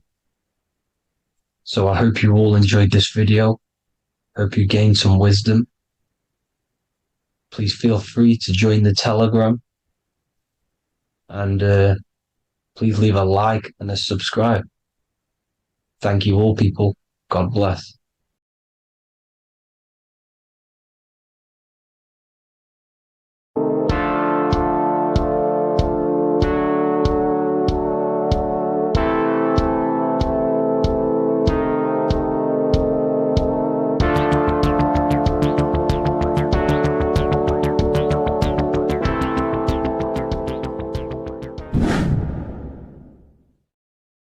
Welcome back, people. We're back with another video.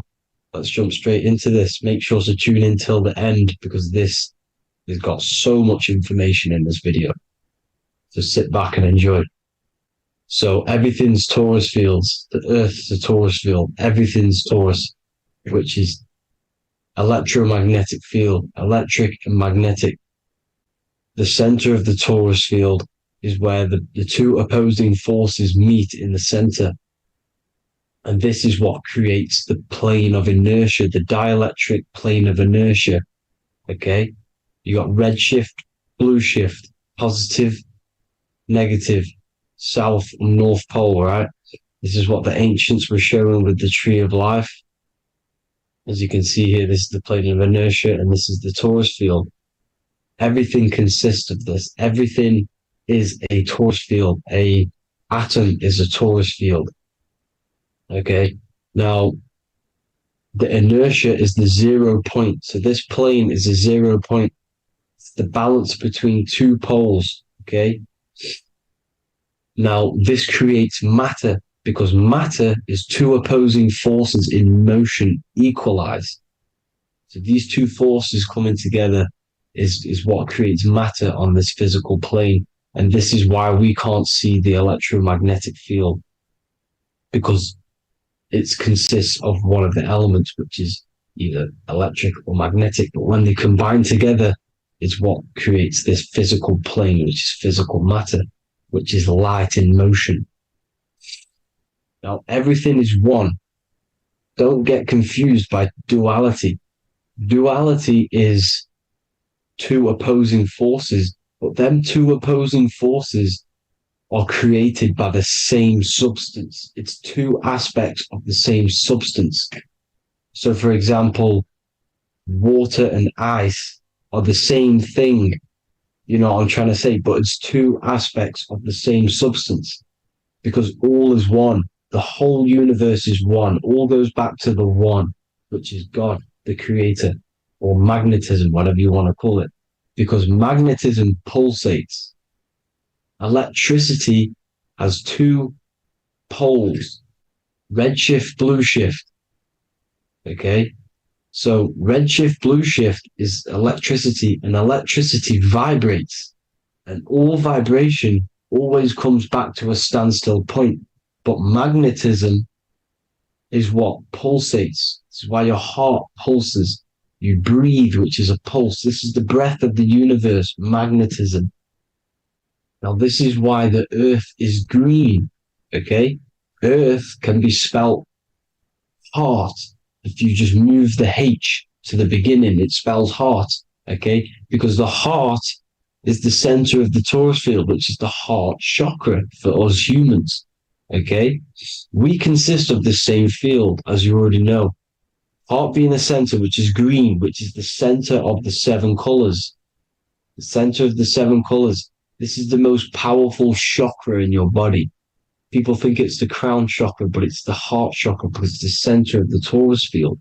You must align them all and combine them all into one, which is the heart chakra. Now, earth is green. Nature's green. Okay, this is because we live on heart chakra, the plane of inertia. It's the center of the torus field. Okay, and this is what the Egyptians called Isis, which is nature. Nature is balanced, and nature is female, Mother Nature, because it looks after us with the fruit it grows with abundance and the water. It's a female energy, Mother Nature, and this is the symbolism of an equal, balanced arms. This is the scales, it's balanced. Mother Nature is balanced. This is why the sky is blue, because what comes after the heart chakra? Blue. Sky is blue. We live in Midgard. This is what the ancients called Midgard. You don't have to take this tree literally. It's a metaphor. We live in Midgard, where both positive and negative duality here. Now, Mount Meru. Mount Meru was known as the center of the earth, okay, or known as Hyperborea. And this is the North Pole, the electromagnetic North Pole. But when I say Mount Meru, it's not an actual mountain. They weren't saying there was a real mountain in the center of the earth, a magnetic rock. No. The plane of inertia, okay, there's something called a hyperboloid. That's what it's called, a hyperboloid. And this is the center of the torus field. And this hyperboloid is what is in the shape of a mountain, you see? So if I go to this next one, they say Hyperborea on this map. Why do they call it Hyperborea? Because this is the hyperboloid in the center of the torus field. And this is the electromagnetic mountain, a metaphor. Mountain, what they're metaphorically saying, this is the electromagnetic mountain at the center, the double vortex, the center of the torus field, which is the North Pole. Pole of electromagnetic energy. So this is why they call it Hyperborea. It comes from the word hyperboloid. And the center of the earth is so sacred. And they symbolize this with, obviously, the North Star, which is Polaris. And this is where the swastika comes from, because it's the four seasons moving around the North Star. This is the Big Dipper constellation moving around the North Star, which is Polaris. There's that pole again. Pole. Magnetic pole of the torus field. And this is where the green, emerald green, aurora borealis comes from. It comes from this center hyperboloid at the center of the earth, where the most electromagnetic energy is stored. The center of the plane of inertia. The center of a plane of inertia. This is the all-seeing eye as well. As you can see, they got the sun, the moon. This is the Masonic cosmos, the sun, the moon, and the all-seeing eye, because the eye is Polaris, the eye of the stars. It's all a big eye. Now, the eye means a lot more as well. It's not just that. There's different ways you can interpret symbols. Now, this is the emerald tablets. Deep in Earth's heart lies the flower, the source of the spirit that binds all in its form. Okay? The flower of life is thine own place of thine spirit, and stream through the earth as thine flows through thy form, giving off life to the earth and its children, renewing the spirit from form unto form. This is the North Pole. This is what he's talking about. He's talking about the aurora borealis. Aurora borealis. It's the earth's aura. Emerald green. Heart chakra. Plane of inertia. Green. Earth. Heart. You see? All related. Now, there's many symbolism of this. So much symbolism of the ancients. The 7 layers of heaven. 7 layers of heaven, which are the 7 planets. Okay? These planets are the solar system. It's the solar system because we are the soul. We are the sun, the soul. And we're inside of a solar system, which is the 7 planets. That's why there's 7 layers of heaven. Okay? The rings of Saturn, the rings of the planets are moving around us. Okay? So this is what the ancients were depicting in their cosmology. Now this is the Hebrew cosmology of the earth.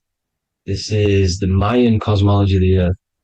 You see, it's all an enclosed system. We live inside of a giant torus field. All is atum. It's what the ancients said, ancient Egyptians said. All is atum. Atoms are torus fields. Don't be tricked by the modern science today with the current model of an atom. It's completely wrong. They're hiding the torus field. They're hiding the electromagnetic field, which is in everything. Absolutely everything is in motion, and motion comes from this field. And you see, this is upside down, but this is the I think it's pretty sure it's candles, but the 7 candles, the 7 planets, the 7 Elohim. You see, it all goes back to the stars and the heavens. Now, this is how the earth really works, with the stars on the outside of the cosmic egg, and then the torus field spinning around the sun and the moon, the positive and the negative charge. The sun gives you energy, the moon takes your energy. The moon controls monthly cycles. Moon is mon. This is etymology. Mon, month, money, demon, monster. Stir is star, moon star. We are all stars. Youngster, minister, superstar, Hollywood star. We're all stars. We come from the stars, which is heaven. Our soul comes from the stars. You see? We are the universe. The image of man is made in the universe. We are a microcosm of the universe. The universe is a macro. We are micro. We consist of everything. The body, mind, and spirit. The sun, the soul. Moon, the mind. Earth, the body. Body, mind, and spirit. We have 12 systems in the body, which are governed by the 12 zodiac signs. Starting at the Aries, which is the ram, the ram of God, all the way down to Pisces and Capricorn, kneecap. It all goes back to the stars. We are the stars. We are the universe. Everything is inside of us. Everything. Like I say, the Temple of Solomon, the Temple of the Soul and Man. The soul, the temple is the body. The soul is the soul. And the man is the mind, the temple of the soul and the mind, body, mind, and spirit. We consist of the 5 elements: air, spirit, water, earth, and fire. We consist of everything. We are the universe. We're made in God's image, which is the universe. You see? Now, everything goes back to the stars. The ancients worked with the stars because the stars govern everything. They govern the systems in the body. They govern your life. This is why your zodiac is so important, your sign. Each zodiac has a specific element associated with it as well.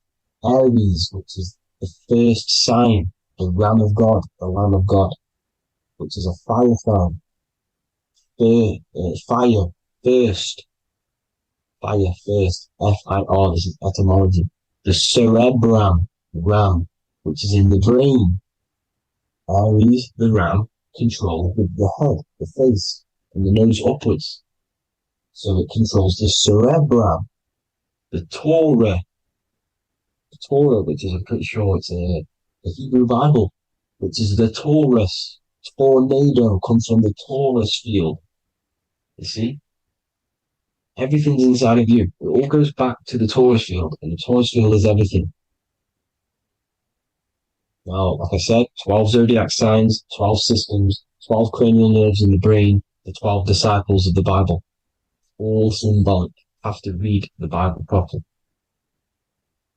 Now, this center, at the center of the earth, right? This is what's stirring the ether. And the ether consists of the four elements. Because there's 5 elements. Spirit can be called ether. People call it spirit or ether. Ether is pure potential, pure energy. It's what connects the astral to the physical. It's the dimension between the physical realm, which we're on, and the astral. So it has pure potential. It's pure energy. This is why we say either. I either want to go there or there. It's connecting 2 scenarios. That's what the ether is. It's connecting the 2 worlds, the astral and the physical. The center is like the cosmic womb. There's a black hole in the center. This is the center of the Taurus field. This is the womb of creation. This is the womb of creation. And inside of this black womb are the 5 elements, and everything's being stirred around. Everything's in motion. Light is motion. Everything's motion. Now, like I said earlier, light crystallizes into physical matter. They are the same substance. Spirit and matter are the same substance, but different variations, different aspects of the same substance. Low vibrational spirit turns into matter. High vibrational matter turns into spirit. Or light, whatever you want to call it. Matter is light crystallized. This is where we get the 7 metals from. The planets. The planets are light. Specific frequencies and vibration of light. When these lights, or the planets, materialize, material metals materialize, they turn into the 7 metals. Saturn turns into lead. That's why lead is red. Saturn is red. The sun turns into gold. That's why the gold is yellow and the sun is yellow. You see, Saturn is the time god. What happens in autumn? The leaves turn red and they die. This is why Satan, time god, the reaper, everything is crystallized till it's death and then reborn again. You see, rust. When things rust, it turns to red. Because it's Saturn. Saturn crystallizes everything. He's the reaper who comes around in winter. You see? He's Satan. Jesus and Satan, the sun and Saturn. They say we live in a solar system. The solar system. I think I've already just broke this down. The 7 planets are the 7 chakras. Everyone already knows this. But I'm going through it anyway. But this is where we get the 7 planets from. And the 7 metals. You see, all the ancients knew it was an enclosed electromagnetic system. It's not a spinning ball in the middle of space, people. They want you to believe this so you get stuck in this material world. Because if you believe everything's material, you can never affect this plane effectively. You can never create your life effectively. You don't understand the planes of existence. Because the mental plane is a higher plane. And it breaks down and it controls the planes below it. The mental plane, hold on, I've got it here for you. The mental, the astral, etheric, then physical. Etheric connects the physical to the astral, but the mental is what's above them all.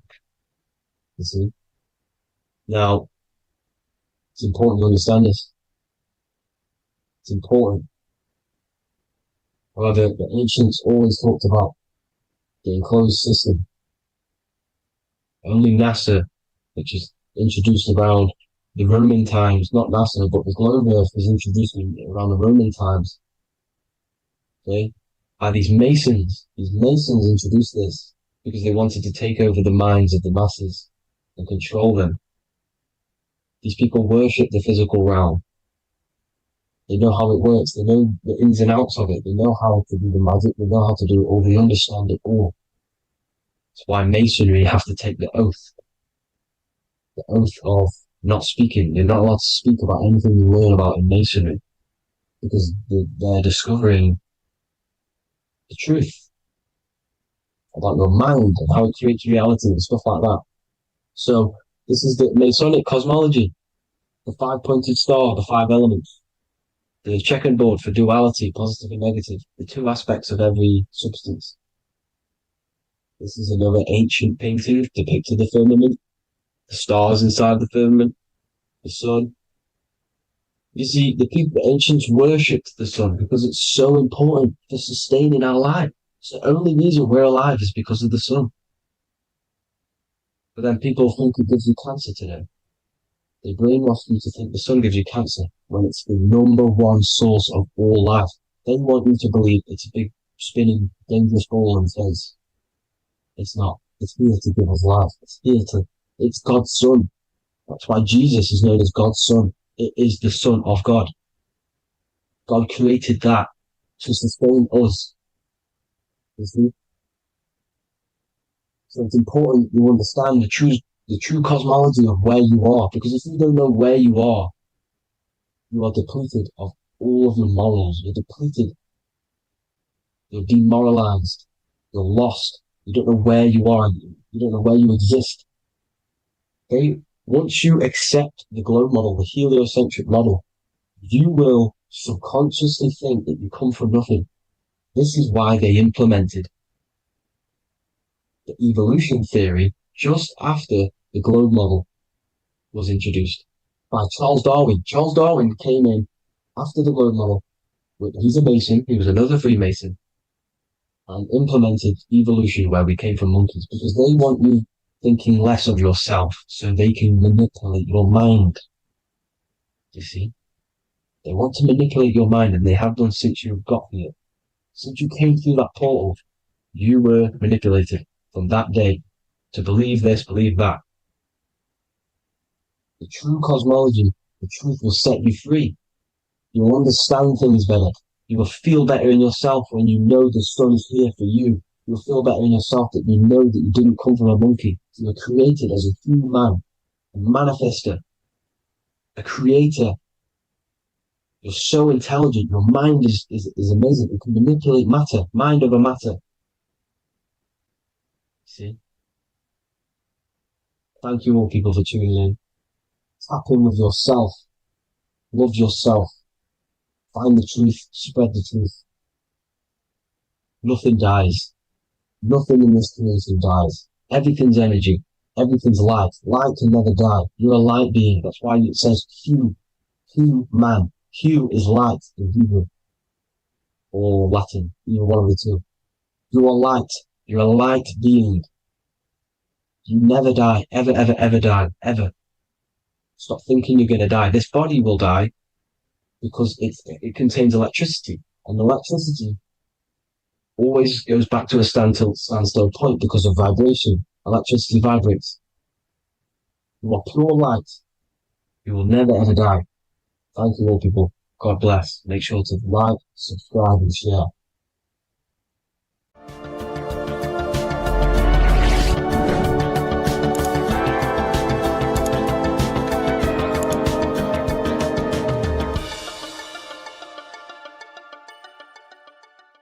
Welcome to Revival of Wisdom. Today, we're going to be talking about portals, portal symbolism, what portals are, okay, and how they show them to us, because they have to tell you the truth, guys. This is the thing with the universal law. They have to tell you the truth. And they tell you through symbols, they tell you through movies, and different things like that. But let's jump straight into this. So first, I want to talk about the Freemasonry symbols. Okay, so first we got, obviously this is some Freemasonry art, but notice how you've got the ladder with a key. Okay, so this is ladder symbolism with a key. So maybe this is talking about ascending. Okay, because look, because this is ascending into the heavens, because it's a ladder with humans going up it with a key. In order to ascend, you must have the key. Okay, so what else do we have with a key? Well, the Netflix show Lock and Key, which is all about portals and keys. Because what the keys do, they open doors, gateways. Okay. So what's interesting about this is that they've got this key here, which represents the Kundalini energy rising up the spine. Okay, but we'll come back to this. But it's that same portal key symbolism. We've also got the Vatican. The Vatican is in the shape of a key. Okay, so you can see the start of it here and the end. So this is key symbolisms. Keys open doors. And notice how it's got the 8-pointed star.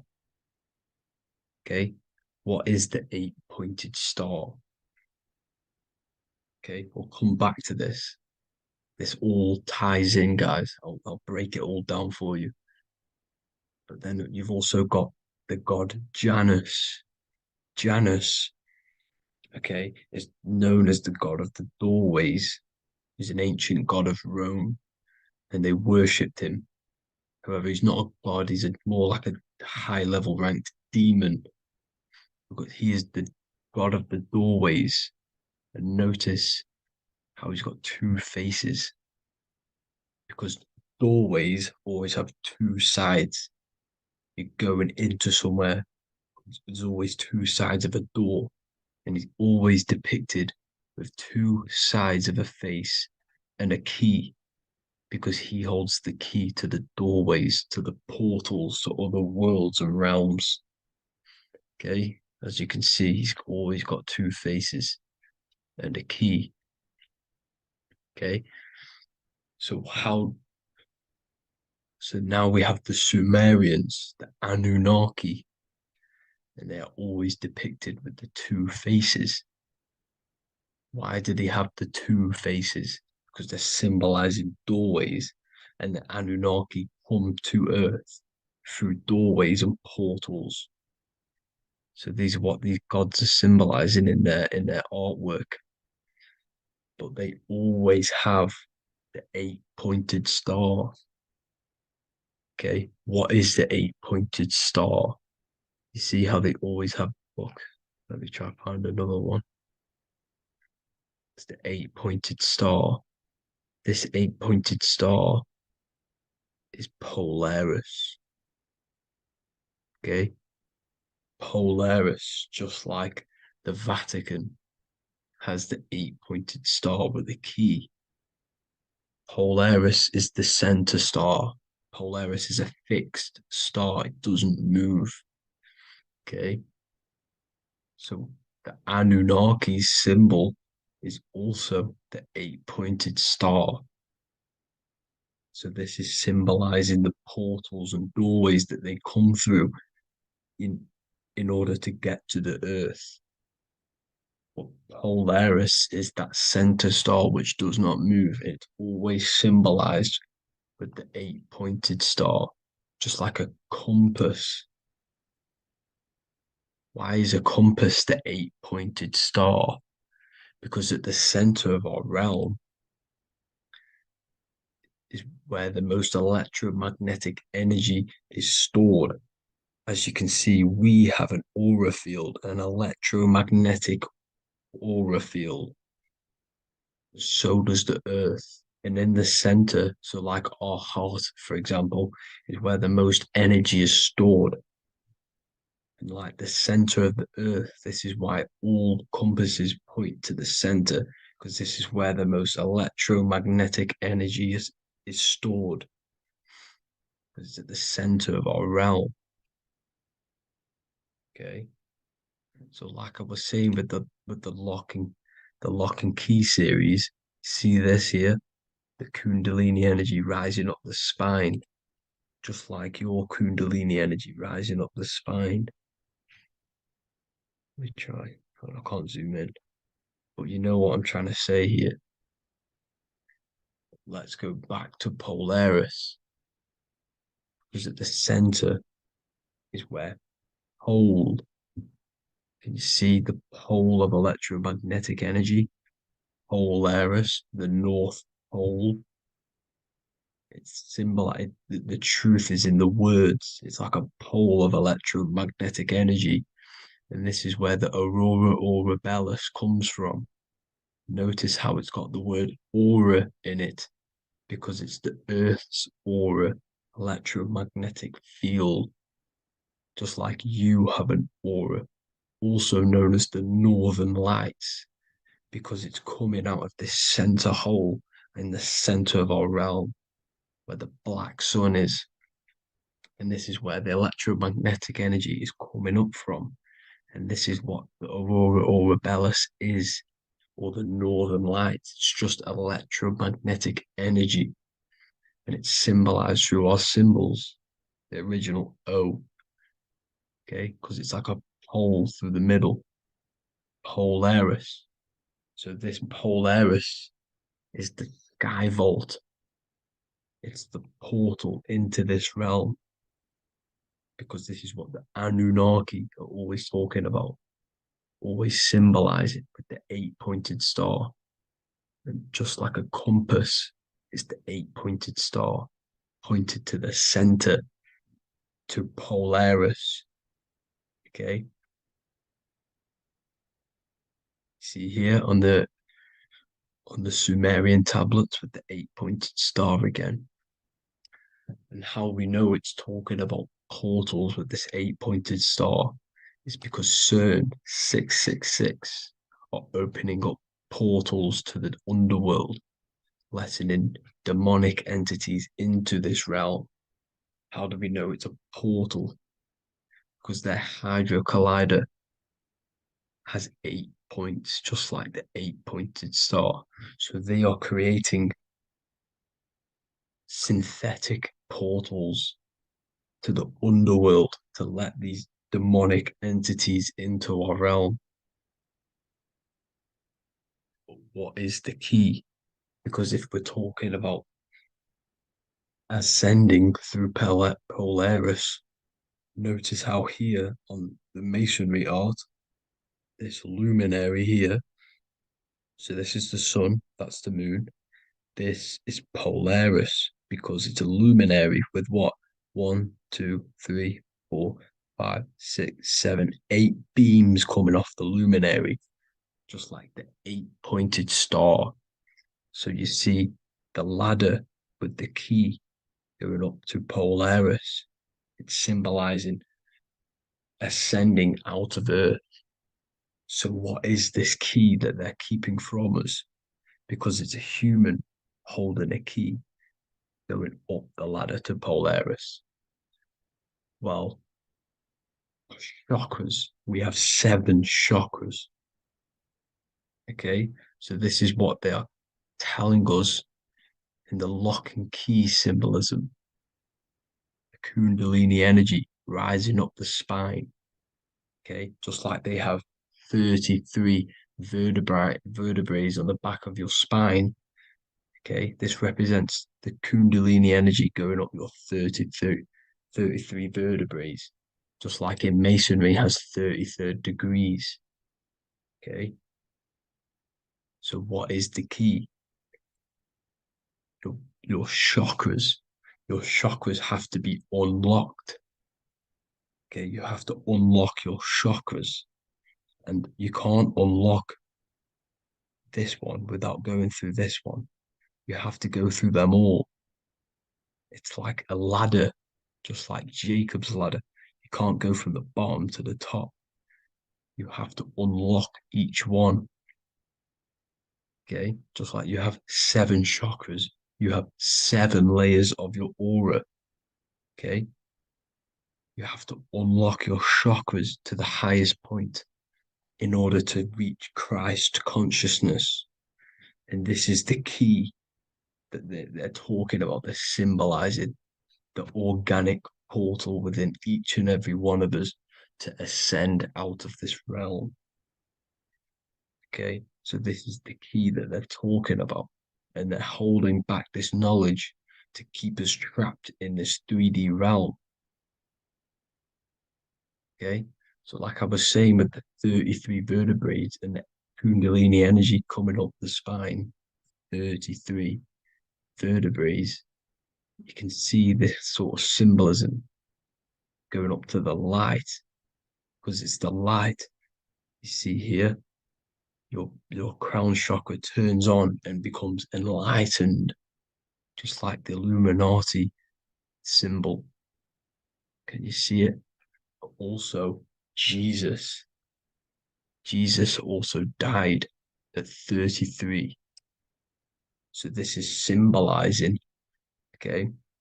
They're symbolizing the death of the ego, the body. So once you open up your chakras and reach Christ consciousness, which is your 33rd vertebrae, once your Kundalini energy goes up your 33rd vertebrae, your body technically, not physically, but spiritually dies, because you then become formless. You reach Christ consciousness. So then you can travel other worlds. Okay. This is what they're talking about with Vatican, 8-pointed star, and the key. Janus with the key. The Sumerians with the 8-pointed star. Anunnaki, the 8-pointed star. Polaris, 8-pointed star. So Polaris is the way out of this realm, which is at the center. Pole, North Pole. Okay. So the key is that they're hiding from us is the knowledge to unlock our chakras. Okay. And without this knowledge that they keep from us, is trapping our souls in this reality to keep reincarnating. Okay. Well, thank you all for tuning in. I'm going to leave you all there. Make sure to leave a like and a comment in the comment section. Let me know some topics to talk about so I can break it down for you. God bless you all. The Pope is supposedly opening 5 portals on Christmas Day.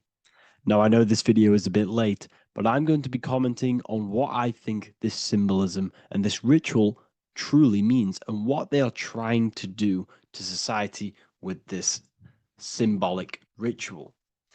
So the first thing we must understand is that everything these people do on a mass scale, all of these major events that they take place on, are all symbolic. They're all ritual. They all have purpose. Okay? So when we look at the locations of these 5 doors that are in Rome, we actually see the sigil of Lucifer when we connect the dots of all of the 5 door locations. This is the sigil of Lucifer. Lucifer is not what you think.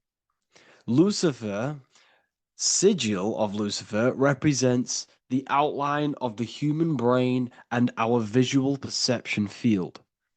Now, the human perception field is how our brain interacts with the external reality. Our external reality is not physical. The only thing that exists outside of you is pure energy, formless, vibrational energy and light. Your brain is an energy decelerator. Your brain decelerates this light, this energy, into a material reality or perception that you can interact with. You don't look into the external world. The energy, the light enters the eye retinas, goes through the optic nerve, and travels to the back of the brain called the visual cortex. And the visual cortex is what shapes your visual screen. Now, if you are seeing the screen, this means that you are not the body, you are not the brain, you are the perception observing the screen that you are seeing. You are the eye behind that, you are the person behind that. So, what this is actually symbolizing is perception. This is a symbol of perception, of perceiving the material plane, of how spirit interacts with matter. Now, what's Lucifer? Now, the word Lucifer means the light bearer. He's known as the light bearer. The word Lucifer originates in Latin. Luci means light, and fer means to bring. It's the light bringer. The eyes, the visual perception are the light bringer to your reality. You see, everything outside of you is light. You are made of light. The word hue man means light. Hue means color, which is a form of light. And man means manifest. We're light manifested into material form. Every single one of us is Lucifer. When we fall for the material world, the external world, is an illusion. It is the false world.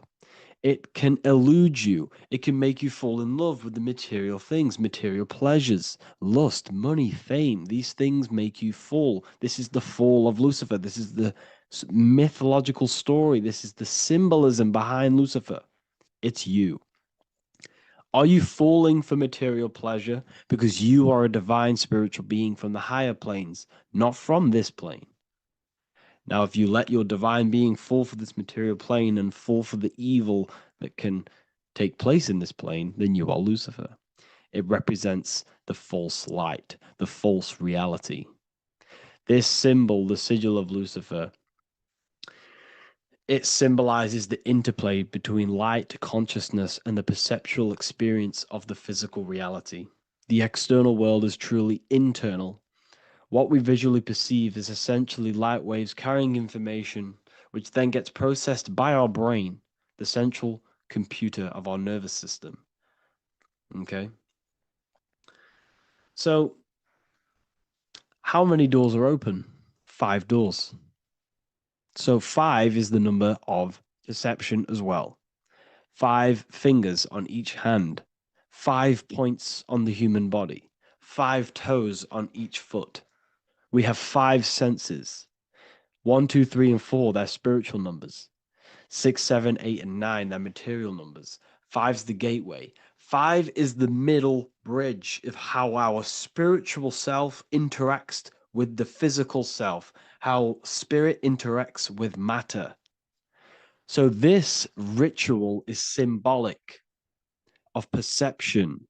This is maybe bringing in a new perception. A new event will happen after this, a new perception of the world.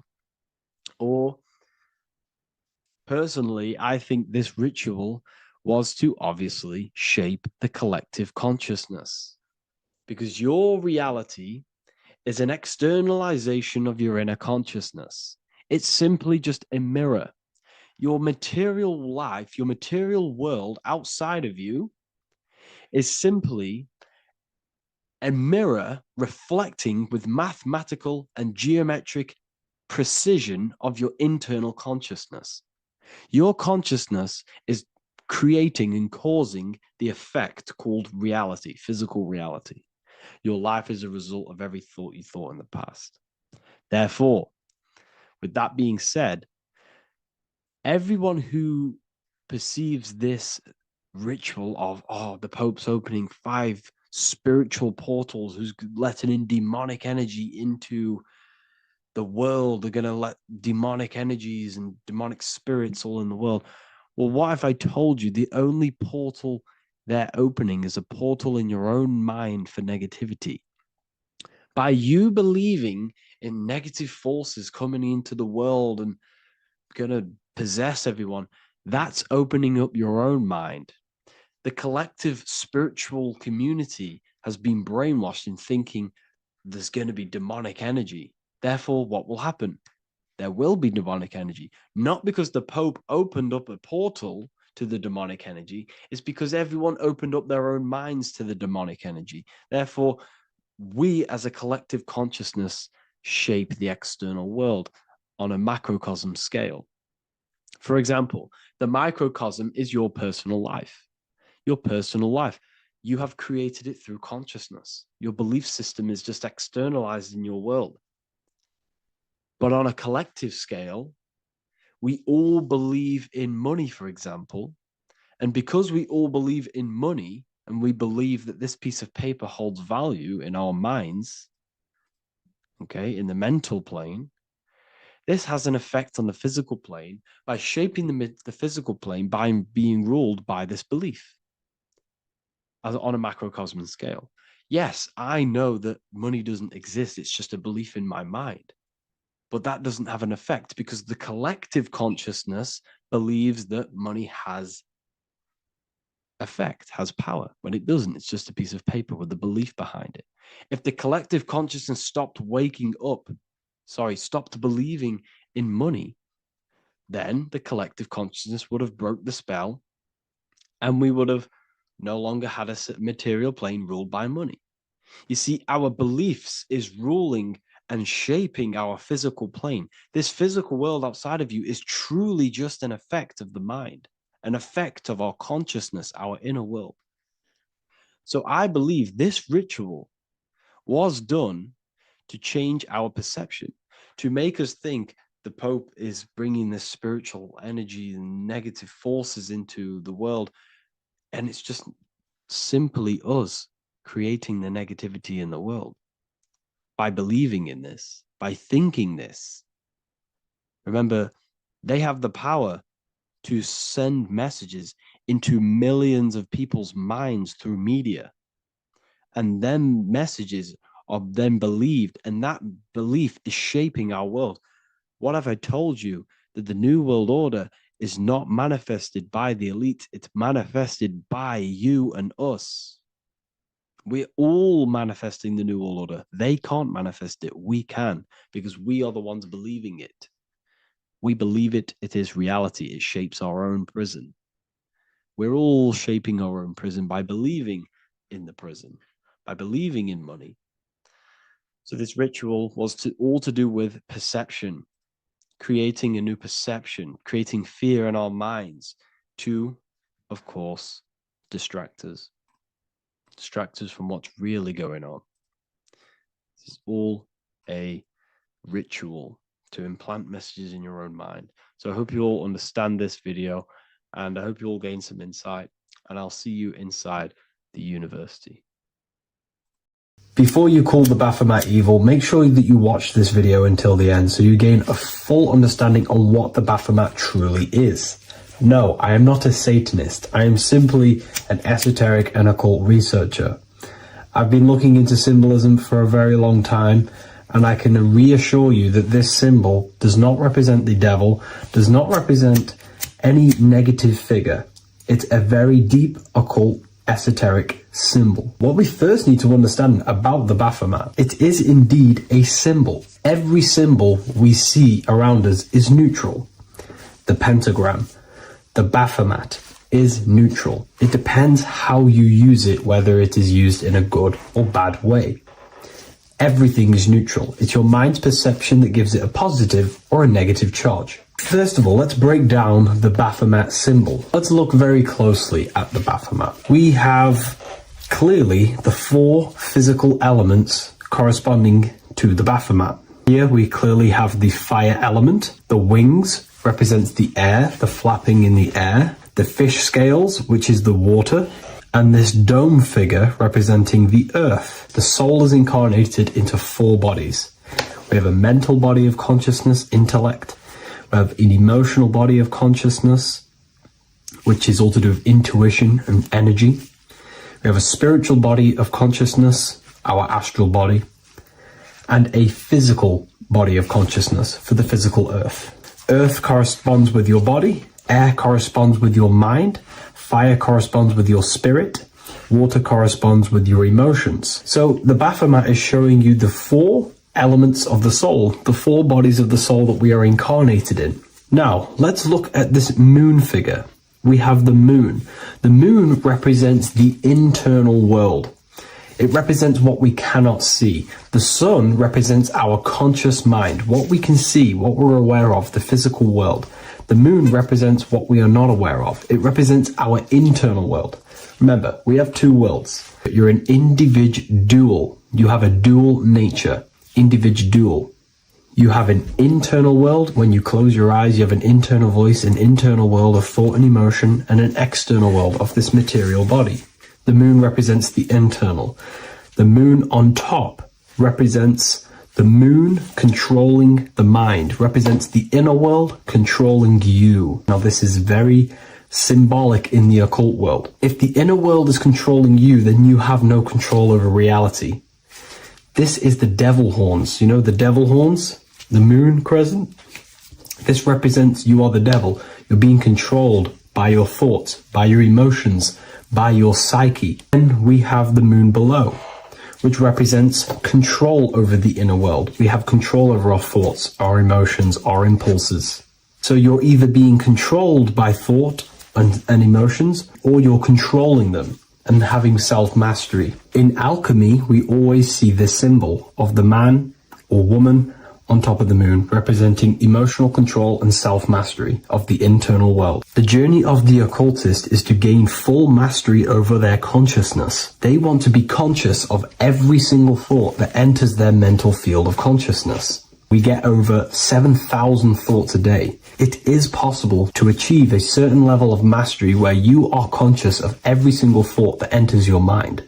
This is one of the end goals of self-mastery and occultism, as this gains your personal power. When one achieves this, they are then able to direct the mind in one place and one place only, becoming more effective in manifestation and creation, because we are microcosms of the divine. We are creators. This is the gesture of as above, so below. The inner world and the outer world are mirrors of each other. The inner produces the outer. Your physical life circumstances are a result of every thought you thought in the past. The inner projects the outer. If you want to produce a change in the outside world, you got to produce change in the inner world of consciousness first. As above, so below. As within, so without. This corresponds with absolutely everything in the universe. Now we have the goat head, which represents the animal self, which represents the lower carnal mind. Lower carnal mind, which is earthbound, because a goat is on the ground. It's not a bird, it's on the ground. It represents the lower self, the beastie nature, the one that tells us to hate, to steal, to eat all the time, to consume. It's the beast within us, the beastie side of our consciousness. It has a human body resembling this, the human in the beastie nature, or we have the spiritual nature, the higher self. In essence, this symbol of the Baphomet represents the higher and the lower self of human consciousness.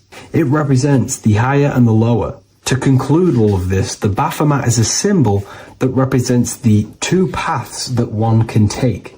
We can take the beastie path and become an instinctual animal, our body, or we can take the divine path of reaching our higher self. It is a symbol that represents the higher and lower self and the 4 different bodies of consciousness. In essence, this does not represent Satan or the devil. The devil represents the lower aspect of our human psyche. The war between Jesus and Satan is symbolic and allegorical for the war that happens within our mental field of consciousness.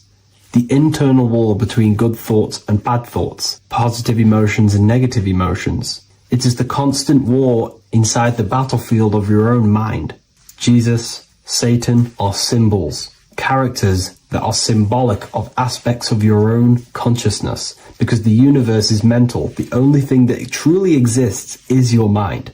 Therefore, all of these ancient spiritual texts like the Bible, the Bhagavad Gita, the Quran are all symbolic of what's happening inside of our mental body. It is the inner chaos that can destroy our life, or when we create structure and restructure our inner world, we can live a peaceful life. If you are struggling from the internal world and you want to gain mastery of yourself while learning the occult secrets, join Ethereal University, a community of like-minded individuals who are all striving for the best versions of themselves. We host live calls and we have an abundance of lectures that you can watch. Or check out the Book of Wisdom. This is volume 2. I'll leave all the links in the description. Have an amazing day.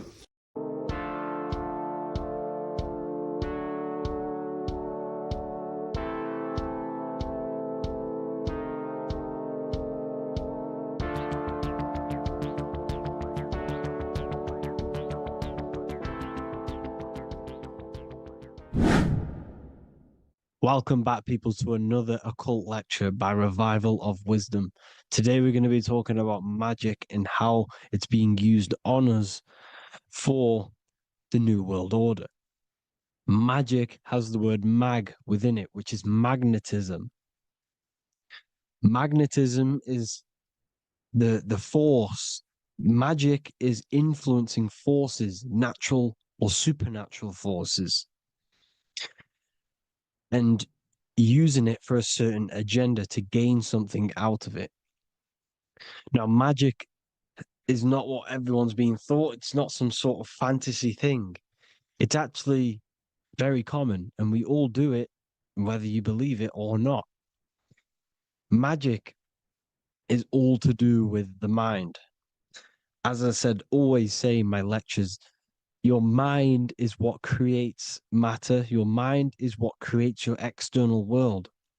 So it's all about manipulating and planting seeds within the mind, because your mind is a garden, and thoughts and words are seeds which are being planted in that garden. Your life, your physical life, the people you have in your life, your friends, your car you own, the job you have, is all a reflection of the thoughts that you've been thinking in the past. You are where you are in life because of the thoughts that you've been thinking. Therefore, your life is a direct reflection and manifestation of your mind, the Garden of Eden. Okay? The mind is what they are targeting. What you see, say, and hear has a direct effect on your mind. Me talking to you is influencing you. The words I'm saying is planting seeds within your mind. Now, it's up to you to consciously act on these thoughts or these words, or to maintain these words. As above, so below. As within, so without. What's inside of me is outside of me. What comes into the storehouse comes out of the storehouse. You have the left, you have the right, you have the up, and you have the down. As above, so below. Whatever is in your mind will be expressed in some sort of way, consciously or subconsciously, spiritually or physically. The mind is what manifests everything. And this is what we need to understand. We need to understand is that the mind is not physical. All things spiritual manifest physical. All things seen come from the unseen. The words you're thinking, that everything you have is coming from the unseen. The actions that you do come from the unseen mind. Another expression for as above, so below is you are the universe itself. You are a universe, a mini universe. But just because you are mini does not mean you are the whole thing. If I take a little piece of infinite, let's say there's an infinite light source. Let's say I take a little chunk of that infinite light source. That little chunk I took is still infinite because it's been taken from infinite. You are the universe. Your awareness, your mind is the universe. It's information. You are the universe experiencing itself. This is why we say we are all God. as above, so below. What is in me is outside of me. The sun, the physical manifestation of the sun, is your soul. The 12 constellations are manifested in the physical body. The 5 elements are manifested in the physical body. They're manifested in the 5 fingers you have. As above, so below. This is manifested, well, this is a symbolized in Freemasonry and secret societies as the 2 pillars. The mirroring reflection, the reflection of reality, the mirror, as above, so below. What happens in the mind, what happens in the astral, happens in the physical. This is Aleister Crowley. This is all symbolism. This is the 2 pillars with the all-seeing eye and the triangle at the top. Aleister Crowley was a master magician, very powerful dark magician, black magician. There's 2 types of magic. You have white and black, just like the checkered board, the Masonic checkered board. You have white and black. You have good and evil. White magic is influencing natural forces to gain something that will help the collective consciousness, help the collective, help the earth, help other people. Black magic is something you manipulate something so you can get something personal out of it. Doesn't matter if it's good or bad. It's still considered as black magic because you're being selfish. Everything you do should be contributing towards the collective consciousness and helping others. And this is why the ancients lived in a system where everything was in unity. We understood that I am you and you are me. What I do to you happens to me because I am you and you are me. We are the same mind substance on the inside. We're all the same mind substance being expressed in different bodies. So what I do to your mind will have a ripple effect on my mind because all of our minds are connected within the mental plane. So this is why they know all this knowledge. They know all this knowledge. So yeah, this is the mirroring effect of reality, the 2 pillars, or symbolizes the number 11. The number 11. We'll go deeper into that. The technology we're using is magic. It's a form of magic. Television is tell a vision. They're telling a vision into your subconscious mind, into your memory. And when you turn on the television, you get a program because they're telling a vision to create a program within your subconscious mind. You see, the conscious mind is only 10% of your mind, which is to do with your, what you're aware of, your 5 senses. What are you consciously aware of? Well, I'm aware I'm here, I'm talking. I'm aware of what I'm wearing, the 5 senses, what I can hear, taste, smell, hear. What I'm wearing, I'm aware of what I think of. But the subconscious mind is the 90% of your mind. It's the hidden part of the mind, which is telling your heart to beat, telling your body to breathe. It's storing all of your emotions. It's storing everything you see, storing all the belief systems that you have. It has everything. It stores all of the habits you have, the values. It stores everyone's name that you know. All the words that I'm speaking right now is all coming out of the subconscious. Everything is subconscious.